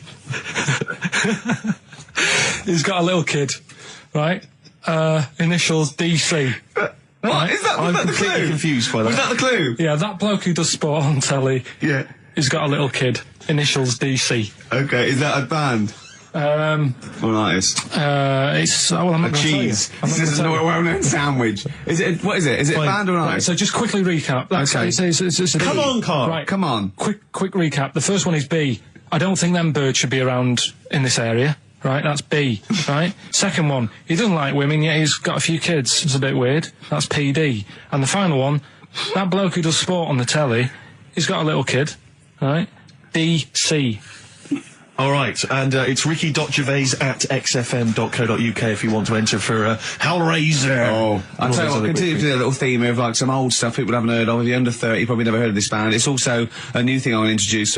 It's Show Up Camfield. Camfield talks the talk, he doesn't walk the walk. He doesn't play some rock classics on his show because he's scared. I'm going to play the tracks that Camfield's too scared to play. This is Kansas and Carry On Your Wayward Son, alright? Yeah. Right, okay, Educating Ricky, part 2. Right. I'm committed to this treatment. Yeah. Is one. Oh, of them. I've got to go for that one. Yeah. Yeah. Or the other one is the police are causing a bit of a stir. He still says it like it's the best thing he's ever come up with, which in a way is. It could be. Right, go on then. I'm committed to this treatment. Right. Do you know the saying? Is it just sayings now? Are they all sayings? This No, week? no, they're not. Okay. No, the other one isn't. Frog in your throat. The saying, there's a frog in your throat? Yeah. I assume it's when you croak a little bit. You sound like a frog. No. Right. Might seem a bit weird, this one, right? But years ago. Oh, yeah. Sorry, well, what is that clue? Committed to this treatment? It's about frogs Kermitted. It probably works better with a K and an ER written down. Well, also, if you pronounced it Kermitted, yeah. but not committed. Committed to this treatment! Right, go on then. That's genius. So, yeah. What? You go to the doctors and you go with throat hurting a bit. Right. And what they did ages ago. Ages ago? What year was this approximately? We are going back quite a bit with this one. Oh, okay, go on. And the doctor would say... He did history. Imagine years ago. Go on. And the doctor would say, right, keep your mouth open. I need to look at your tonsils. And the jaw would ache a bit because because they weren't as quick back then, because they didn't have the technology and stuff, and they'd have to like stare at it and study it and stuff. And like they get an achy jaw, right? Keeping their mouth open. Yeah, like you get, you get a Mars bar or whatever. So they'd sat there, and they used to always close their mouth, and it used to annoy the doctor. Right? So what they did, they used to get a toad. Right. And put it in the mouth. Rubbish. Okay, keep talking. Keep talking. And that way, they couldn't close the mouth because either they'd squash it. Right. Or, apparently, you're not allowed to lick a toad's back. So the doctor would have them for breaking the law? No, but it's poisonous, right? A toad's back. You should never lick a toad's back. Or put it in your mouth, really. Oh, just stop for a second. Wait. What? Can I just ask one question? Go on, ask one question. I've got a few, but go on. Sure. My initial thought is, it sounds like a brilliant bit of sort of medical knowledge there. It's a great idea. Yeah. My only thought is, how does the doctor see past the toad? Yeah. Your tonsils? What's he actually looking at with the mouth open? Surely the toad is in the way. Hopping around in the way? It didn't say. Sorry, and my first question is, was this on the internet? Yeah. Yeah, okay. Carl, that is bollocks. That is, I mean... Well, alright then. Let's turn this round. Where does the saying, you got a frog in your throat come from? Probably because you sound a bit croaky. Probably that. Probably because you sound a little bit like a frog when you've got a sore throat. Carl, did you not question it just for a moment when you read it? Just for a second, didn't you think, that seems an odd approach? Firstly, why a frog, of all the different species? Because it's poisonous. A toad. No, a toad, so it's a toad as well. Yeah, well, that it worked. I'm committed. Worked. No, my point is it's frog in the throat. I was going to change it to, have you heard the news Toad Day? But I went with the frog. Oh God! Right, so that's rubbish. So that's rubbish. Next, can I have Let's play a tune. Let's come up with the last one. Can I just say? No, just play it. Just play it. Yeah. Yo, Carl. Right. Okay. Right. The results of we ain't got a winner for the first time. Yes, we have. We've got loads. We've got loads of winners. No, we haven't. We've done this feature for 3 weeks. On XFM 104.9. I enjoyed that. Yeah. That was good. It rocks. I hope the audience was playing it loud like us. Yeah.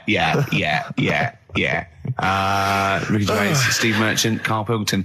Well, look at him yawning. How rude is that? Carl, what's wrong with you, man? Have you been up late? A little bit. Girlfriend was away, wasn't she, yesterday? Yeah, I always have a problem with that. I always have, because you don't go to bed, do you, early? Do you know what I mean? You sort of think, I just always find that thing that if, you're used to living with someone, one of you will go, let's go to bed, then you'll go, all right. But when you're on your own, you go, you just forget to go to bed. I just stay up. Okay, stop eating now, Carl. You've ate all the food. That's just a plate. All right. Okay. Yeah. No, I stayed up and watched, there was a thing on about Dracula. Right.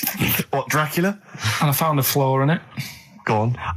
Not the fact that he's the living dead and and drinks blood to stay alive and he doesn't reflect. And he can turn into a bat. Well, and you can go on. The mirror thing, you can't look in mirrors, can he? Well, he can look in mirrors, but he can't see himself in a mirror. Yeah. That still doesn't work. Go on. It doesn't work at all, Carl. It doesn't work at all. Go on. Well, centre parting's always really neat. His centre parting's always really How neat. does he do it if he can't look in the mirror? Blood on the floor or something it was called. Rubbish. I love the flaw in the Dracula film is that his centre parting's too neat. How did he do it without a mirror? Oh. Was it a documentary about Dracula? No, there was the real Dracula. Yeah, the real Dracula. It's just a film. It had blood on the floor or something. It was called. It's rubbish. We had a little lunch yesterday, didn't we? We did indeed. That was a nightmare. Yeah. I hate going out with you two. I was explaining to Carl, right? I like to excite Carl's imagination, right? And if it involves chimps or monkeys, all the better. Brains he likes, parts of the body, deformity. I know where to, what buttons to push.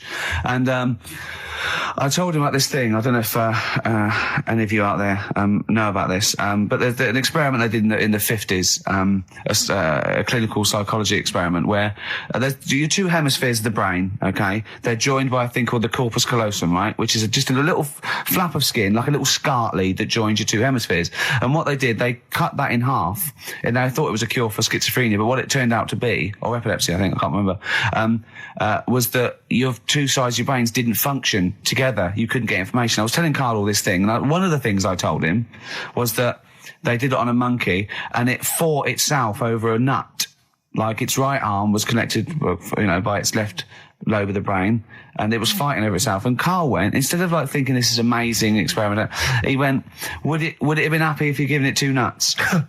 Yeah, I know. Well, you started off by explaining, and I remember you mentioned, because I was watching the two of you as you were describing it to me, you said, of course, one side of the brain deals with symbolism, and as you said the word symbolism, I noticed Karl drift away from looking at you, pick up his mobile phone, and start pressing buttons randomly. And I thought it was the word symbolism that got him. And I noticed it took you just a moment longer. And I think the first thing you said was, when did I lose you? Yeah, I knew I'd lost him. It's extraordinary. And he doesn't even try to disguise it. I said nomenclature at one point as well. Right, yeah. And I knew I was dicey with death there. Yeah. But I told you tried to look it up, didn't you, on the web? You didn't find anything about it, did you? The spelling of it's, what is it again? What's the word?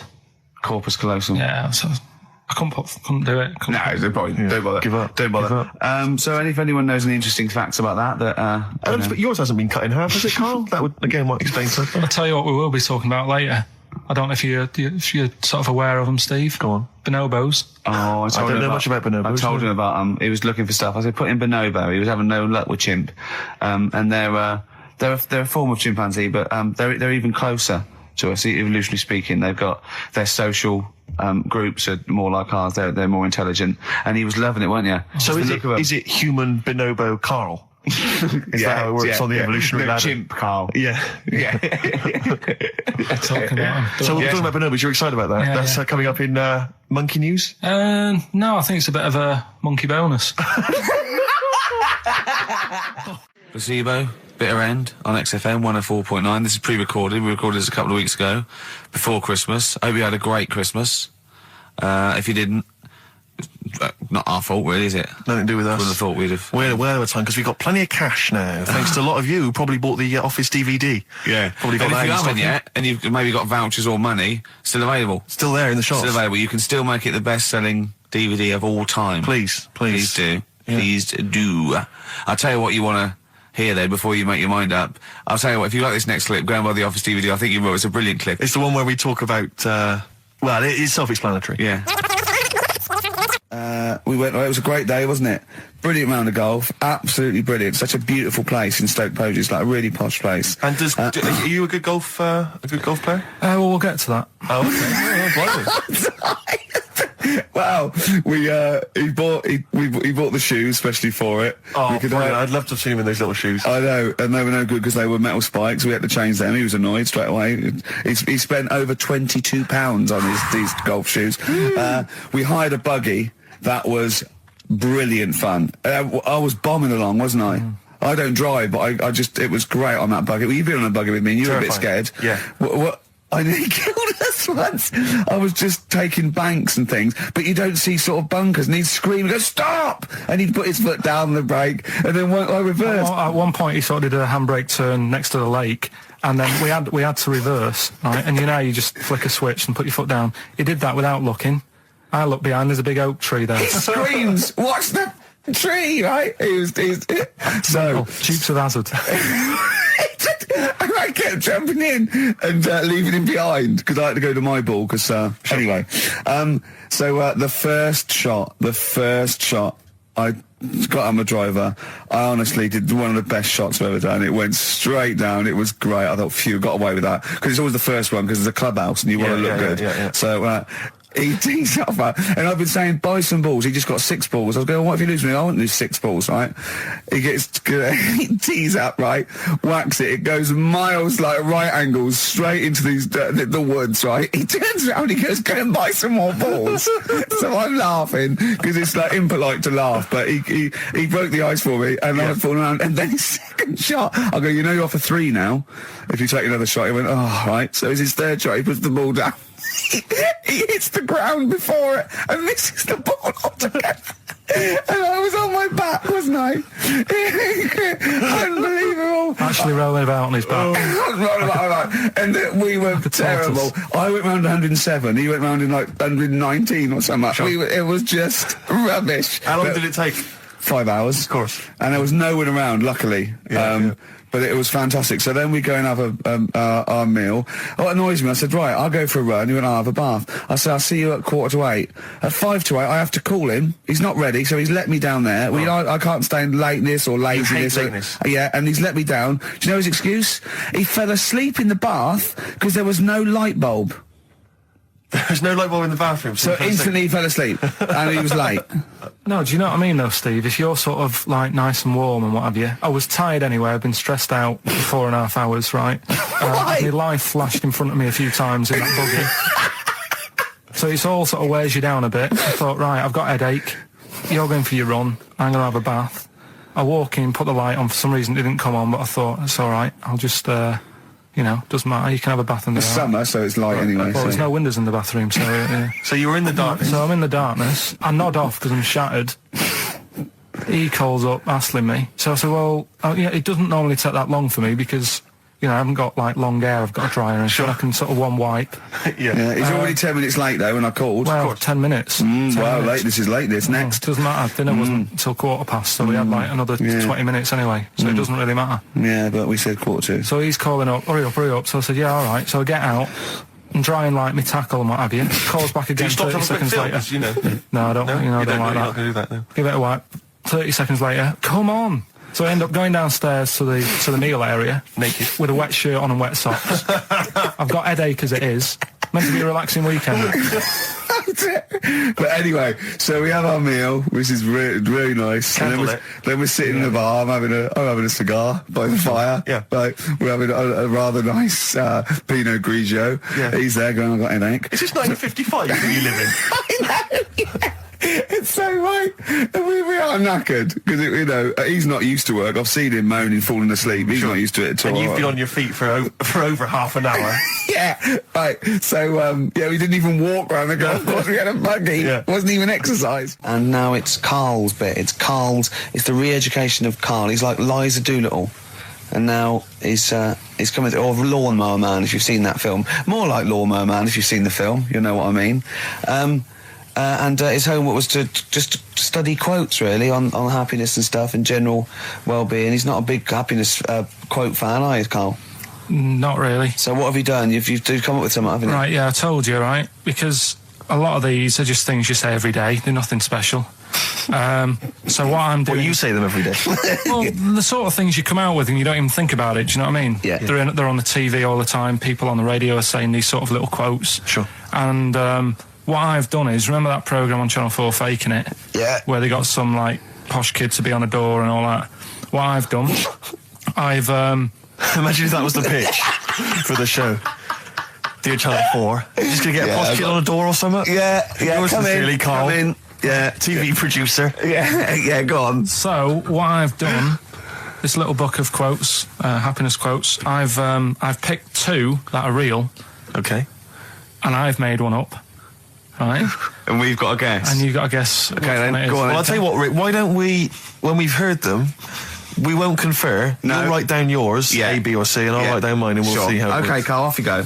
Right, and just because I'm looking at this book, it doesn't mean I'm actually reading. No, I know. Don't worry, we're clever. No, we know. We can't see yet. Like, call my bluff. Yeah, go on then. Nothing is worth more than this day. Okay. Yeah. Yeah? All right. Yeah. The way I see it...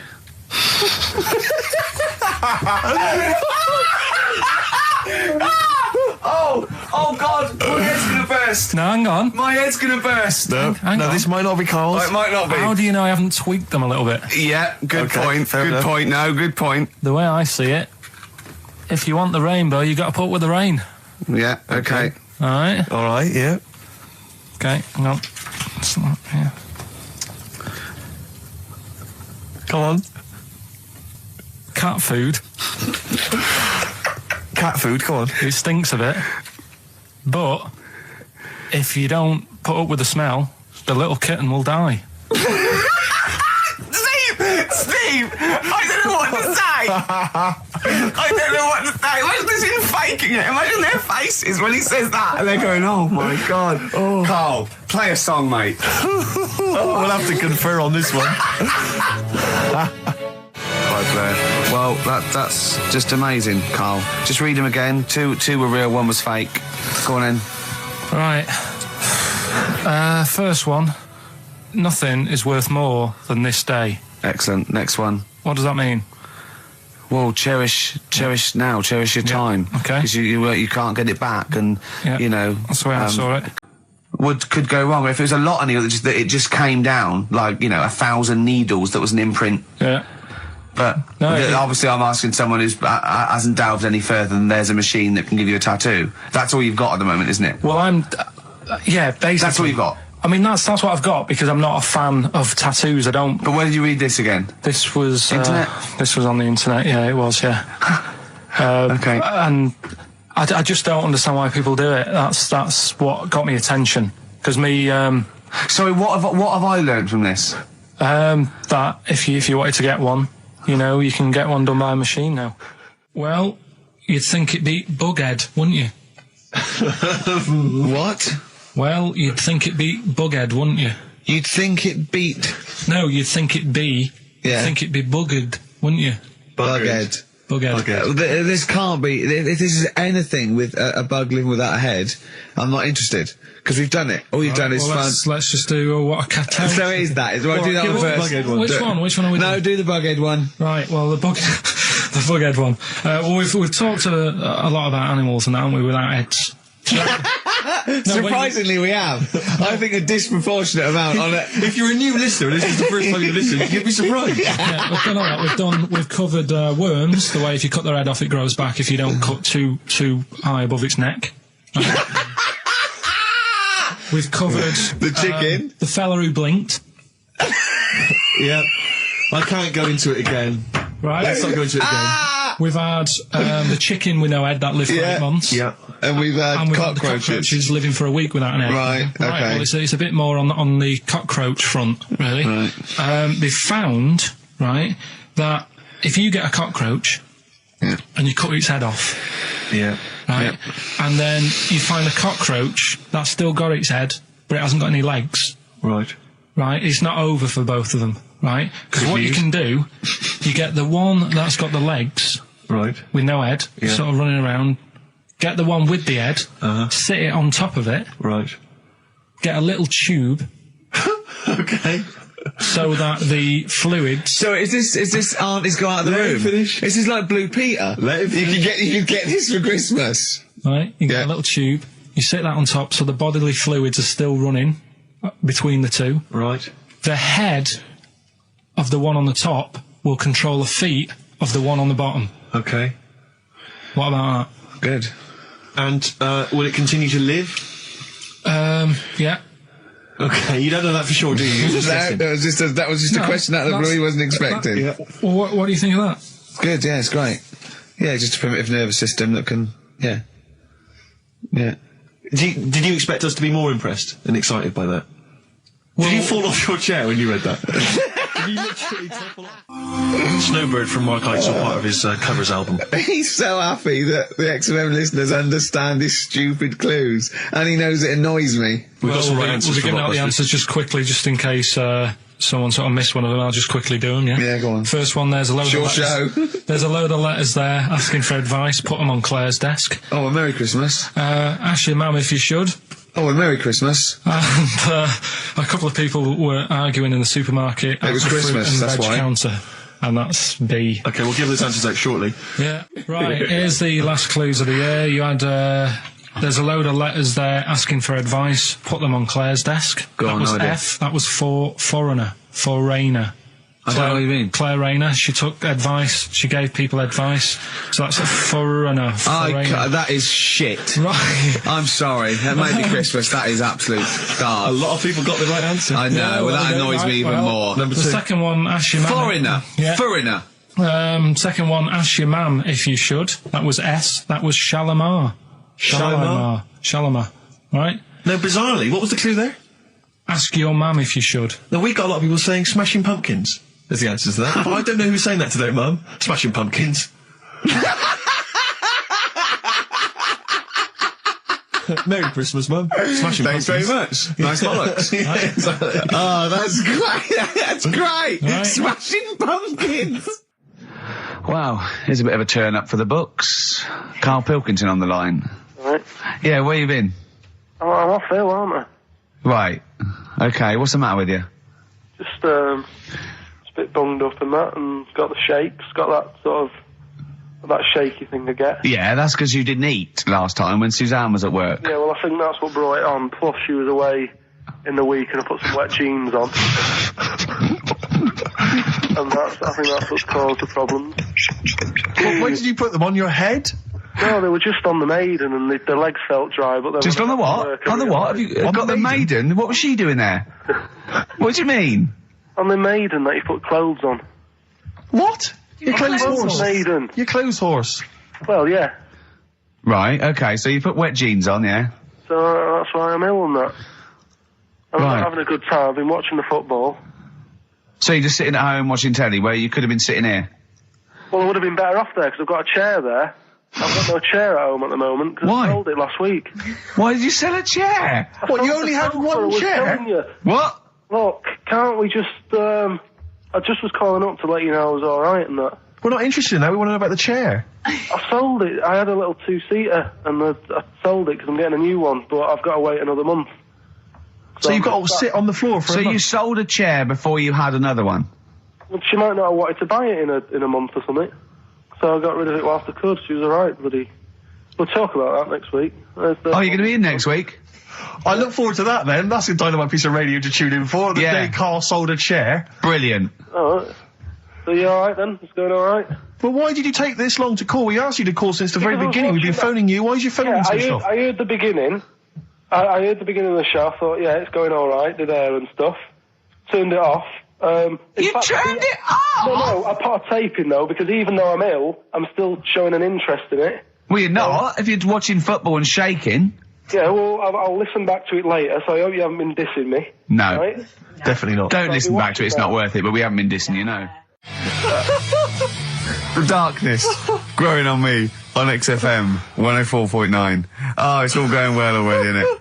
The microphone fell apart. Carl's shouting because he got headphones on. His music's turned up too loud. Canfield level. God, it got pre-out. Look at him giggling. Look at him. Look at him laughing. That's so funny because I got a letter here. 3 months in it. She's taken over for. Is she getting paid the same as us? I don't know. We'll find out. I bet it's a hell of a lot more. I'll go mental. I bet it's good money. It's good work. I'll go mental. A kid used to take a horse into the house. Sorry. Whoa, Neddy. What do you mean a kid used to take a horse into the house? Where did he get a horse? Must have nicked it from somewhere. Must have done. You've seen a horse in it? No. What, is that from outside the saloon round the corner? Yeah, was it just tied up with a bit of lettuce? Right. Oh, that's great. Big Jake coming looking for it. I'd been out. Oh. So let me get this. This was before the lynching stopped or after. Where did he get a horse from? What do you mean he must have nicked it? His mum said, where'd you get that from? I bought it. All right then. But keep it out the kitchen. I don't want you going cattling rustling. Where did he get a horse from, Carl? And how long did he have it for? Was he leading it or riding it? Mum, open the door, I can't stop! I can't stop it. Open the patio door as well. Looks like we got us a runaway. What do you mean? I've sort of... Don't think you can ever be boring, No, but but what I've done, I've took like different ones. So I've took a good one that I think, that's a good quote. That was worth putting in a book. I've put one that isn't really a quote, so I don't understand it. Oh, yeah? One that isn't clever. and a funny one. So a bit of variation all out of one book. Oh, how long did this take you? What did you do? Did you sort of like sit? About half an hour last night. And did you sit sort of like quietly at a desk or something? No, just in the lounge with the telly turned down. Oh, right. Just to give a bit of light to the room. Just had it on book, turned down. Have you figured out lights yet? So, so the first one, and it was like they stuck some bacon on his head. And as ever, the vital piece of information, i.e. the reason, Carl seems to have forgotten. Because the worm was in his body, and they said everyone likes the smell of bacon. Including worms.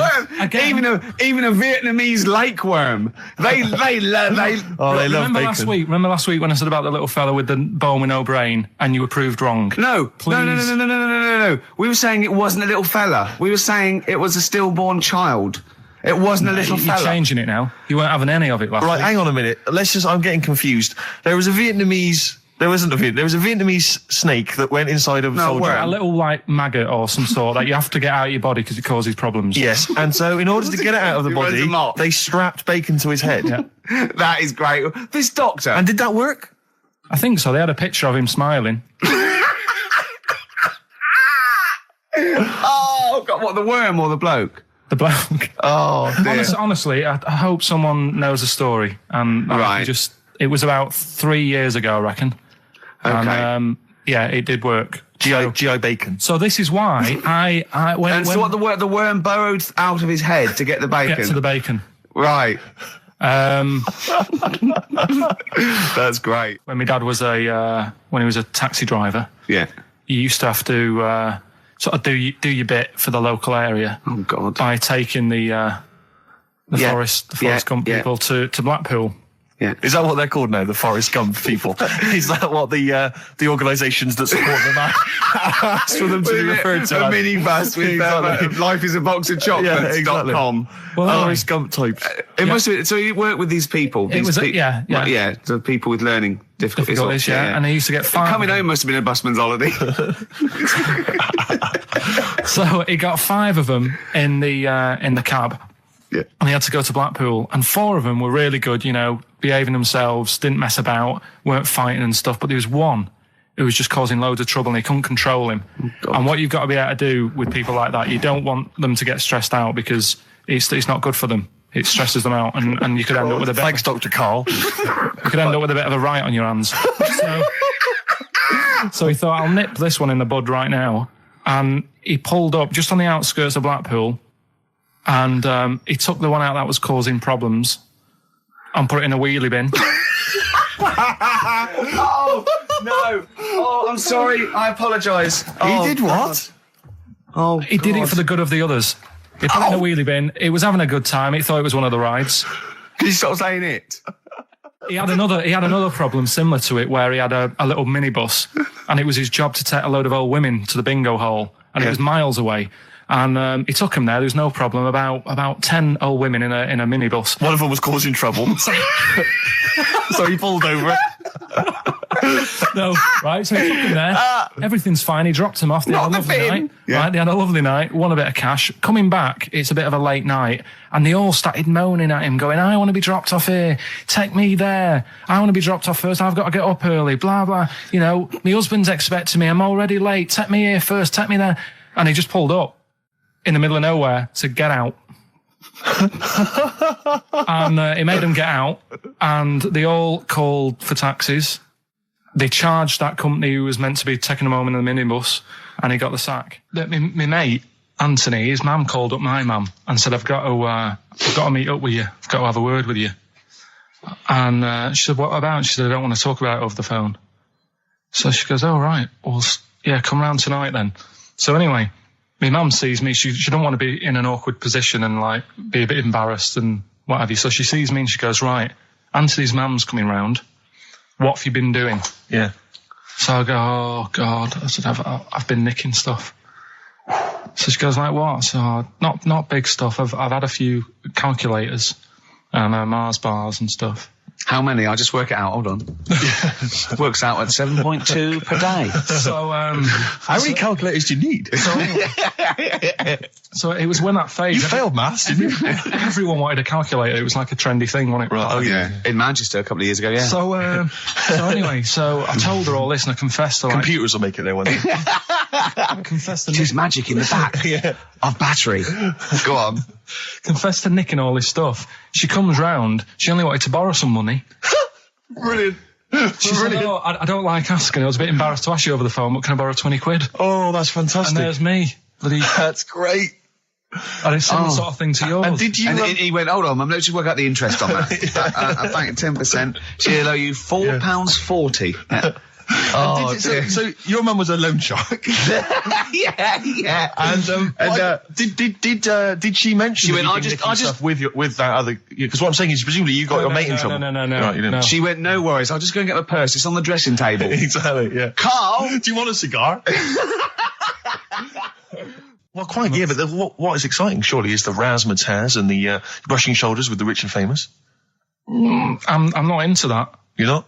No. I don't feel you're going to appreciate this like we thought It's you would. weird because Suzanne said to me this morning, who would you like to meet there? Is he anyone who, like, you can get close to and it's like, God, I really admire your, big fan of yours or whatever. And it's me and Steve, so you're here now. Well, I really admire your big fanny. I didn't... What did you say? What did you say? If you're a big fan of it. Oh, right. Oh, right, yeah. And, Sorry. there isn't anyone, really. Do you know what I mean? You two are alright. Thanks. Jonathan Ross, is he going? He might do, I don't know. But hang on, wait a minute. I can't help but feel we could have exploited this more. We could have maybe run a competition to let someone win. Yeah. If you're not going to appreciate it, Carl. Yeah. Are you going to get a trouser suit? Are you going to get a ladies' trouser suit? I just think then, if you go sort of like looking macho and walking down with him, they know that you're not really partners. And I just think it's a slap in the face for BAFTA. That's true enough. No, it doesn't matter what you wear though. Look at Elton John. Can't you mince a little bit? Can't you at least sort of walk a little bit mincy? Because you've got such a macho sort of mank walk. Elton John's fella doesn't look gay and stuff he wears and that, does he? Do you know what I mean? It means nothing. No, but that's because Elton's doing the work for him. No, but... By dressing as like some kind of restoration dame. Yeah. Right. Go on then, Carl. Second one then. This is a bit easier, but I still think it's a good one. So this is, we should explain what this is if you just tuned in. It's one of those stupid lateral thinking problems. That Carl himself has created. Yeah, that was his homework. Right, this one. It's a fella. He has a normal day doing stuff. Nothing wrong with him. Right? And it's the twist in the tale. It's just like Tales the Unexpected. Yeah. Just a normal day, nothing wrong with him. Hold on, though, he's got the legs of a fish. Go on. So that's why he's been hiding his legs. So Go on. He does his the legs of a fish. Sorry, Carl, carry on. He has his working day and that, and then he gets a bit tired. Goes to bed. He puts the light on, leaves it on, goes to bed. Oh, that's crazy. That's mental. I can't think what's happened. Anyway, here's Radiohead. Right, okay. What? The question is, why does he put the light on when he's going to bed? He's had a normal day. He's come home from work. Is that right? He's coming from work, or he's not been working? Yeah, he's just been out? No, he's been working and stuff, I think. You think? You've made it up, Carl. You can decide. So the question is, why has he put the light on when he's asleep? There's a reason that he's put the light on when he's asleep. Has he gone to sleep? No, Carl, don't shrug. You're meant to answer these questions. He put the light on before he went to bed. Yeah, and the question you're asking me is why? What's the scenario? And the light's on and that, but he's gone to sleep. Yeah. He started reading and then he fell asleep. No. Did he intentionally, for some reason, put the light on? Every night. It's mad. Sounds mad. That's Carl, doesn't it? Every night he does it. Yeah. He puts the light on. Carl, is the point of this, he puts the light on for a very good reason.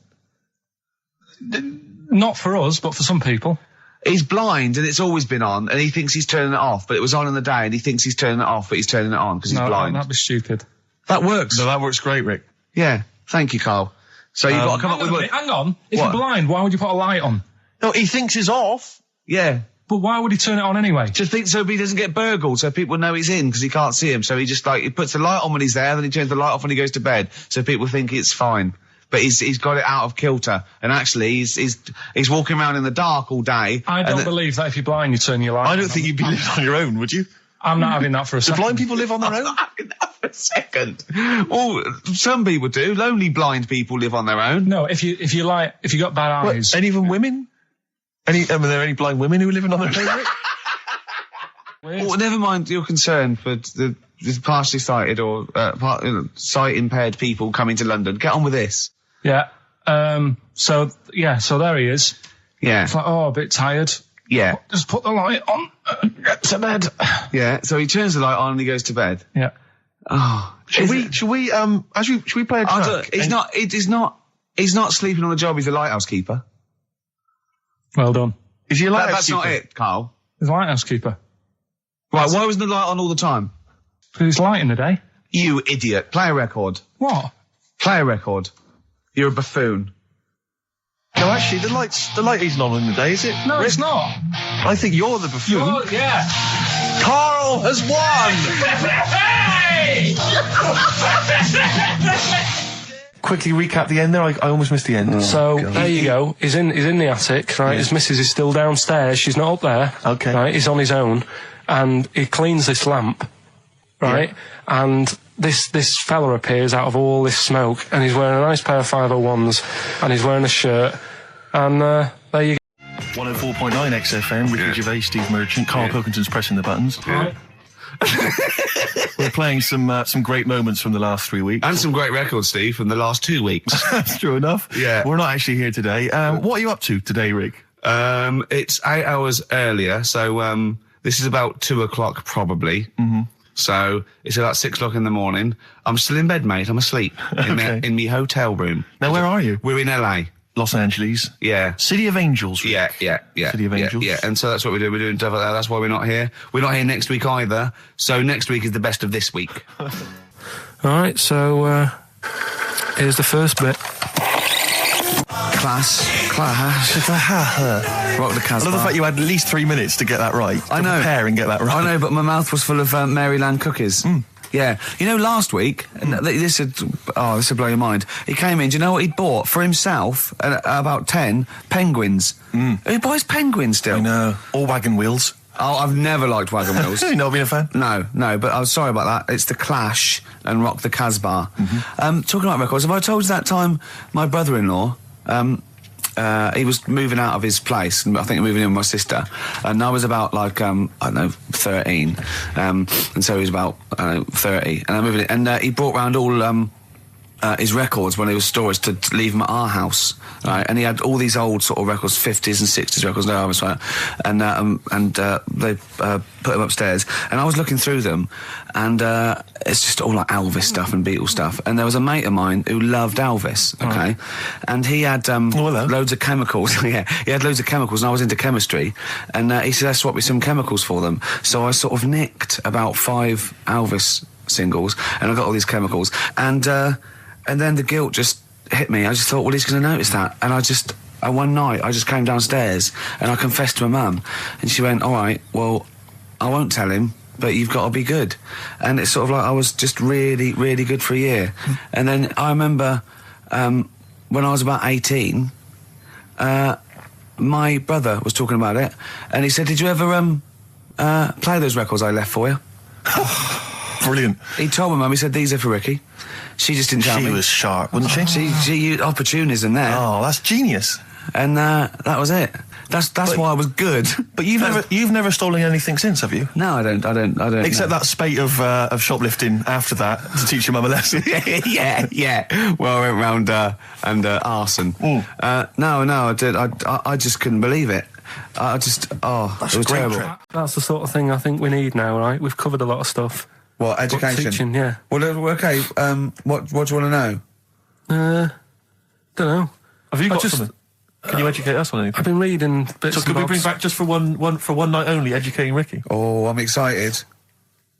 Yeah? Do you think it warrants that? I don't know enough about it. You know what I mean? About what? It sounds perfect. Play the jingle. Educating Ricky, he's getting smarter. A couple of things happened in the week that I read about. Okay. Keeping up on what's going on and that. Sure. Yeah. One was about that Galileo fella. Okay. Was it about 1636? Was it? I think it might have been earlier. Bad. Go on. Did some stuff with light and that. He did lots of physical experiments, yeah. Is that it then, Carl, is it? He did some stuff with light and that. What did he do with light? What was that? Well, I think he invented the first telescope. Telescope. So I think it's a particular lens though, and he did experiments where he dropped famously two different weighted balls from Pisa, and they hit the ground at the same time, showing that it doesn't matter, the weight doesn't matter, but air resistance does and stuff like that. I think he probably explained it a bit better than that. Yeah, but I'm talking to Carl. Sure. Did they need to know He's stuff? just thinking about pizza. Yeah. Did they need to know stuff like that back then? What do you mean, did they need to know stuff like that? It's just... There weren't people going around going, I've got to drop these two things off the bleeding tower of pizza. I just don't know which one's going to land first. Yeah, I need to know. Why do you need to know that? Bring me Galileo. Yeah. It's for a bet. Yeah. No, but if I was knocking about then, I'd be like, stop messing with that. we need a telly. Or, do you know what I mean? I bet he thinks the Flintstones is real. I know. That'd be brilliant. That's what I'd do if I was a caveman. I'd make a telly out of rock. Yeah. And a pelican And a as car a that I cement just mixer. ran along the road with. Yeah, exactly. Yeah, we need a car. Yeah. Well, we haven't really got the internal combustion engine. Can you stick your feet through the bottom? Yeah, just get me a car, for Christ's sake. Anyway, so I learnt that. And then, What? You learned his name. Yeah. Other people I learned the name of this week. Oh, if a chimp could watch telly. Go on, Carl, go on. Brilliant. I love that. That's like a ride song or something. That's my favourite one. Ride-ish. Ride-ish. Feeder. Just the way I'm feeding on XFM 104.9. Rick, quick question for you. Go I'm on. thinking a lot of people maybe are tuning in for the first time because of the advertising campaign. Sure. Should we reintroduce Karl again? I know we've done this a few times in the past, but just worried that people are going to not really kind of get the measure of him. I'm Ricky Gervais. I'm the one off The Office. Yeah. Steve Merchant. He's not the one in The Office. He's not Gareth. Some people think he is. He's got a funny, weird West Country accent that actually Mackenzie was affecting for the role. Steve wrote it with me. He's the tall, lanky fella. Karl is our sort of, I say producer, but he's the one that pressed the buttons because I was Dog's too... Body. Yeah, but I mean, it was just because I was too big to run the desk. Yeah. I used to have to do. Literally too big. You couldn't get behind it. Yeah, and then we discovered that, he looked a bit like a boring sort of, alright, yeah, but then when we sort of, poked him with a stick, he came up with, he doesn't realise, but some of the I think, some of the funniest extraordinary things I've heard. Say hello, Karl. All right. Yeah. Well, classics, I think, so far that have gone straight to the list include Have You Ever Used a Y front correctly? Yeah. Brilliant. You never see an old person Eating a Twix. eating a Twix. These are sort of things. He's back on his campaign to get rid of jellyfish. Why is that, Karl? Oh, did you see the paper yesterday? Go on. There's a jellyfish, right? It's about 15 foot long, about 5 foot wide, and there's a fella swimming next to it. And the paper's going, oh, look at this we've found. There's loads of them in Japan. Yeah. And it's because the water's getting hot, so it's making jellyfish really big. Oh dear. How's the campaign going to get jellyfish get rid of them? What was your point about jellyfish? They don't do anything. There's no point. They get in the way. Jellyfish, yeah. It ruined my holiday because I got stung by one. Yeah. But you think the same thing about Liverpudlians, and we can't just go around, wiping out things that ruin your let's holiday. do the jellyfish first. And then we'll move on to the Scousers. Yeah. But yeah, I don't know what they do, and I'm trying to look on the internet. I've been busy this week. You're jellyfish now, not Scousers. Yeah. You don't I don't know what they do either. To sort of try and work out what would happen with the sea if it didn't work, because they say like if there's no. Slow down. See, this is what we're talking about. Let's do it. People who've listened for the first time, they've got to listen to every word you say. You want to find out what would happen with the sea if it didn't work? If jellyfish weren't in there, do you know what I mean? Because stuff like coral, apparently the sea would be in a right state if you didn't have any coral in it. Fish, do you know what I mean? I always worry about how many fish we're sort of eating. Because you go past...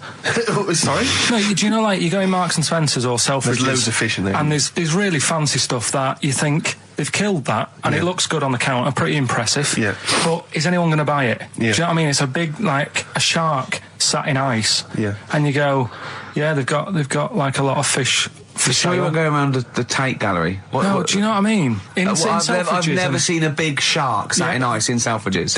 They do it. And it's like... You go in the morning and you can go back at night and the same shark sat there and it's So you know it's the same shark, do you? It's the same one. So what, same face? Are you sure he just hasn't lost his mum? And he's just like, he went shopping with her Christmas shopping and he's just like, he's stranded, he doesn't know where, he's just waiting. You know I'm right. I've never seen a shark in Selfridges.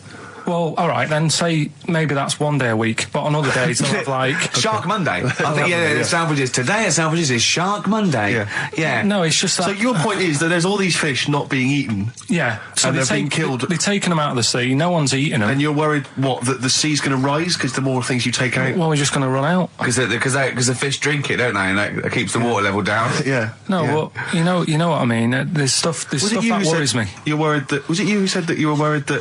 Because, there's sponge in the sea. Yeah. But if they took it all away... No. Was that him? That's a Stephen Wright joke. Is that Stephen Wright? What was the joke? Sponges grow in the sea. That kills me. How deep would it be if they didn't? I love the fact that he confused you with Stephen Wright, who for a living purposely says ridiculous things. Yeah. Does that worry you, Karl? Well, think about that and play a record. What do you want? What do you want? I'd love to, a classic, a beautiful song by Simon & Garfunkel called April Comes She Will. Rick, you may remember that last week we opened with some quality knob news. Knob news, yeah. It was Hitler's knob. Hitler's knob was one of them. That just sparked off into a whole bunch of other kind of knob-related discussions. Yeah. And I'm pleased so far to see that we're almost at the halfway mark for this first hour. And so far we've only talked about nudity and/or todgers. Yeah. So excellent work from us. Well done, lads. Yeah. I'm looking forward to Dr. Fox and the rest of the Sony award committee listening to this one. Yeah. But more knob news. I don't know if there's a jingle for that, maybe. You nearly had me eye out. Knob news. Knob news, excellent. This is an extraordinary story. A woman tried to sue her bosses for £210,000 after finding a cooked penis in a canteen stew. Hospital cleaner Sophie, something, I can't pronounce that name, was eating goulash for lunch and could not cut one of the lumps of meat. You can see where it's going. I've got so many questions already. I know. She picked it up and tried to chew it, but it was too tough. Then she inspected it with workmates, who all agreed it was a penis. Imagine that discussion. Yeah. Miss McClarter said she vomited for the rest of the day, instantly became a vegetarian, and had to have psychiatric help. It's not known whether the organ was from a human. The case continues. Well, it can be found out, so that's one thing. Obviously, the doctors aren't confused. They're not going, I don't know, I've never seen one like it. Yeah. Also, why is she eating goulash? I know. I mean, that's my first question. Why? You got your lunch. What do you want? I don't know, I fancy some goulash. Yeah. Oh, some gooly lash. Gooly lash, Thanks very like much it. indeed. Lancashire cockpot. Oh, is on the menu. Brilliant. Only £5.50. Wangers and mash. I'd love some wangers and mash, please. Coq au vin. Coq au vin. It's already done for There's you. wangers and mash, coq au vin, Lancashire cockpot. That's just off the top of our brains. Yeah. So if you've got any of your own, keep them to yourself. We're not interested. What do you make of that knob news? And it's in a hospital.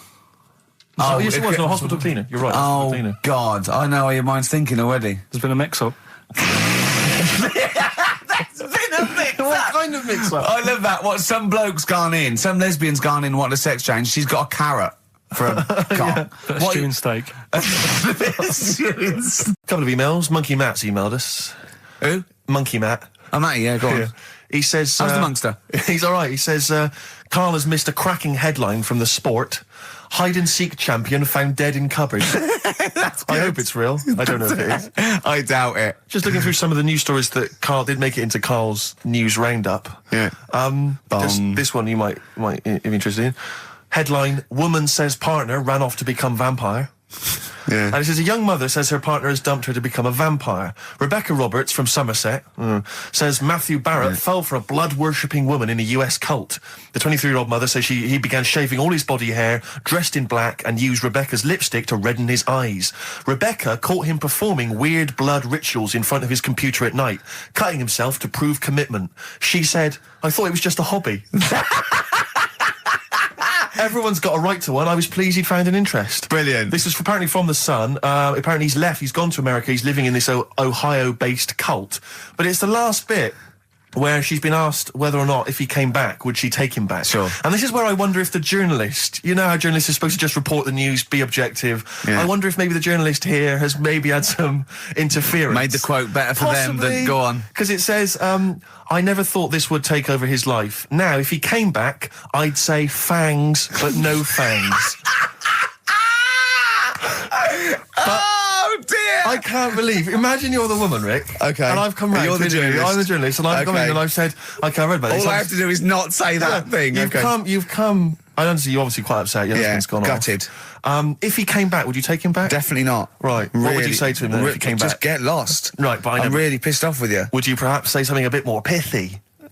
Not in this situation, no. You're upset? He cuts himself, he drinks blood, he's left me. Sure, no, sure, sod sure. off. I'm not interested, mate. Because I tell you what. Go on. I mean, I like what you said there, but I wonder if we could condense that a bit more. If he came back, would you say... Go away. Would you ever say something like, thanks, but no thanks? No, because it makes it flippant, because I'm really angry. I know you're annoyed. And I'm upset, so I wouldn't say... I certainly wouldn't say thanks. I might say no thanks. But what if you sort of said it, like, aggressively, like you were giving him the finger, thanks, but no thanks? Like, you didn't really mean sort it. of sarcastically? Sarcastically, would you possibly say I might say thanks, but no thanks, and that'll be it, and that's and I'd leave it there. I'd never change that. Sure. I'd never change those words. Can I ask you a question? Go on. Do you like puns?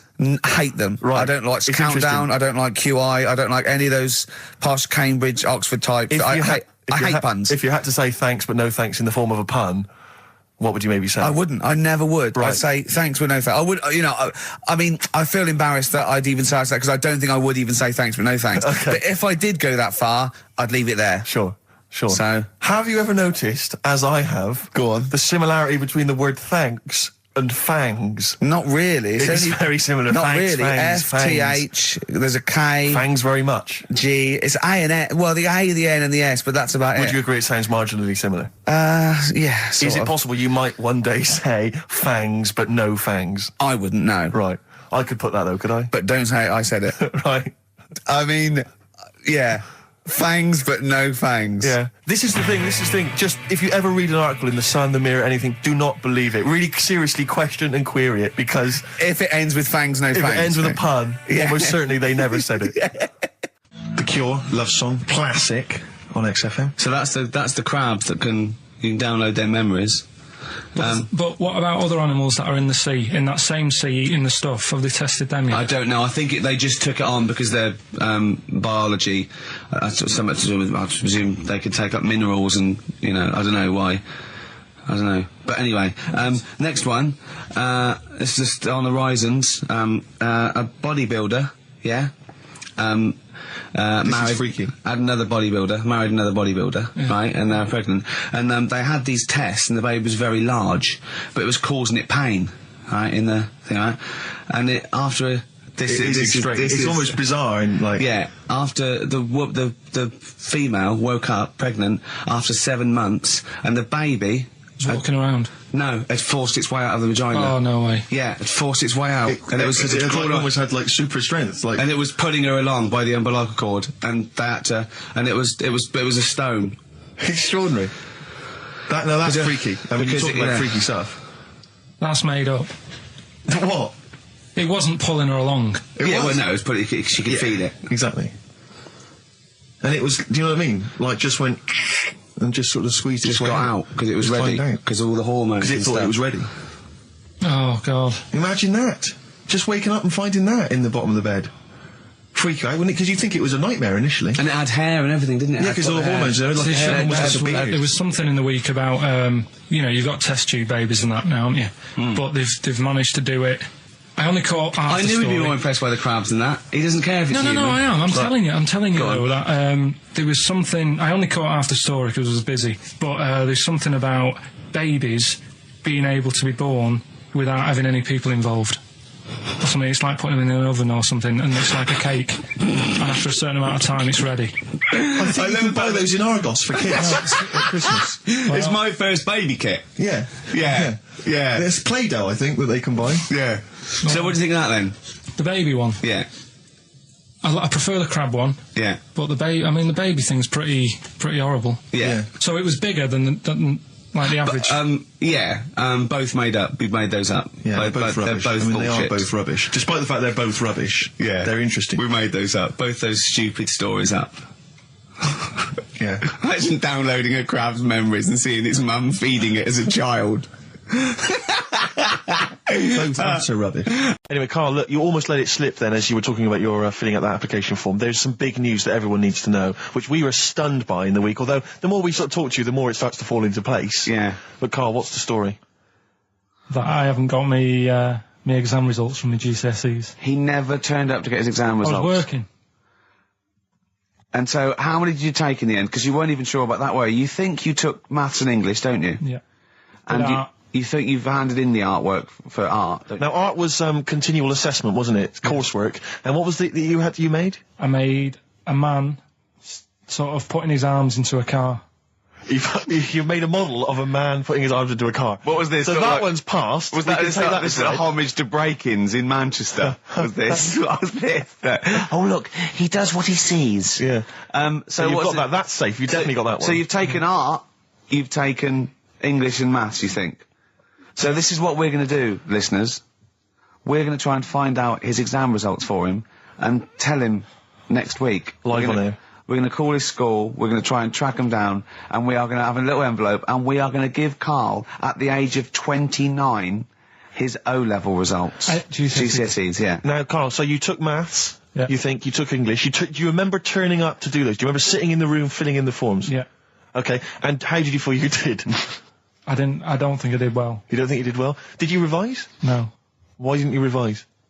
Because I don't really believe in it. Okay.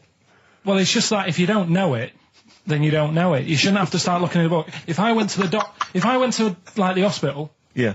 and the doctor said, "Oh, you need your appendix out," but hang on a minute, I've just got to read up on it. Yeah.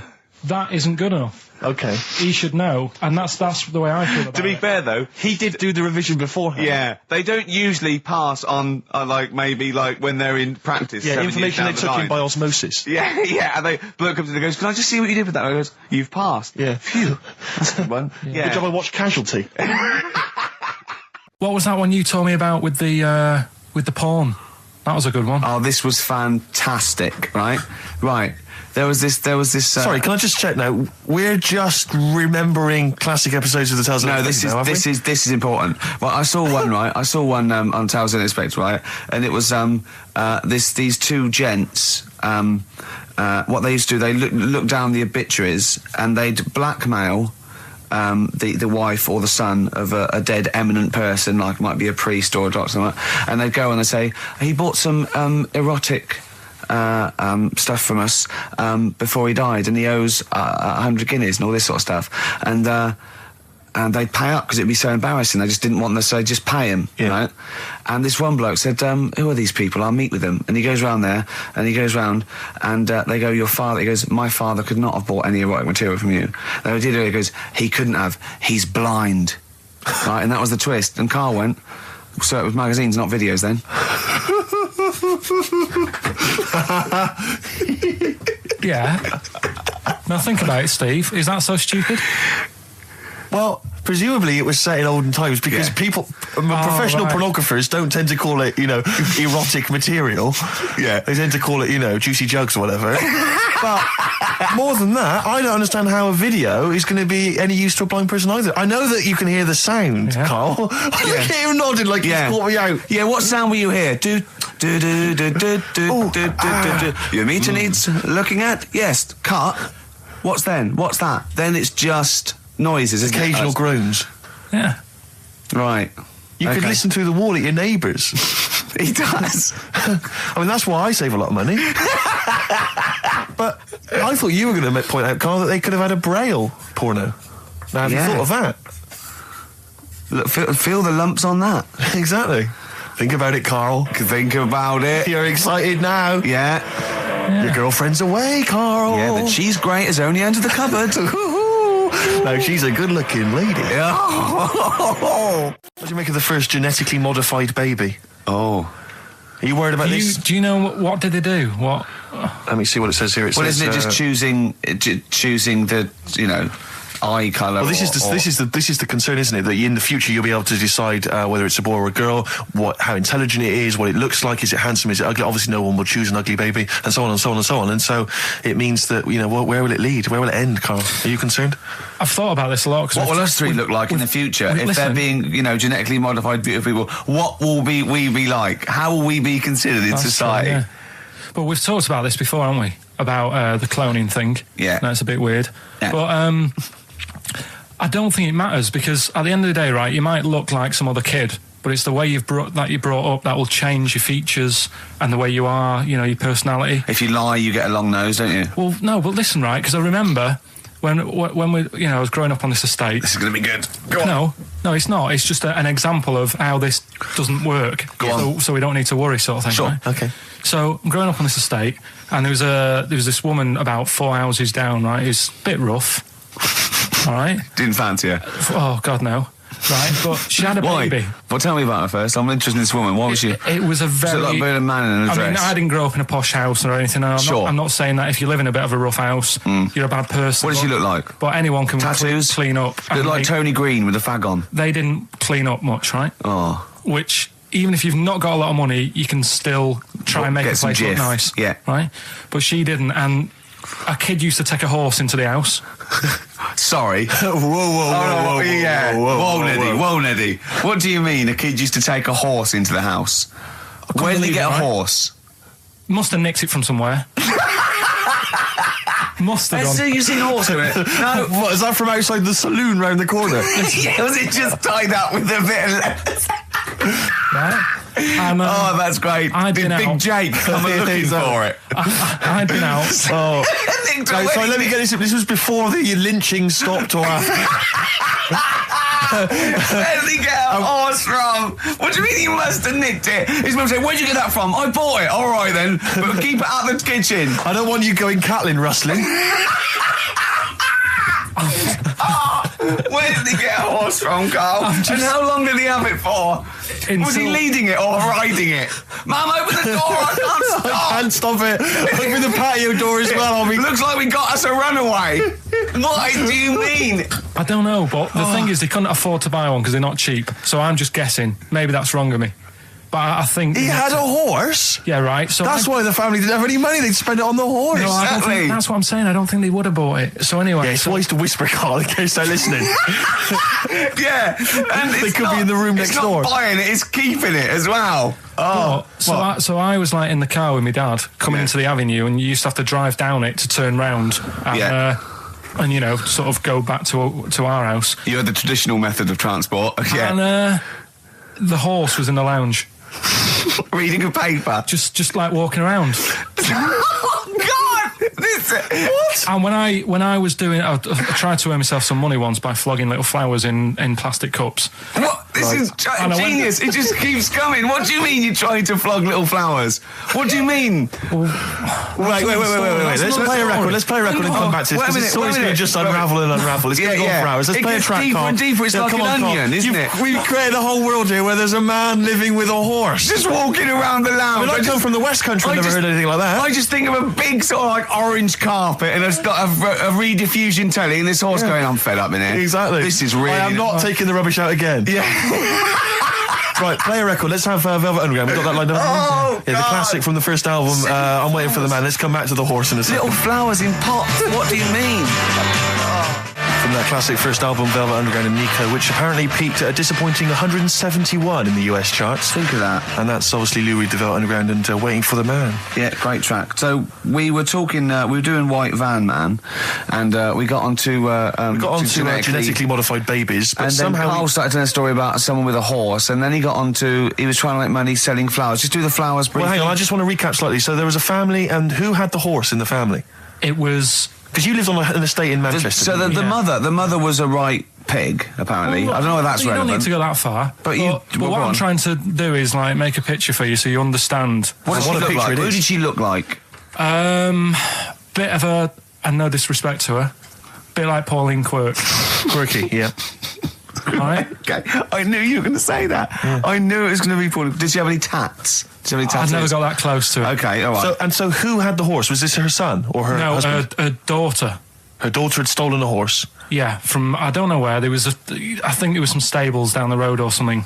And they kept the horse in the house with them? They kept it in the house. Did they didn't get have caught? It for long. No. Sorry, and you said you were in the house one day and you saw the horse in there? No, what happened was, I was, they did this thing at school about raising money for charity, right?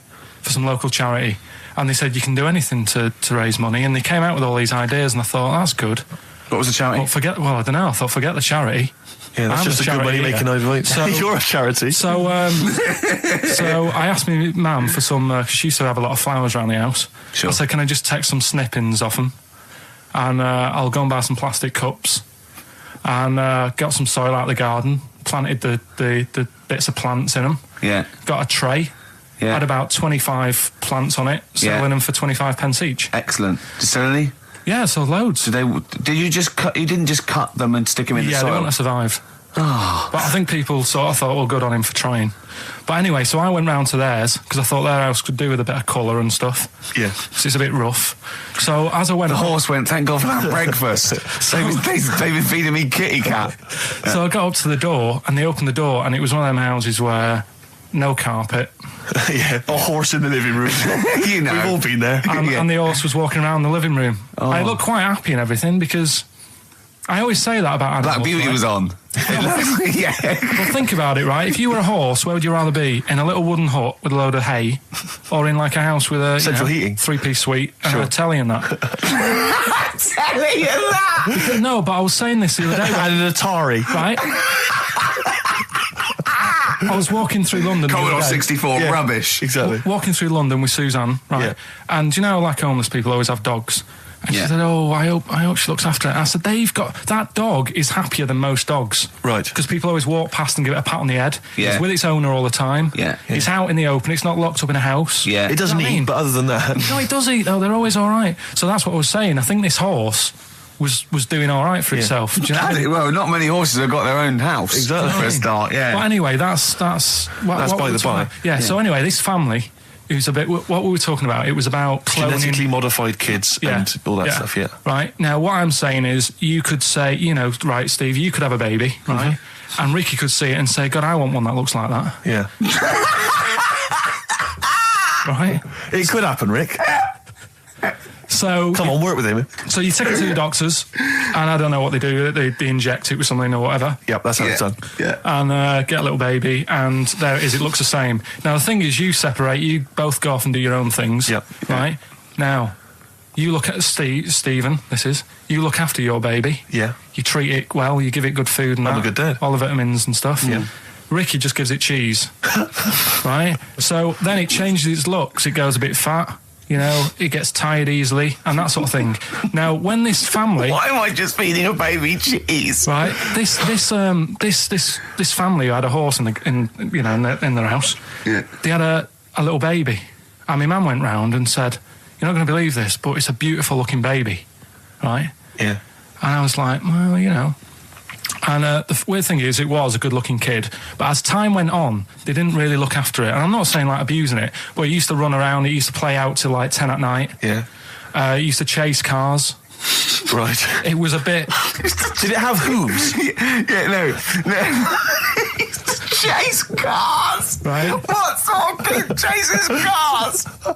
Oh God! Was it called Rover? Did it catch sticks? It's Liam. It was called, right? Right. Now, the weird thing is, it was a good-looking kid, but as time went on, and all that, like, not eating properly, and its hair was all patchy. It's not Liam Gallagher, is it? And chasing cars and that, and it became an ugly kid. It's definitely Liam Gallagher. And that's what I'm saying, right? You can clone all you like, but at the end of the day, it's how you brought up. Brilliant. Wow. Life. Wow. That was a hell of a point. Oh, God. But am I right? You're always right, Carl. Finally, White Van Man, what do you make of the fact that Sainsbury's are bringing in square tins? Is that a concern for you? Is that true? Apparently so. Why? Don't know. Like it's easy to stack. This is what the guy in the Sun has said. That should be interesting. That should be his comment on Sainsbury's are bringing in square tins. Is that should be interesting for meatballs.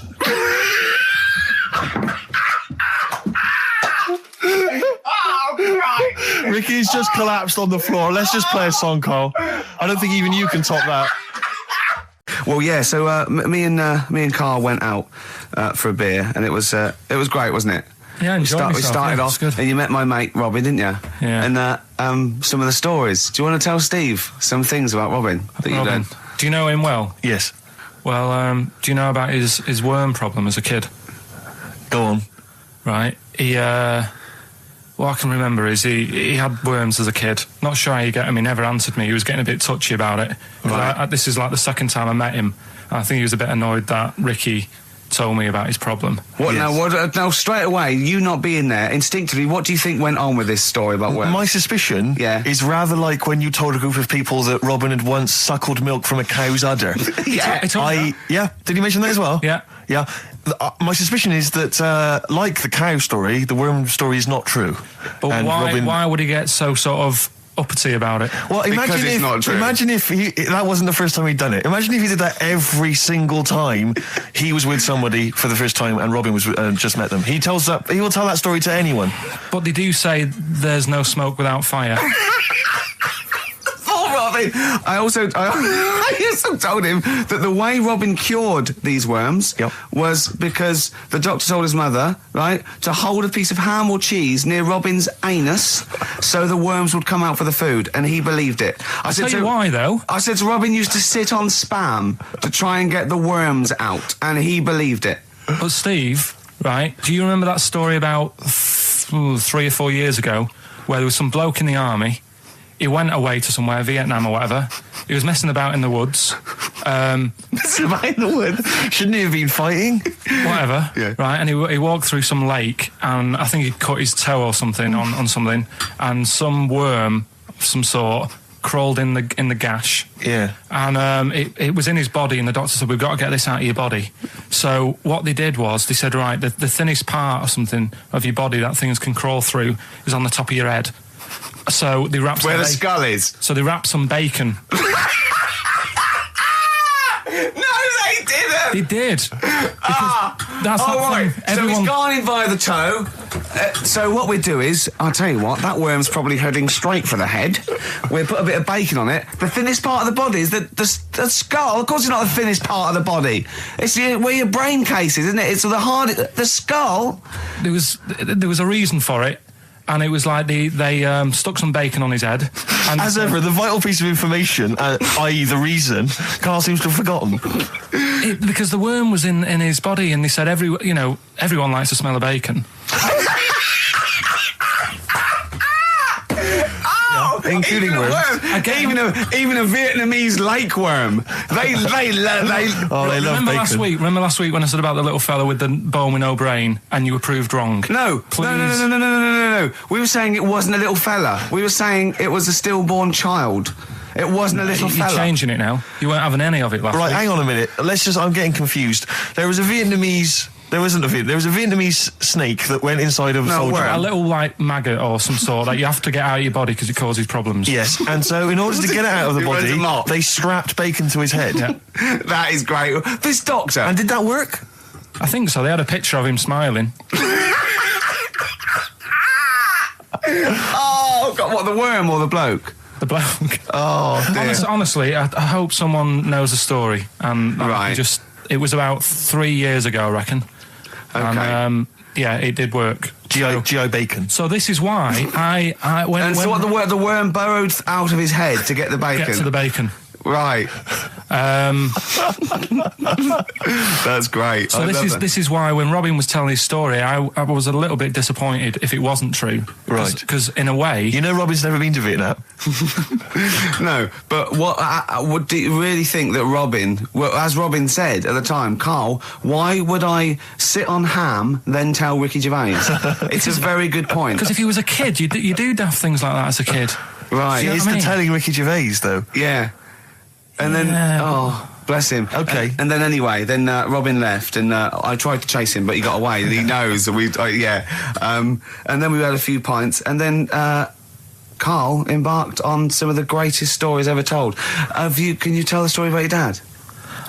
Let me run it by. I haven't spoke to him all week, so let me run it by him. Okay, play records. Because what we got? We've got one of Steve's. Yeah, well, bizarrely enough, this comes from the Teachers 2 soundtrack, the soundtrack to the current TV series. There's a slight whiff of nepotism in the air. Yeah. Rick, would you like to explain why? Well, that's why you're doing it. No, my girlfriend worked on it. But you were going to play this anyway, weren't you? Well, I was, actually. Bizarrely enough, I was going to play some I Am Clute, and this is from, as I say, the Teachers soundtrack. This is called To You. It's a good track. That's I Am Clute, a track called To You from the Teachers soundtrack. That's also got, I noticed the Electric Soft Parade, The Hives, Star Sailor, Feeder, Turin Breaks, Mercury Rev on there. It's a good little collection. Lovely.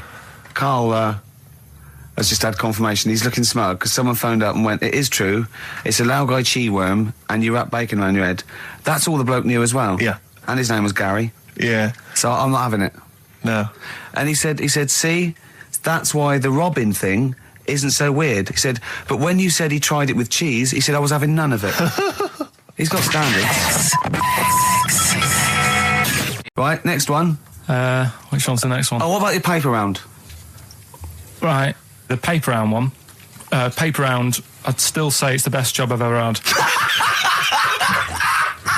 And he means it! No, I really enjoyed it. It's like, you know, you don't have to work with anyone else, right? So you make your own rules. Just think of that.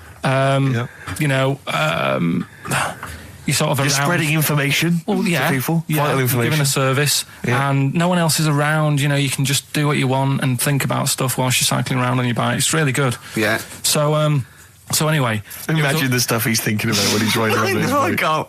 Oh, so getting in the head of a salamander. So anyway, I loved it, and even though I only got like 50p a day, right? No matter what the weather was like and stuff, I used to get up at 4:30 and go and do the round. And why'd you get up at 4:30? Because I wanted to watch the Pink Panther at 5:30, so I wanted to get me paper round done. I said, why didn't you watch the Pink Panther? And then he went, I can't sit there thinking I've got my paper round to do. He'll ruin it for him. Yeah. So is it a good job or not? So 4:30 I was up and about, and this morning it was like winter, really bad winter, bad snow, you know, freezing cold, really windy and all that. And my mum said to me before I went to bed, she said, don't be getting up tomorrow, I'll give you the 50p. I said, it's not about the 50p. So, you know, people want the papers and stuff. So, conscientious. So anyway, I went to bed thinking, you know, that's it. I've told her I'm still going, so, you know, whatever. Go to sleep, get up in the morning, and put all my kit on. And I used to have layers of clothing on because it was really cold. I had like a big anorak on with the fur on. I had like waterproof pants, and I got my paper round bag. And I went downstairs to get out and tried to open the door, and it was locked. Oh, God. So she'd locked it so I couldn't go out. So I'm searching around the house looking for the keys. She must have hid them somewhere. I thought, oh, God, you know, I've got the papers to do.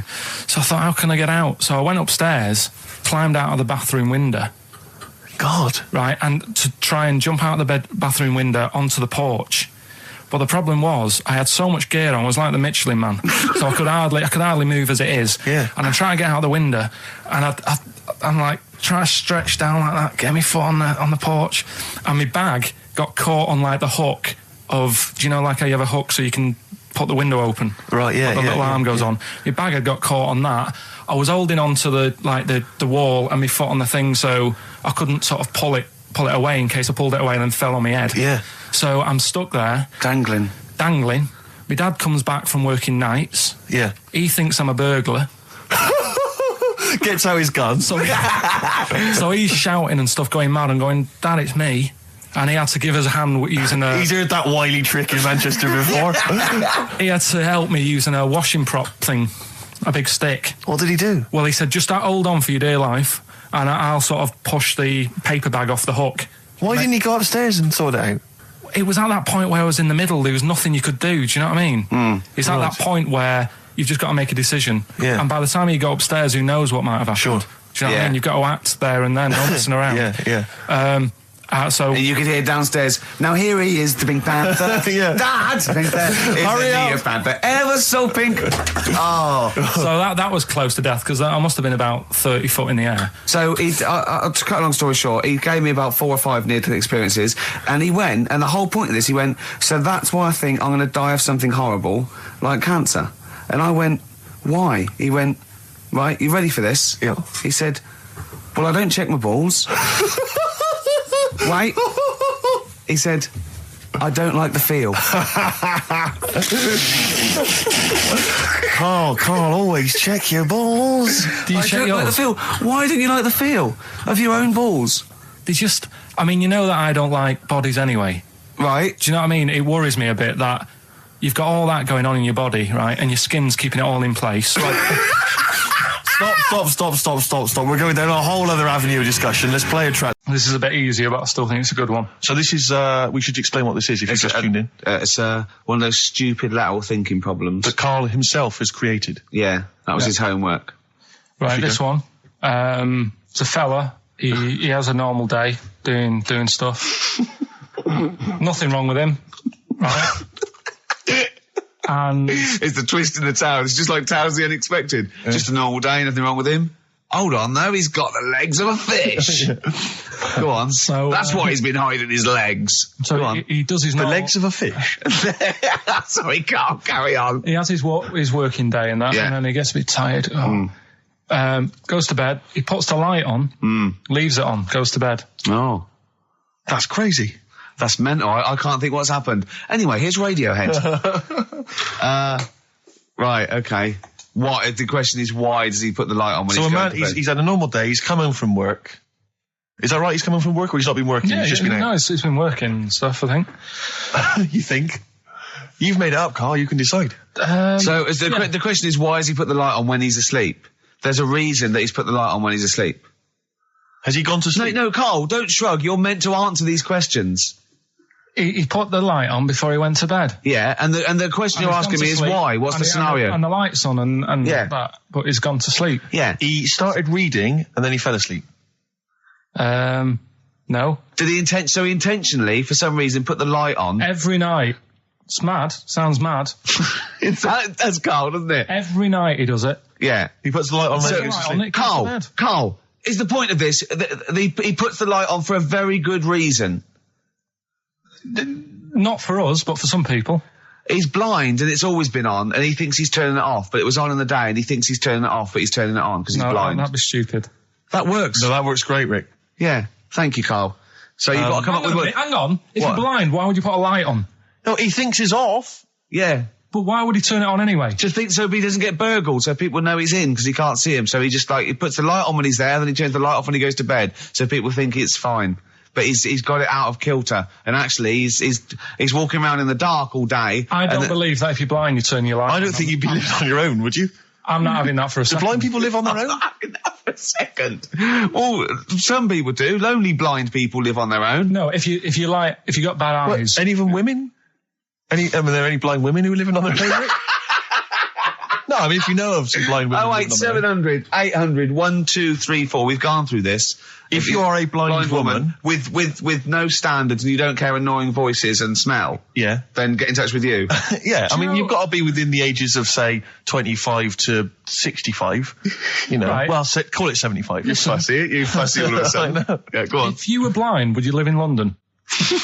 Because someone said yesterday there was one struggling outside in Leicester Square, and I don't understand. If you would, I mean, you know, That might have been a tourist. But why come to London if you're blind? It's the worst place in the world to come if you're blind. To hear the sights. To hear the sights. It's a bit mad, isn't it? They do the same job. They have tourist needs like anyone else. Yeah. No, but it sort of stinks, and you'd go away going, "Oh, it's not that good." I just thought I thought it was a bit weird. Well, never mind your concern for the partially sighted or sight impaired people coming to London. Get on with this. Yeah. So there he is. Yeah. It's like, oh, a bit tired. Yeah. Just put the light on. Get to bed. Yeah. So he turns the light on and he goes to bed. Yeah. Oh. Should we play a track? He's not sleeping on the job. He's a lighthouse keeper. Well done. Is he a lighthouse That's keeper? not it, Carl. He's a lighthouse keeper. Right. Why wasn't the light on all the time? It's light in the day. You idiot. Play a record. What? Play a record. You're a buffoon. No, actually, the light isn't on in the day, is it? No, Rick? it's not. I think you're the buffoon. Oh, yeah. Carl has won! Carpe diem, whatever it is, seize the day and all that. Okay. If you want the rainbow, you've got to put up with the rain. Yeah, of course. Yeah, rough with the smooth. You know, it's not all plain sailing, but, you know, rainbow's beautiful, but it comes because of the rain, which you might not like, so Yeah. make the most of everything and, yeah. Good. Cat food doesn't smell good, but if you don't put up with it, then the little kitten will die. Right, now, Carl, that is a good effort. Now, that one's yours. I mean, obviously, right? Right, no, but it's a good effort, right? I mean, it slipped seamlessly into the others. Yeah. Don't think it didn't. No, but it's good. I mean, we knew it was that one. But what I will say is, it's good.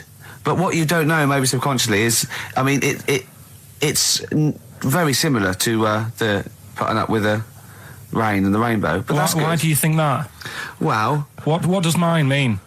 Well, even though it smells bad, it's good for something. Right. So- see, so- I didn't look at it like that. What did you look at? I kind of thought... Was yours more specifically about cat food, generally? Because, normally it's an analogy. Yeah, or a metaphor for something, much bigger. Well, no, the way I mean, Dolly Parton, who I think did the rainbow rain thing, she wasn't specifically concerned about weather conditions. No. It was a sort of general idea. Yeah, It was more about life. Yeah. Well, that's what I've done. Go on, I've used an everyday thing Yeah. and put it with today's problems, right? Go on. So, my girlfriend, she might like to go shopping for clothes. I hate it.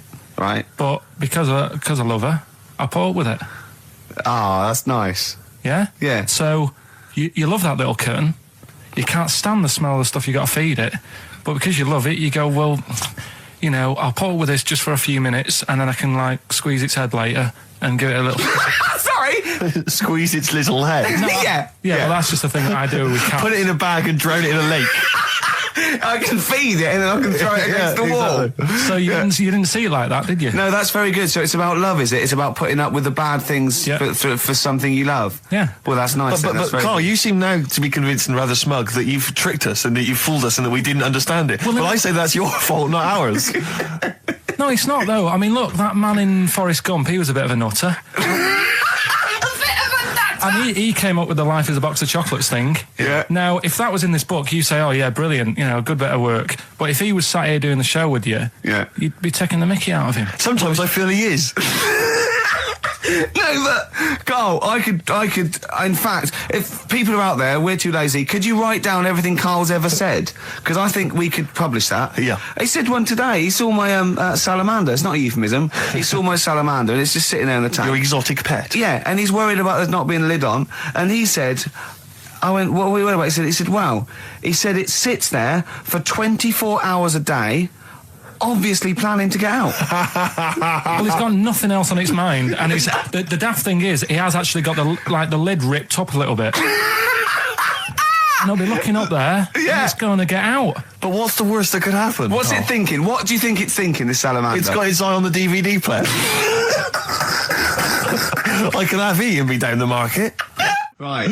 Okay. Right. The results of we ain't got a winner for the first time. Yes, we have. We've done this feature We've got loads of winners.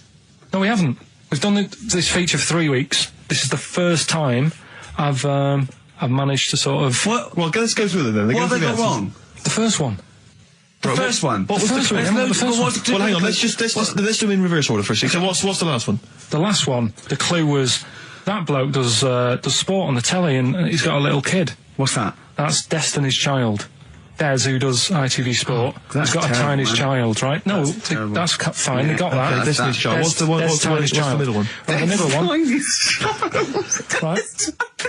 Child. The second one was he doesn't like women. Yeah, he's got a couple of kids. That's a bit weird. Yeah. Right. That was PD. That was Puff Daddy. That is offensive. Go on. But it's not Puff Daddy. It's Puff Daddy. And he's not even called that anymore. He's called P Diddy. Well. Okay, fair enough. But they got that one. Yeah.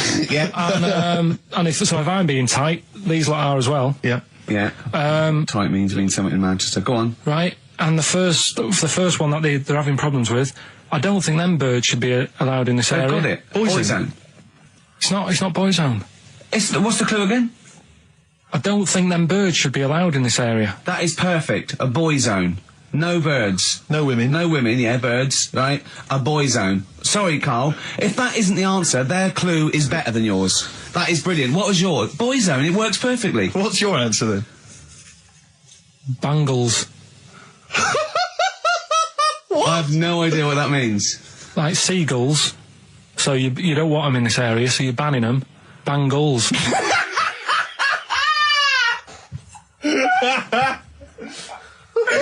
Oh! Well, give it to Boyzone, because Boyzone's better. Don't use birds to be allowed in this area, it's a Boyzone. I think we should have a rollover. Can't beat them. Can't beat them. You have to use his logic, surely. But theirs works, you can't... 0.9, I'm Ricky Gervais, with me, Stephen Merchant. Yes. I hope you're enjoying the best of.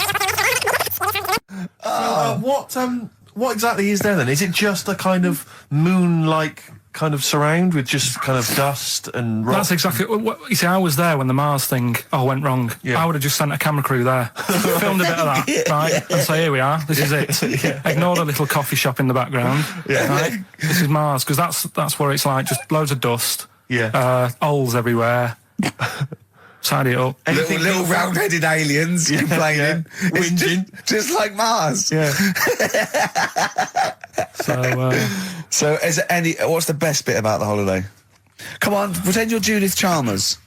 I have been doing. I would have done all. I would have said that. Don't bother. Right. I mean, the hotel was good. Yeah. That was all right. What was that like? It's all right. Just clean. That's all you want, isn't it? See, that's not quite what Judith Chalmers does. She doesn't go, what's the hotel like? All right, yeah, clean, isn't it? All right. What was it like? Was it, what was it? 3-star, 4-star? Did that have a swimming pool? What was the room like? Yeah, had a swimming pool and that. Yeah? Yeah, it's good. I think it was one of the better ones on the island. Okay. Nightlife? Wasn't really any. There was a bar, there was some bands playing. Yeah. Not very good. Food got a bit boring. Yeah. It was always the same food every night, but they sort of themed it and made out as if it was different. So, like, on Mexican night, it'd be chicken with a nacho on it. Right. And Chinese night, sort of chicken with a little prawn cracker on it and stuff. Sure. But that got a bit boring. That's me just turning on my phone, because I want to read to you a text that I got from Karl. I think you sort of sum up the holiday in this text, don't you? Do you remember it? I can't remember. Let's have a look. Let's have a little look. Instantly, what did Suzanne, your girlfriend, make of it? Similar view to you, that they should fill in the holes? Yeah, it's just that thing. You see, I went on a coach trip, right? And you go and see the volcanoes. Like I say, there's 36 of them. Yeah. Which, how many do you need? And when we're on the coach going round all these volcanoes, the fella on the front's going and look out your left window at the moment, and there's a volcano. And if you quickly look out at the right-hand side there, there's another one. Right. And on the left, it's just like, all right, we've seen it. Sure. Do you know what I mean? Yeah. And that trip, I mean, we'll talk about that trip in a bit. Right, this is the text I got from Karl, right? All right. Been up to a volcano. Been in some dead artist's house who built his house in the lava. They said they would show me science with volcanoes, but all they did was chuck some water in a hole and it shot up in the air. No dwarves in the canteen, no scousers here, but there is a Swede woman with a big head. She looks effing gormless with a cap on. All right? So a little reference there to... A Swede woman? What's that mean? Do you mean Swedish? Yeah. Or she looked like a vegetable? No, a Swedish woman. But they've all got sort of quite big bill, aren't they? And I sent him a text. Oh, well, it's just good to be on holiday because, I'm working. He sent back, so am I. Just been watching Sky News. There is a school for monkeys who want to get a band together. Is that monkey news for later?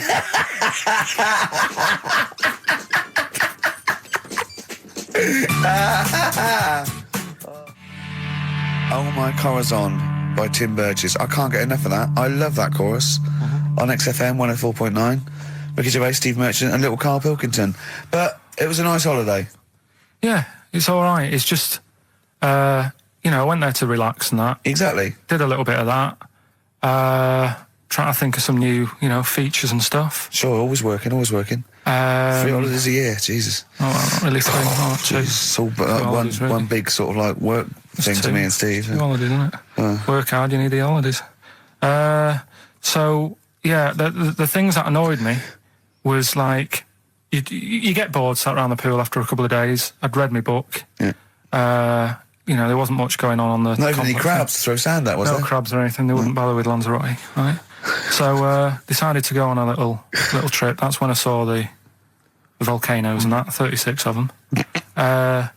So, we go on the trip, and the thing that annoys me, it does happen every holiday that you go on. If you go on a sort of package thing, they have these trips, right?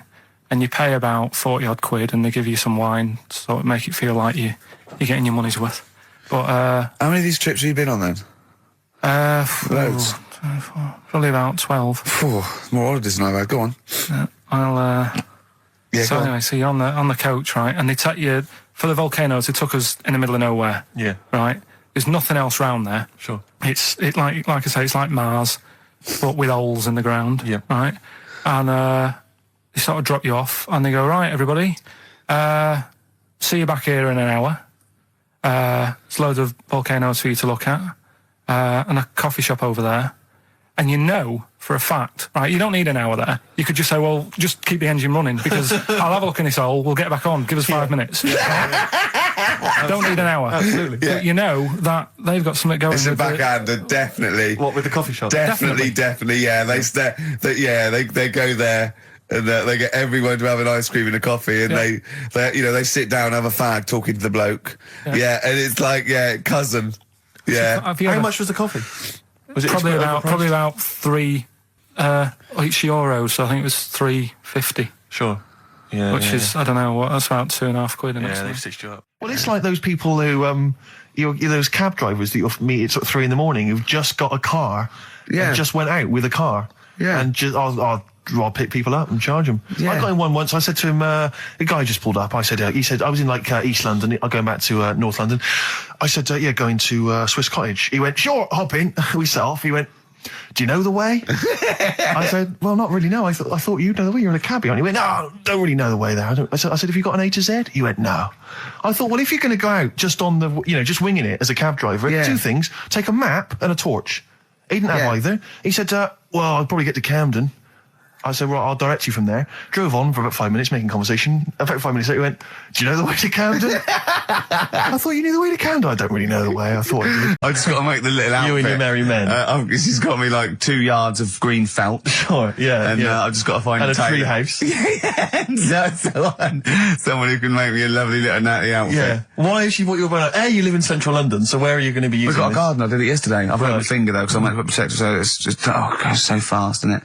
I didn't understand that sentence. I'm here in the studio. I saw you point to your finger, so I'm guessing from that maybe you injured your finger. Yeah. For the listener, again, what exactly were you talking about then? No, because when you put it back, it's... Okay. So... And do you have a target? What do you use as a target? I've got a big cardboard box flat on it, down a tree. Right. I go, it's brilliant. Sure. I'm getting a bit excited thinking about it. Yeah, no, indeed. Because when I make that outfit, I'm going to be running round. Yeah. Yeah. So, and do you have a picture, like a face maybe on the target, like Osama bin Laden, something like that? Yeah. Sure. No, it just says this way up, fragile. Right, okay. I forget what came in it. But, it's good fun, isn't it, Carl? Bow and arrow, isn't it? Brilliant. Yeah? Would you like a little bow and arrow? Yeah, it's alright. Yeah. I had a rifle as a kid. Did you? Yeah, a real one? Yeah, just shooting cans and stuff. Yeah. It's alright.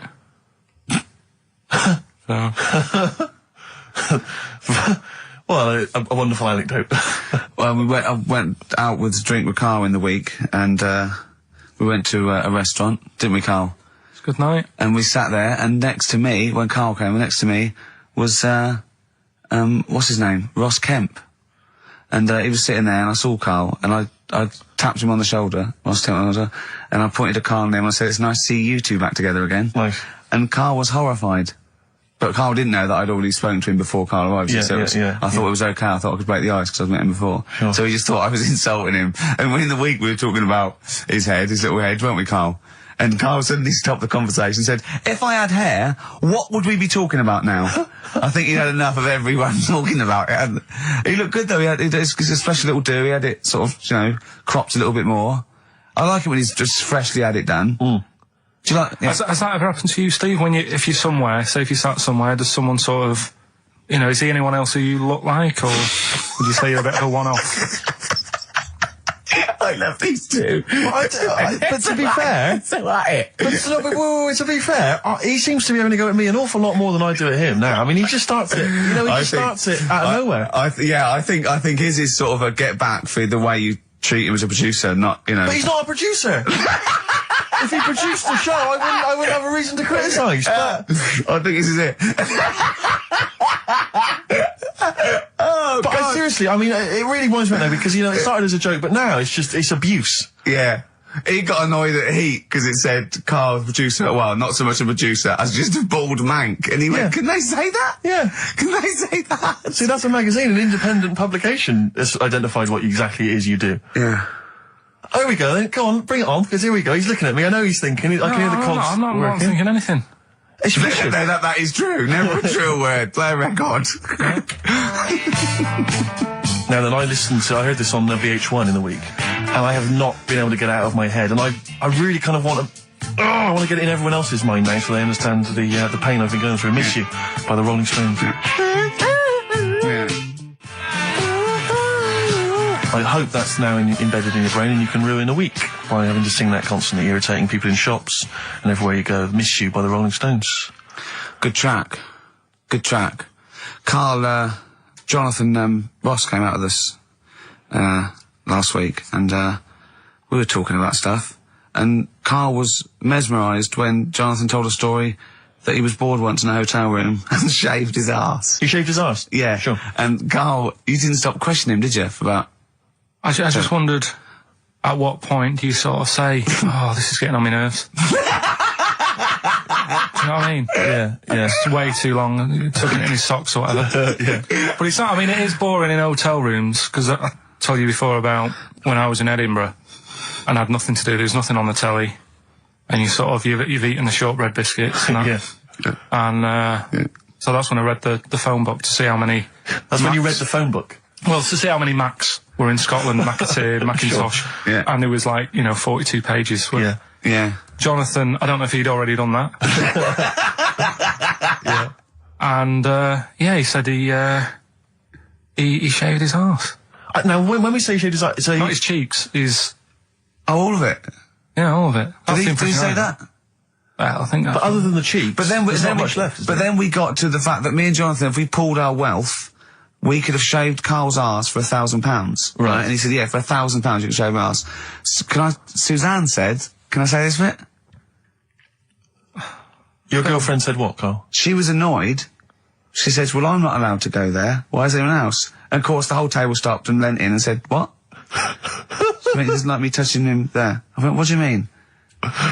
This is too much information. It was too much information. I like the fact that you've had this conversation with her. I like the idea that she touched your arse once and you went, woo, hands off. Yeah. I love you, but keep your hands away from my arse. Do you know why he said he's talking about the most intimate part of the arse, the middle arse he's talking about, and he said, I said, why? He went, it's a bit gay, innit? I said, how can a girl touching it be a bit gay? If you stood behind it, it could be anyone, doesn't it?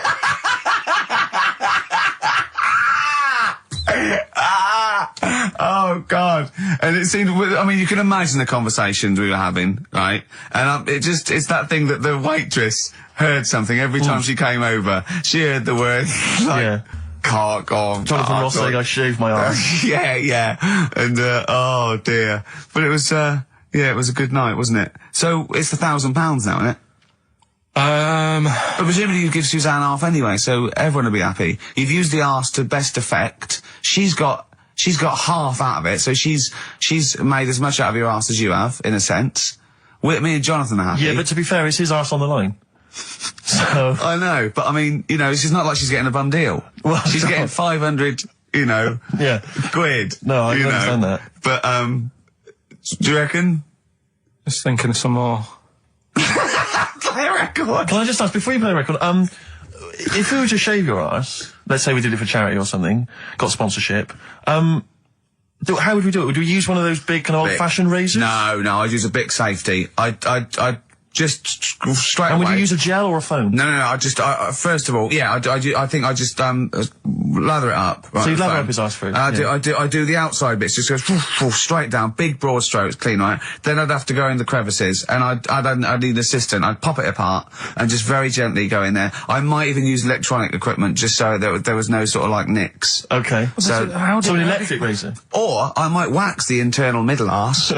How did Jonathan do it? Because he did it on his own, didn't he? I just use mirrors. Why do I'll ask him. We'll call him later. But, I don't know. Well, perhaps you listening have once shaved your arse, maybe during an exam or something. What I think, this is conjecture, but I think he was probably there, he'd had a shower, he'd shaved his face, right, I thought, well, he was naked, looks down and goes, oh, what a hairy arse. well, I don't know, I've got the razor in this hand, I've got the mirror there. You know, I'm not on stage for a good 10 minutes. Yeah. There's one thing I don't like going on stage with is a hairy ass. Bang, drink, wallop, done. On stage, thanks, see you later. See you next week. Yeah? What are you thinking, Carl? No, it's just how hairy was it? Do you know what I mean? How hairy was it? Because I imagine, you're saying mirrors and stuff. But he's how old is he now? He's 42. And they say your testicles drop quite a bit once you start getting old, don't they? Yeah. So he's got to make sure they're out of the way. Yeah, but I don't think, I can speak for myself, as a similar age to Jonathan, that, there's millimetres in it. It's not like we tuck them in our socks in the morning. They're still in the same place. You really wouldn't know the difference. It wouldn't, if we filmed it in, time-lapse camera, it wouldn't be like a bungee jump. Do you know what I mean? They wouldn't be moving a lot. Yeah. Alright? Do you think I told him he's a good-looking fella, Steve. Would you agree with that? I told Jonathan that he said that he just went for it as well. Yeah. So you spent a lot of time picturing Jonathan's naked arse. You'd let him give you money for arse touchery. Yeah, whereas your girlfriend's got no chance, and you're saying he's a good-looking man. Do you want to play a record and think about what you've done? Interesting. 50 Cent, 21 Questions, new single from him. Well, me and Carl got a joint favourite lyric now. I love you like a fat kid loves cake. Yeah. That's great, isn't it? I like it because it's funny and humorous and cheeky. You like it because it means something, don't you? You think that's the absolute truth. If someone was to say that to you, that would be the most romantic thing they could say in it, because it's... No, I'm just thinking you know what it means. It's like the Elephant Man, right? The Elephant Man, that's what he's called. Again, you know what you're going to get. The fat kid loves cake. You've said it all, you don't have to say any more. I can't believe it. I'll tell you what made his day the other day. I love it. Jonathan Ross said The Elephant Man is one of the best films ever made. Yeah. Endorsed by a celebrity. I know. Well, by a film buff, really. It is good though, isn't it? It is a very good film, yeah. We have got Cheeky Freak of the Week. Right. There's been a lot of stuff going on this week. In the freak world? Yeah. Is it really? Yeah, there's loads. Stuff that we can... The one that hasn't made it. God, this is one that hasn't made it, so we'll judge it on that. Go on. There's a woman, right? Do you know how, in a way I thought Elephant Man, it was a bit tight because, they sort of took him on a freak show, did a bit of a road show with him and stuff. Yeah. There's some woman, I think she's in India, like now, who, makes a lot of money because she's got 3 legs and 7 toes stuff. And she was saying, people pay quite a lot of money. Not Squiddy Patel. It's not that much money, compared to here, but over there, it's loads of money. Sure. And all you do is, you go around to her house and you pay this lot of money, and people just go, oh, look at that. Extra leg. Extra leg. Right.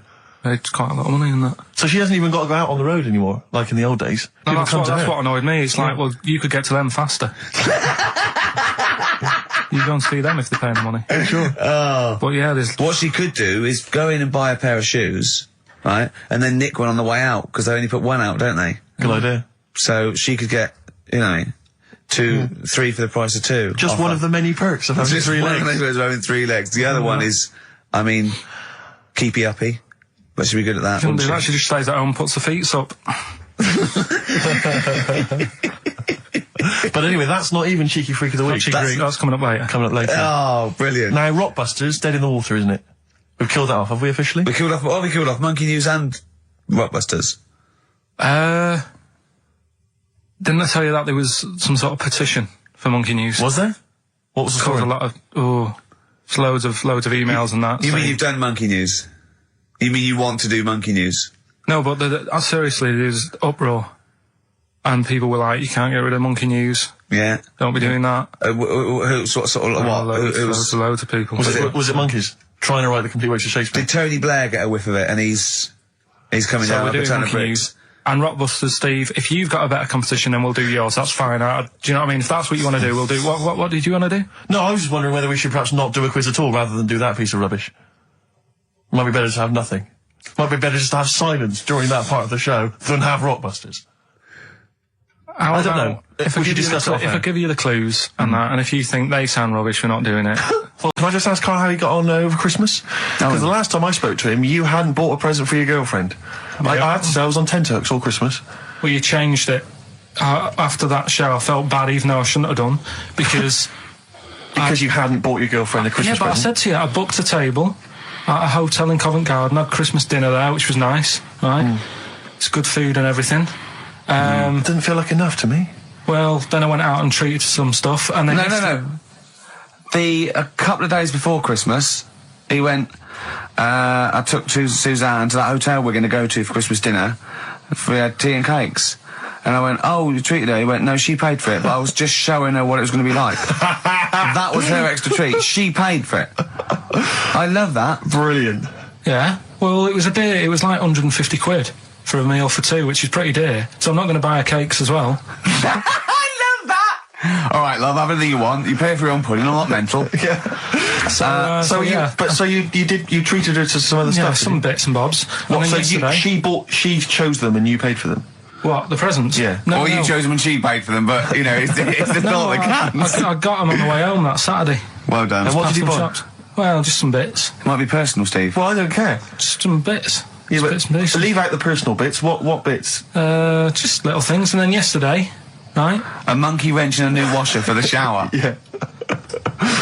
Some recordable CDs that you need for your job. Oh, So, dear. no, when you gave those presents to her, did her face light up? Right. I don't want to tell you what they were, right? But she wasn't that impressed. You're going to tell us what they were now, Tell us what they are. You even know what they are. She told you on Christmas Day. Hold on, wait a minute. But Right. it doesn't matter what they are. It does matter what No, they it are. doesn't. It doesn't. does, Carl. It's you, mate. Of course it doesn't matters. matter. Oh, God! Have you just remembered? Yeah! Right, but don't. There's no need. I've got to tell him, Carl. I really want your permission because I don't want to be I know it's not, but we know it's not that embarrassing. It's really quite sweet. Yeah, but in a way, right? The way I look at it is, right? Christmas, even when I was a little kid, right? Is not. Please let me tell him, Carl. Well, let me just tell you first, though. Oh. Let me tell you why I didn't go all out on the old present front. All right. Justify yourself. Right? First God. of all, I've covered it up since then anyway, right, with that present, because I bought her some shoes yesterday, and she did say, I'll give you the money for them, but when I get home, I said, it's all right. I said, you can have them, right? So not only did I buy her some food on Christmas Day, I got her shoes. She's probably had a And total... they feel like a horse. Yeah. It's not like, yeah, there you go, there's your shoes, there's your food, right, bed down, see you later. Yeah, but what I'm saying is I she's have done... fed and clothed Yeah, her. did you comb her hair? She's done well this year, right? So, the thing She's is... done well this year. It's like you're a single parent living on a council estate with a smack problem, and you still managed to buy them some Lego. When I was a kid, right, it wasn't about what you got. I remember one year when I was about 8, right? Oh, this is going to make me cry, isn't it, this? No, it's not. I'm just saying the way it is, right? I woke up at about 4 in the morning. And I was like, oh, what have I got? And I couldn't sleep. I was that on edge. It's the excitement of Christmas, isn't it? It's like, oh, what's wrapped up? I need to know. Sure. Yeah. And it's the fact that people are saying, no, you won't know until tomorrow. Yes, sure. That annoys you and winds you up. Okay. So I got up at 4 in the morning, Yeah. opened my presents, and then went, right, I know now. Went back to bed, had a great sleep. Yes. Right? So it's nothing to do with the excitement of what you get. It's the excitement of not knowing what you've got. And then what happened when you got up to go down with the So presents? hang on. So what you're saying to me is that you could wrap up a brick because the thrill of Christmas is in hoping and being excited about what it is, not the actual gift itself. Yeah. Is that what you did? Did you get a brick? No, let me tell you now what he got. He got her a present, right? And she said, she came. I said, yeah, he got me. It was an industrial-sized packet of condoms. It was a joke gift. No, it No, wasn't, it wasn't a joke. gift. It wasn't even a joke. I went home that Saturday after here, past Boots, thought, might have something in here. They were on, like, some value. Right. You passed the Were they makeup. used? Right, but Passed the anyway, makeup. You passed all the other. Past the makeup, Feminine stuff. past the lovely vanity cases. Yeah. the foot spas. Exactly. Yeah, The yeah. bathroom Oh, hold products. on. How much are these, love? For 100? Yeah. $4.99. Yeah. Do I get them reduced if I buy in bulk? So how many did you buy? What was it? I don't know, probably about 100. Right, okay. And is she allowed to use those with anyone? Did you wrap them? Can she just go out and have a wild time? Well, you don't need to wrap. They're already wrapped, aren't they? Oh. And then what did she say when she opened them? No, wait. Carl, what did she say? Right, play a record and we'll come back to this. Oh, you're worse than my father. That's genius. Made famous, of course, by Jimi Hendrix. Yeah. That's All Along the Watchtower, as originally done by Mr. Bob Dylan. On XFM 104.9. So, Carl, just take us through the moment where you gave this gift. Firstly, So you went into Boots, right? You thought, all right, 100 condoms, brilliant. Okay, did you wrap it I up? don't know if it was 100, probably 80. Right, okay, yeah. Right. You don't want to go mad, do you? Wrap them up. I'm just resting easy knowing that he's not trying to breed. Right. No. Yeah. So I got her them. I got her Grease on DVD because she's Okay. always watching that. Yeah. Right. Yeah. So just think of when her mum said, what did Carl get you? Some condoms and grease. I was going to say, I'm glad he said on DVD.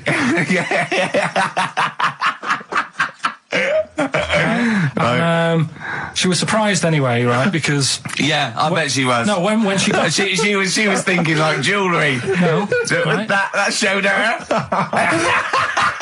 That surprised you, hasn't it? All right. So hang on, wait a minute. You thought it was a holiday, didn't you? Yeah, look at your face. You don't know me at all. So hang on. So did you give these on Christmas Day? Right. What happened is she got in from work that Saturday, right? And I said, look under the tree. Knackered. Oh, at least it's Christmas. Yeah. At least I'm going to get a little bit. Yeah, go on. I said, look, you got some stuff under the tree, right? So Did you give her a sugar lump? Right, she was really chuffed with that. But she said she was a bit puzzled because I didn't know we had any wrapping paper, right? So I ended up using wallpaper. You didn't take it off the wall though. You had some. No, it was some left over, right? So she said, why have you used wallpaper? I said, well, I didn't have any paper and you were getting in a bit and I wanted you to have a surprise. So she said, can I have a feel of them? I said, no. Presents. You thought, right, I've got the right thing. Yeah. Right. And then Christmas Day, I said, no, don't get carried away. It's nothing really good. You know, we said we weren't going to buy each other much. So there you go, open them. Yeah, go on. And Can I just ask, had you received your present from her yet? yeah. So what had you received? What did he have? Had some shoes, Nice. right? Getaway game for PlayStation. Nice. Which is all right. I'm just tightening up Just the talk value the value of of this. those, Go on, yeah. And So- just also think about how much fun and pleasure you get from them. Yeah. Although, of course, condoms, I can see the Well, see the appeal. Well, right. Okay. Yeah. So yeah, I think but I can. also add to that bit 150 quid for a meal. If you're going to start totting up, 150 quid for a meal. I bought some shoes, 72 quid. Yeah, that was after the event, though. Doesn't matter. All right, so you received these, dare I say it, thoughtful and nice gifts. You handed over the box of condoms. They were wrapped up. She Well, unwrapped them. yeah. Go on, take us through it. Walk us through it. Well, it's not something you play with on Christmas morning. Oh God. Oh. Right. But when she opened What them, did she say? What did she say? Well, I wrapped them twice as well, so she thought it was something really good. Extra Like, oh. protection. Right. And So she thought it was something really good. and then So the then, disappointment would be doubled. Yeah, go on, yeah. then she just opened it and went, oh yeah, so what's on the telly? And that was God, that. I'm That was grateful. that. What an ungrateful woman that is. Well, she got stuff. Fancy not wanting I told her. a box of economy condoms from Boots. I said to her about the thing about, you know, it's all about the surprise and that, innit? Yeah. You explained that to her? Yeah. What, after she'd unwrapped it? Yeah. Thoughtful. And she was alright about it. Yeah. She understood. Rick, you know I suggested to him that he buy his girlfriend a gift. I'm worried I've done more damage to the relationship by suggesting that than if he had just forgotten. Next time you've got to go shopping for her yourself, Steve. I think I might do. You've better go shopping for her yourself. I'm glad it's all over though. It's mental. Yeah. It annoys me. The whole thing annoys me, and she knows that as well. Yeah. She should know. What? She still insists on having Christmas once a year. Well, Wow. I'm you know. no, but well, anyway, what did you get? I can't think what you bring to the relationship, Carl. I don't know what it is she's getting from you in this relationship. It's like she's I doing think all we the know. work. Well, yeah. 80 times. Oh God, God! I love it. You're brilliant. I know what she's getting. He's the What? No, he's not thoughtful. No, but he's thoughtful. He's the best he can do with the brain he's got. Do you know what I mean? Right. He's doing his best. He's absolutely doing his best. There's no... He's working at the limits of his powers. Do you know what I mean, though? He's done as well as he can with what he was given. Sure. Yeah, and that's admirable. Yeah. It's like, I think he's done better than you'd expect. I bet his teachers didn't even think he'd get this far. Do you know what I mean? What, find a girl? No, well, yeah, a job, a girl. Yeah. Do you know what I mean? Clothing himself. He's done really well. What do you think, Carl? You think you've done well? I think I've done all right compared to some of my mates. What are they doing now? Probably not that much. Do you know what I mean? Mrs. Matthews said I wouldn't be an high flyer. I think I'm doing all right. Yeah. Do you know what I mean? I have a holiday every year. Got somewhere to live and that. Yeah. Got a new flat, haven't you? Yeah, so where are they then, the condoms? Did she show them to her family and friends? No. Take them into work? Look what Carl's I'm surprised she told Ricky, actually. I was a bit disappointed in that. Yeah. Because I didn't go shouting around. Well, she was so excited, Carl, clearly. She was just so pleased and proud. Yeah. All right, play a record, we'll come back to it. No, that's it now. Streets, Don't Mug Yourself, XFM 104.9, Ricky Gervais, Steve Merchant, Karl Pilkington, a regular Santa Claus. I'll leave it now, I'll leave it. Oh, dear. Right, listen, right, yeah, New Year and all that. He's great, isn't he? Rockbusters is on the way. We're getting some good stuff coming in. I have to say, I'm amazed. Every answer I've had so far has been correct. I listened to the clues. I've got no idea. And I know you, Carl. I've spent time with you. Have I you know how you seen the work. XFM listeners? Well, of course they're the same as Carl. Sure. Of course they've got the same mindset. Yeah. Oh. Right. Your time off at school. Why did you have time off? Because it was windy? Were you windy, or was it windy outside? No, it was like when... Your auntie wasn't out the window, was she? When the winds were bad in the 70s, and my mum said, oh... What? I remember space operas and flares. I don't remember the winds being bad in the 70s. Well, my mum just said, you might get blown into the road, so don't do that. She had so much faith in you, didn't she? As a human being. Is that why she got fired from the pie shop? I'm not coming in today, I might get blown into the road. Oh, God. The funny thing it was, right, Steve, they had this thing going at school, because a lot of people used to wag it back then. Right? Used to what? Wag it, sort of not go in. Yeah. Right. And they sort of tried to make it interesting for you by giving you an education. A certificate if you did a full week. Reward for the rest of your life with achievement. That sort of carrot. And also, like, let you go home at 3 o'clock on a Friday. Right. If you'd done a full week in that. Yeah. So it was lovely weather all week. Then it just sort of changed on a Friday. And I got up and it was all windy. It's always windy for Friday on Sunday, isn't it? Don't, if you don't go in because, you might get blown into the road and that. So I said, all right, then I'll stay off. And, so why did she told you to hold on to a fence or walk you there? What's this? Don't go out. Immediately give up. I love this getting blown into the road. Is that based on your cats that kept getting blown into the road? Well, so I got to school on the Monday, right? And the teacher said, Took you a long time. Today, to punish you, you're the only one who wrecked the whole week, right? Everyone else came in. You didn't. So everyone else is going home at 3 o'clock today. But you're not. Brilliant. Serves you right. And I wasn't bothered though. It was great because I said, well, you'll have to stay with me, won't you? And it was great. So all I did for half an hour was doodle and stuff. It was great that afternoon. Yeah. And that was ages ago. That was like when I was about 8. And that's one of the times I was off ill. Yeah. So it was, but that wasn't even ill. That was wind. Yeah. Yeah. So. Right. Yeah, it's a bit different when you're in the adult world, though, Carl. You can't just not turn up because you've got a bit of a cold or you're a bit fed up. I mean, we had an appointment 4 o'clock Thursday, wasn't it? And he had to call it because I cancelled it. Meeting went on a bit late. Time management.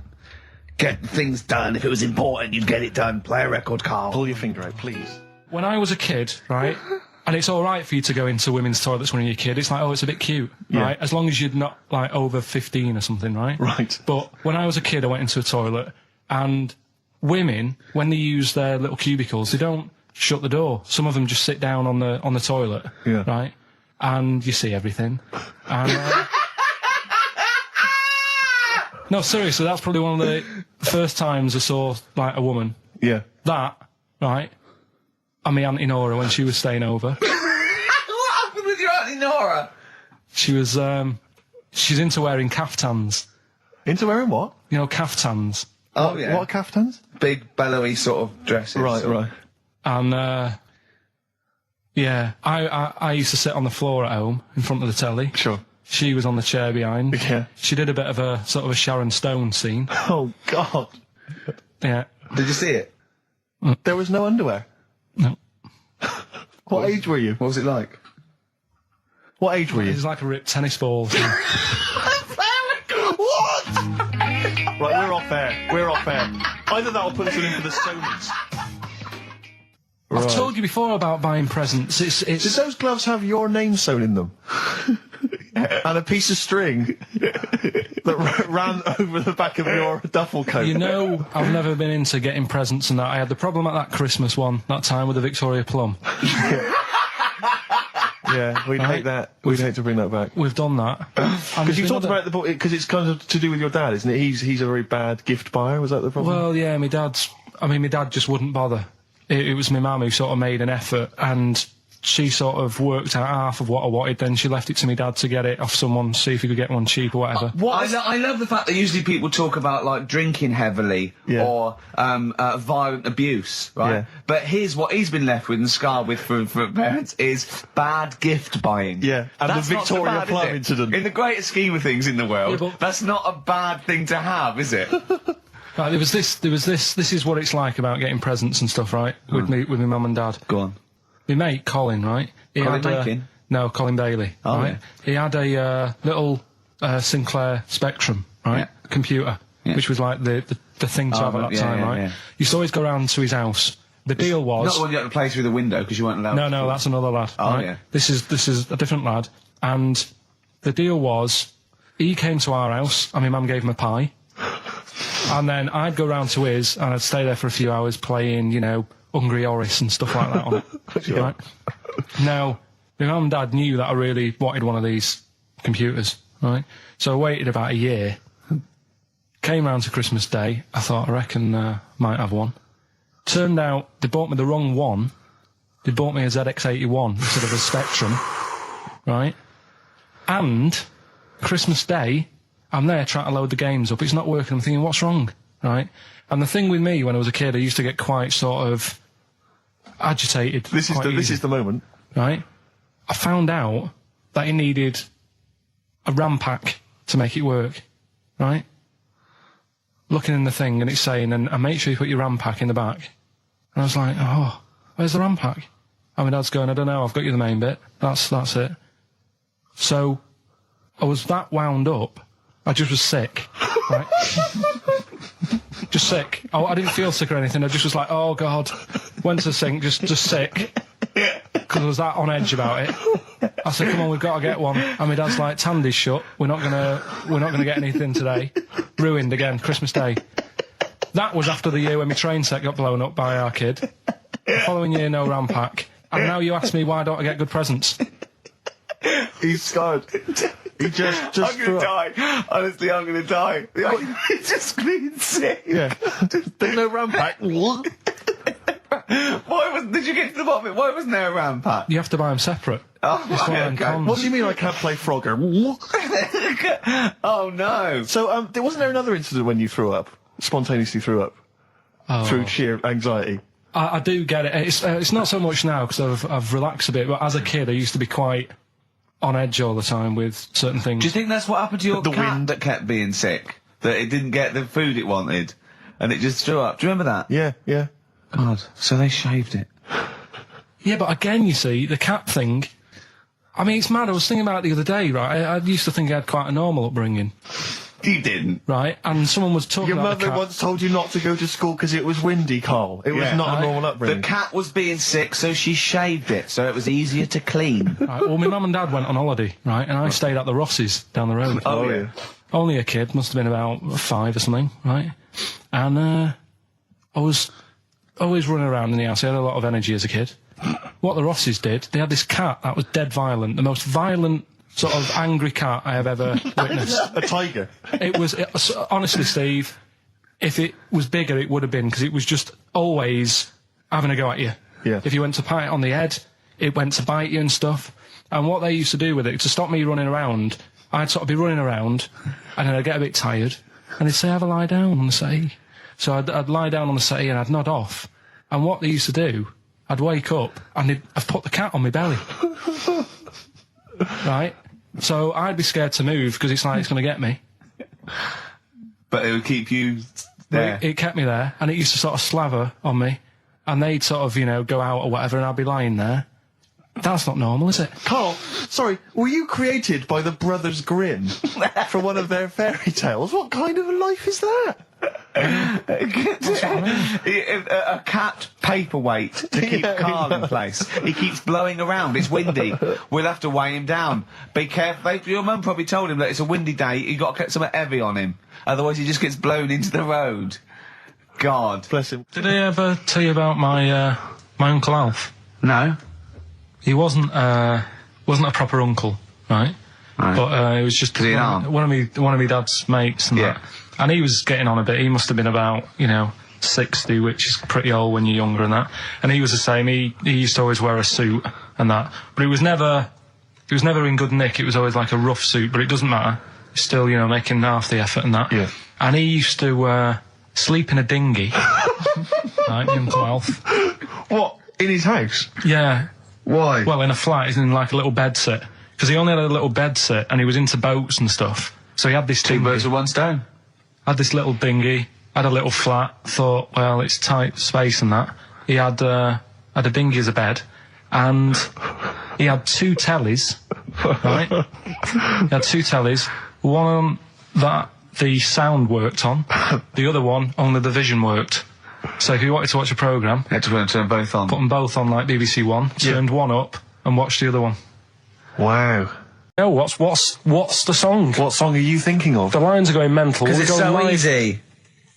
Let's play a record, Carl. We'll come back and we'll find out if anyone's got that right. That's a great one, Carl, really. Right. Did you just come up with that, literally, the last 10 minutes? Genius. This is genius, definitely. I mean, if those calls aren't from major TV companies, I don't know. Dynamite stuff. A lot of them are... What's his name's lawyer? Simon Mayer. Simon Mayer. That's my favourite thing I've done for years. Yeah, not bad, not bad. That's great. Back to form there. So, okay, line. The lines are going mental just because it's easy. Go on then. So I first one to get it. The first one to get it, but... Well, it's not that, though, Rick. I mean, Carl has just decided to revise the actual rules of the competition. Yeah. So that, we've decided, is very easy. So that's now a qualifier. And so then they have to answer one live. Exactly. So whoever gets that one right can play for big money. Is it a quick one as well? Because some people will lose the will to live. Yeah. Just cut to the chase. And because they've got to qualify now, we're throwing an Office DVD that aren't ready yet. You'll sign that, won't you? Yeah. Yeah. No. That increases value by 42 pence. Right, go on. We'll just go live, yeah? Hello, XFM. Yeah, hi, how's it going? Not too bad. Not too bad. Listen, a very, very quick recap, Carl, if you will, please, for the people listening. Very quick. Right. A man ends up in a loft. Man's, after moving into this house and that, he's in the loft. And he's tidying up. His missus is downstairs doing the kitchen because that needed doing. He's up there. He's cleaning up, emptying the boxes. He finds a little. He rubs a lamp. A fella comes out wearing 501s. What's the song? What's the song, mate? are you talking to me? Yeah. Sorry. Yeah. Well, look, I'm sitting in this bar, right? I'm not ringing up relating to anything that's going on right now. I'm after one of these armbands to go and meet Bowie on Monday. Can you help me out? What? What? Piss off. You can't say that to our public. Yes, I can. What I can't bear is people begging, Rick, on the radio. You know, I can't bear it. Is that the Australian bloke who's got the Bruce Springsteen tickets? Hello, XFM. Hello. Hello. Are you phoning up for an armband? No. Okay, great. Gene Genie, of course it is. Well done. Well done. Right, what's your name? Everyone else can ring off now because this. Well, she might not take the challenge. What's your name? Hello. What's your name? Christina. Christina. Right, do you want to take on the challenge? Yeah. Yeah? Oh, right. So this is for... She's already won a couple of CDs. This is for the Office DVD. Right. Okay. Signed by Ricky Gervais. So she said, yeah, it's a nudie speech. So I said, well, what? I said, we're all it's all mixed up. Normally on a nudie speech, it's a nudie speech and you don't go wandering on there when you get your clothes on and that. So it annoyed me a bit. Because there wasn't any signs. So this fella's getting closer. Well, the knob out was a sign. Yeah.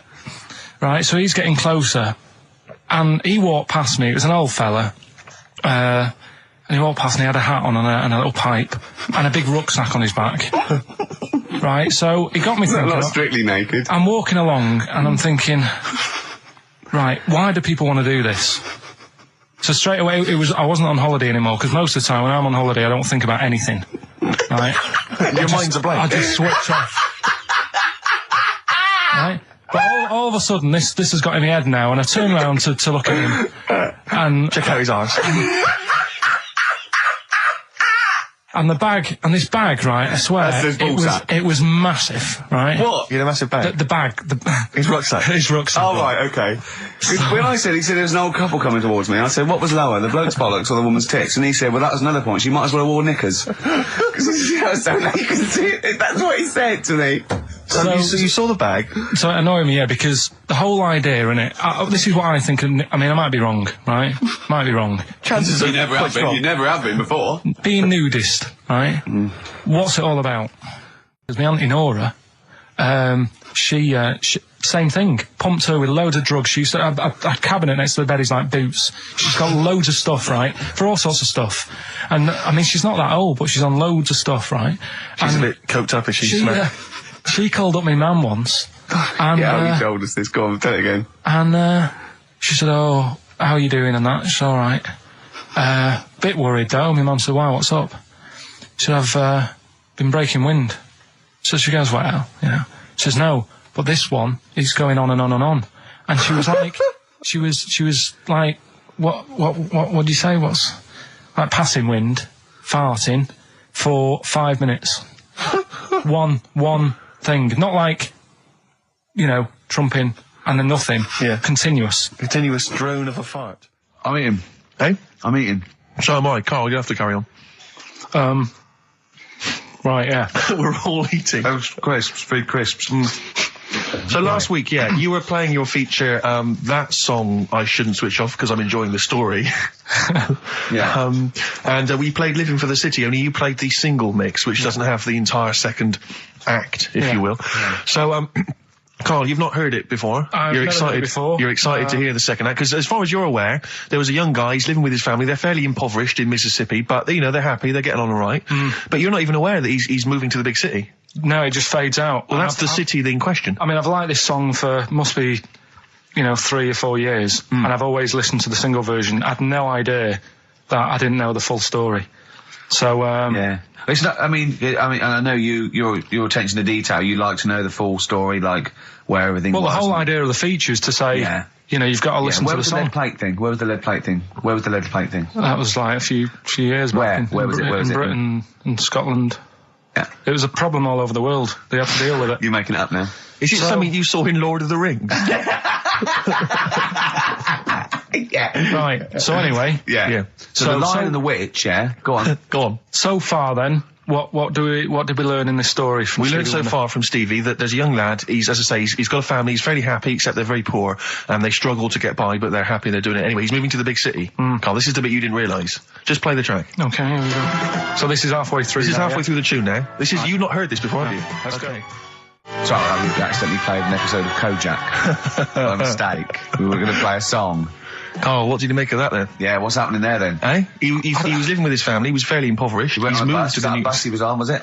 Right, so what's your take on it, Carl? After hearing that, what I've worked out by it, the first part that we heard last week, everything's alright, but it's not that great living in Mississippi, right? So he goes, I'm going to go to New York. There's plenty of work there. Yeah. They'll sort of accept me as, you know, and everything. So he goes there, and the weird thing is, he's hardly, like, been in New York for a second.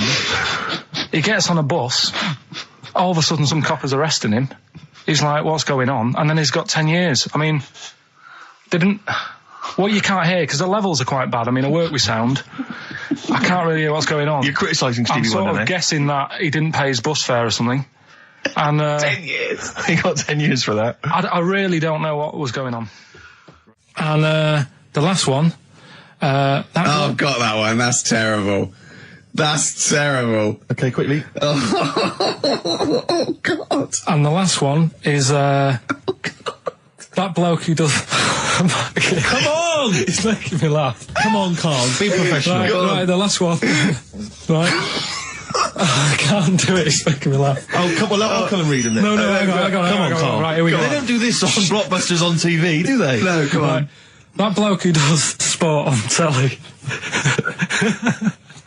he's got a little kid, right? Initials DC. What? Is that, I'm completely confused by that. Was that the clue? Yeah, that bloke who... Oh. So what do you want to talk about today? Do you want to look at the list? Yeah, well, it's got describe looks. That's our list. So this is a very amusing sort of link about describing your looks. I don't know. What's this? I don't remember this. No, I just was thinking, like, you know, everyone's got an idea in their head, right? Of what they look. Careful, Carl. Don't open yourself up to criticism. Go on, yeah. Everyone's got an idea. Do you know what I mean? Everyone's got an idea of what they look like and stuff. If someone wanted to know what I look like, or what Ricky looked like, or what you look like, Steve, if that... Yeah. What would you use to describe yourself? Do you know what I mean? Words. Not really. I don't understand. What do you mean? Well, like...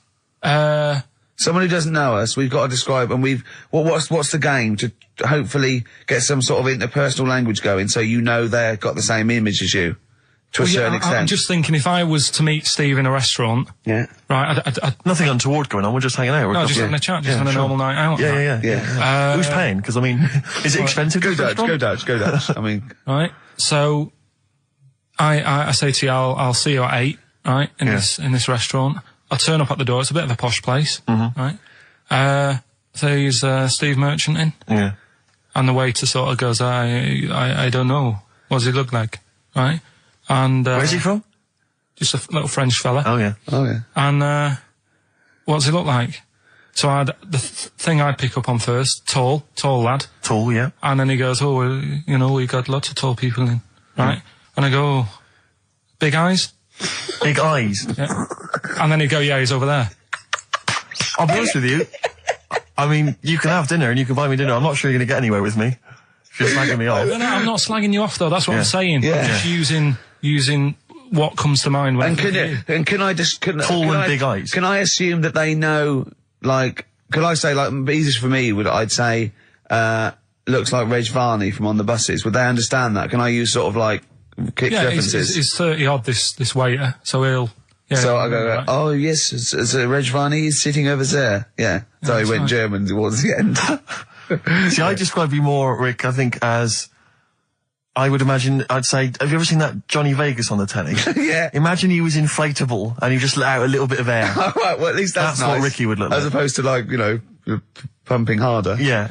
Okay, well, describe... Carl I'd describe as... You know those little red monkeys that you see on wildlife programs? They're in the trees and they scream when they see a leopard or something. I think so. Shave that. Just shave one of those little red monkeys and put some sort of, you know, old sort of Manchester gear on it, maybe. Yeah, you know what I mean? A banana rack and some baggy jeans.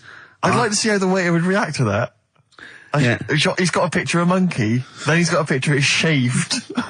It's like he's got no hair, then dressed like some kind of Manx scally. There go, he's over there. Yeah, he's over there, Carl's over there. That's what I'd do. Brilliant. Now, coming up, The Verve.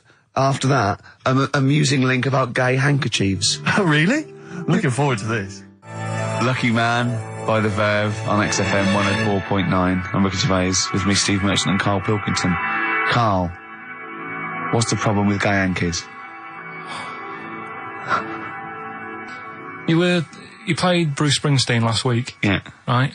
Yeah. And you said he had got a load of trouble on his hands when he had a hanky in his back pocket.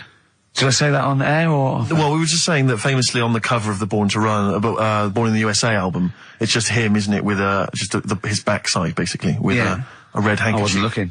Well, I just... I did it for research purposes, for this amazing link. Yeah, he had a red handkerchief, I think, in his right-hand pocket, and apparently that signifies homosexuality, apparently. I don't know. Oh, I thought it was which way you take it, I don't know. These myths, aren't they? Right, yeah, well, exactly. I don't even know if this is... No, well, I read up about it. Okay. Right. Just research. And, it's all sort of, you know, they've got all different coloured hankies. Are they? Right? Yeah. Right. And, it depends what pocket you put it in as well. So you've got, like, the different colours, different pockets. Yeah. And Sorry, how many variations are there? Different pockets is what? well, you've got Recessive like your back pocket, your right back pocket. But what do they mean? What do you mean? Well, what do they signify? You can't just tell us they signify something. What do they signify? Well, some stuff that we don't really want to talk about, to be honest. What? Sort of stuff that gays are into. Wait. What do you mean? Barbara Streisand records. Yeah, yeah. Eurovision. No, like a couple of the things that were there that I know we can mention. He said something about... I love what he thinks he can't mention. Yeah, I love it. Decency. What is this? 1956? No, but I mean, it isn't just, having it away. This is, Having it away! I love him! Having it away! you get up to some weird stuff. I love the fact he didn't want to offend, but he's offended a lot more people by saying they get up to some weird stuff. Right. In your opinion? Yeah. What do you mean? No, but don't if there is something that I don't know about that it's like you can't say on the radio. Yeah, I'd rather not. But what do you mean weird stuff? Well, one of them, right? If you've got a red hanky, right? Yeah. In your right pocket. Like Bruce? Yeah. That's exactly what Bruce had, yeah. Right, well apparently then, Bruce is an armpit freak. An armpit freak? Yeah. No. Really? No. But that's very specific. Carl. Seriously. Well, what? Right, okay. What else is there then? Sorry, is there some kind of homosexual body that sat down and came up with this at some point? Well, you said this is getting crazy. You've got like a blue handkerchief in your top breast pocket. I don't know what that means. You need to sit down. There's some kind of summit. Figure out what it means. Yeah. It's just that you're not free from it either. So if you were to go in like a gay bar, which you might do if you're straight anyway, because they're good places, I think. Mm-hmm. Right. You can't actually go in there if you've got a cold, because every coloured hanky represents something. Right. So if I was to go in, had a bit of a sniffle, I could get into all sorts of trouble. Right. What, pull out a Marks and Spencer's white linen hanky, that means you like to be tied up and whipped. Yeah. There was another one, armpit freak was covered. Armpit freak is done. We've covered. An armpit freak? I don't really know what that means. Right, okay, yeah. But there was just one other thing, like a blue and white one, is if you're into sailors. To sailors? Yeah, if you have a little blue and white hanky, that's in your left pocket. Yeah. Right. Blue and white equals sailor. So I wanted to ask you something. But again, we've got to be careful here. You know when you wouldn't leave the building that was on fire because you were standing proud. Hang on, we need this. Some people now don't know what you're talking about. Carl, you were on holiday. Yeah. On holiday in Tenerife, right? Yeah. You'd had a moment of intimacy with your girlfriend. Yeah. A knock on the door. You had to stop and get up. And you peeked around the door. It was a fireman saying, "Get out." But you didn't want to leave because you had a. Yeah. It was a little. Yeah. But what I don't understand is you maintained that while looking at a Spanish man dressed as a fireman. Yeah. Is that true? Is that the fact? You maintained, I'm sorry to say, you maintained arousal whilst looking at a gentleman dressed as a fireman. No, these are the facts and they are undisputed, right? Did you maintain? I'm not a machine though. Do you know what I mean? I can't turn it on, turn it off. Right? But you were talking, I just thought you were talking to a fireman, you'd have probably lost it. I don't know, but you didn't. No, but the other thing was, I mean, I was talking to Suzanne about it again, right? Yeah. She said, "What are you talking about that for?" Right? I said, "Oh, it just cropped up," right? Yeah. And the dilemma was, you see, I wanted to try and make sure that it was a proper fire because that was the last condom we had, right? So it would have ruined the night. So I didn't want to it was like, well, what's going on? Is it, do we need to get out? Yeah. Is it a proper fire? Yeah. And you, and talking to this man in uniform, was he, what did he look like? Was he good looking? Did he look like Ricky Martin, say? Was he good looking? Was he good looking in his uniform? I can't remember. Can't remember.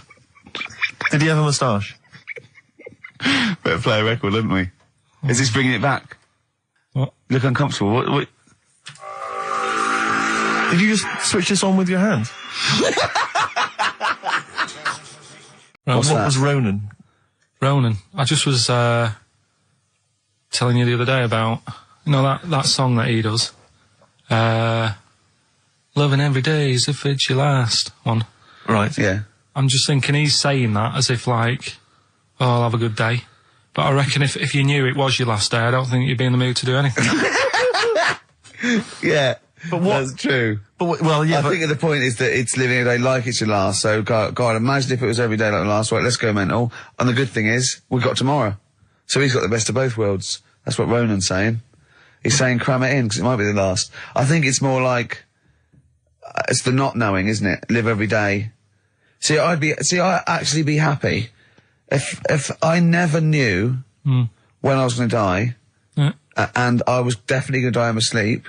What a brilliant life you'd have. Do you know what I mean?